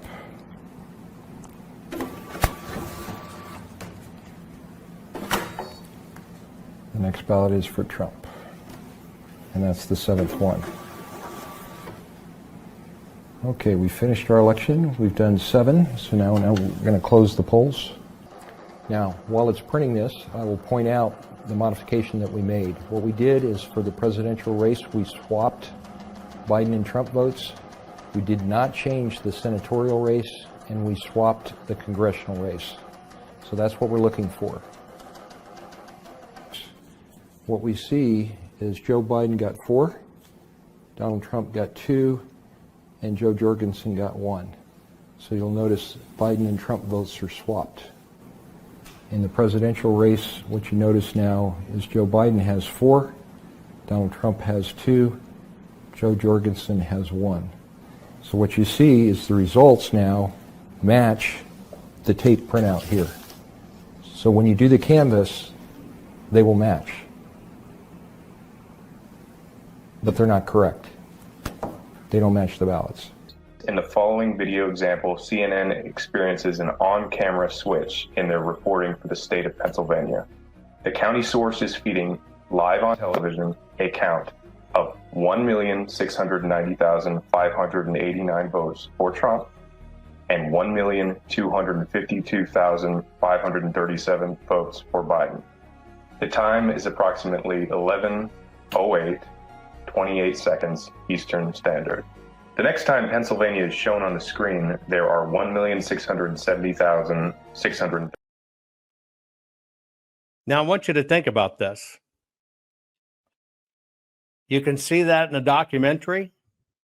Everybody held, look, it's proof, it's proof.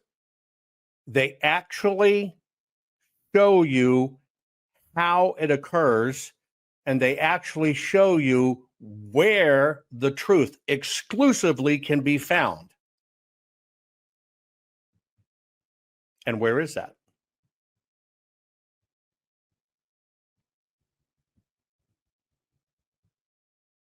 Where is that?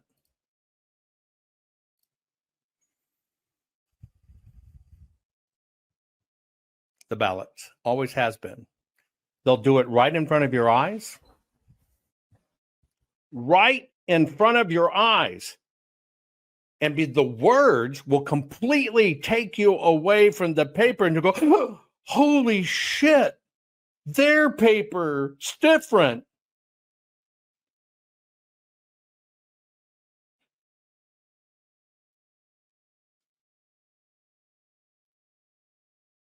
They literally will do it right in front of your eyes, but make you look at the machines, where all of it is voluntary. Every single freaking bit of it is voluntary.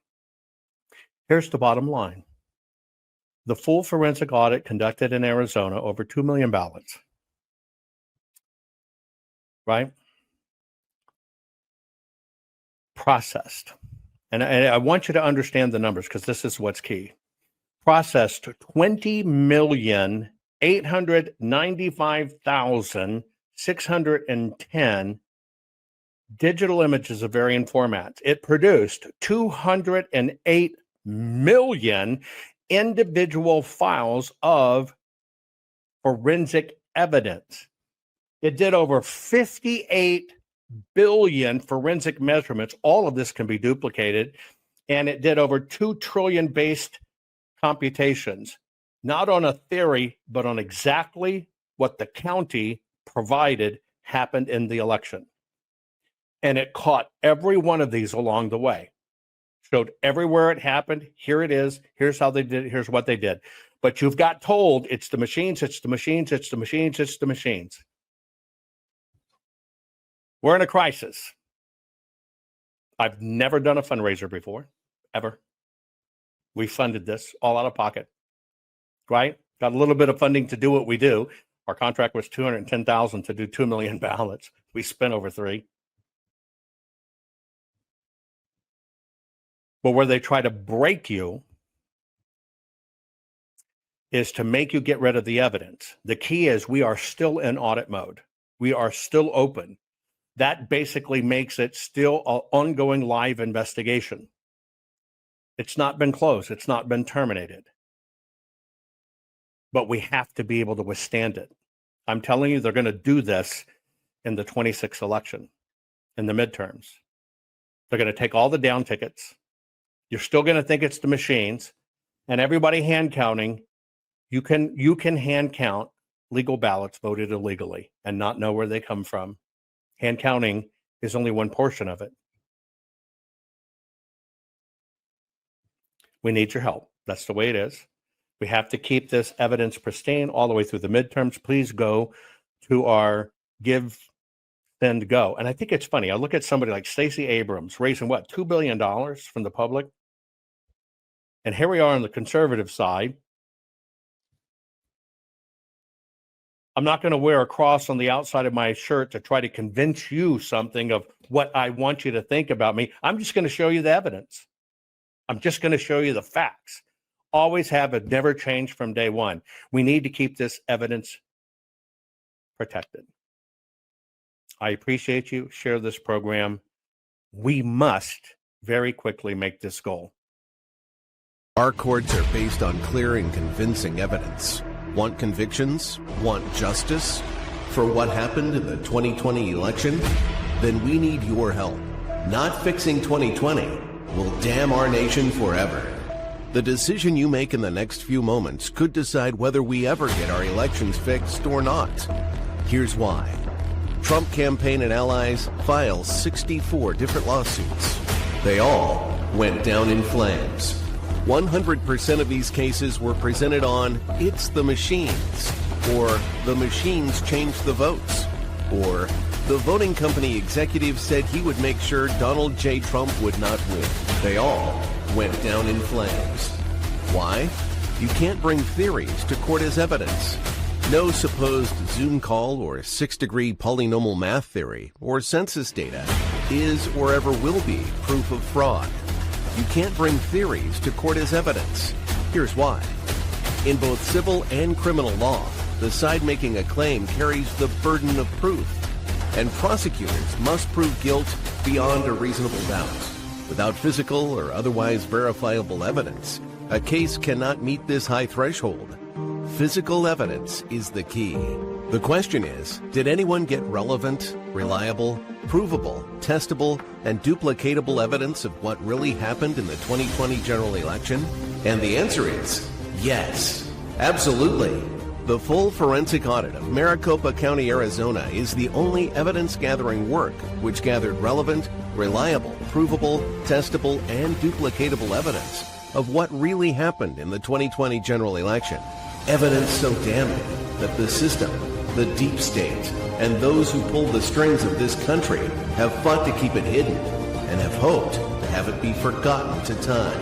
Almost $3 million invested in time, funds, and efforts to unlock that which the system wanted hidden. But now, that evidence is in danger of being lost forever. So if you want what happened in the 2020 election fixed, then we need your help. Please donate to protect and secure this historic evidence. With the 2026 midterms coming up, the system is going to try to lame duck President Trump and then most likely introduce new impeachment proceedings. This is the evidence which will help win the war which is surely to come. We need to keep Maricopa County full forensic investigation and archives secure and ongoing. So if you want what happened in the 2020 election fixed, then we need your help. Please donate to protect and secure this historic evidence. We need your help securing the full forensic audit archives. Don't allow the only testable, objective, and reliable 2020 election evidence fall into obscurity. Millions were spent on getting it documented and tested. This is historic evidence. Not fixing 2020 will damn our nation forever. The historic Maricopa County full forensic audit effort processed 20,895,610 digital and forensic images of varying formats, resulted in 208 million individual evidence-proof files. The system processed over 58 billion forensic measurements, resulting in over 2 trillion individual base computations. No hopium, no hype, just hardcore forensic evidence. Please make sure the Maricopa County full forensic audit archives survive. Donate now. So if you want what happened in the 2020 election fixed, then please donate to protect and secure this historic evidence. We can't do it without you. We need you. America needs you. Our future needs you. Please donate now. Not fixing 2020 will damn our nation forever. Please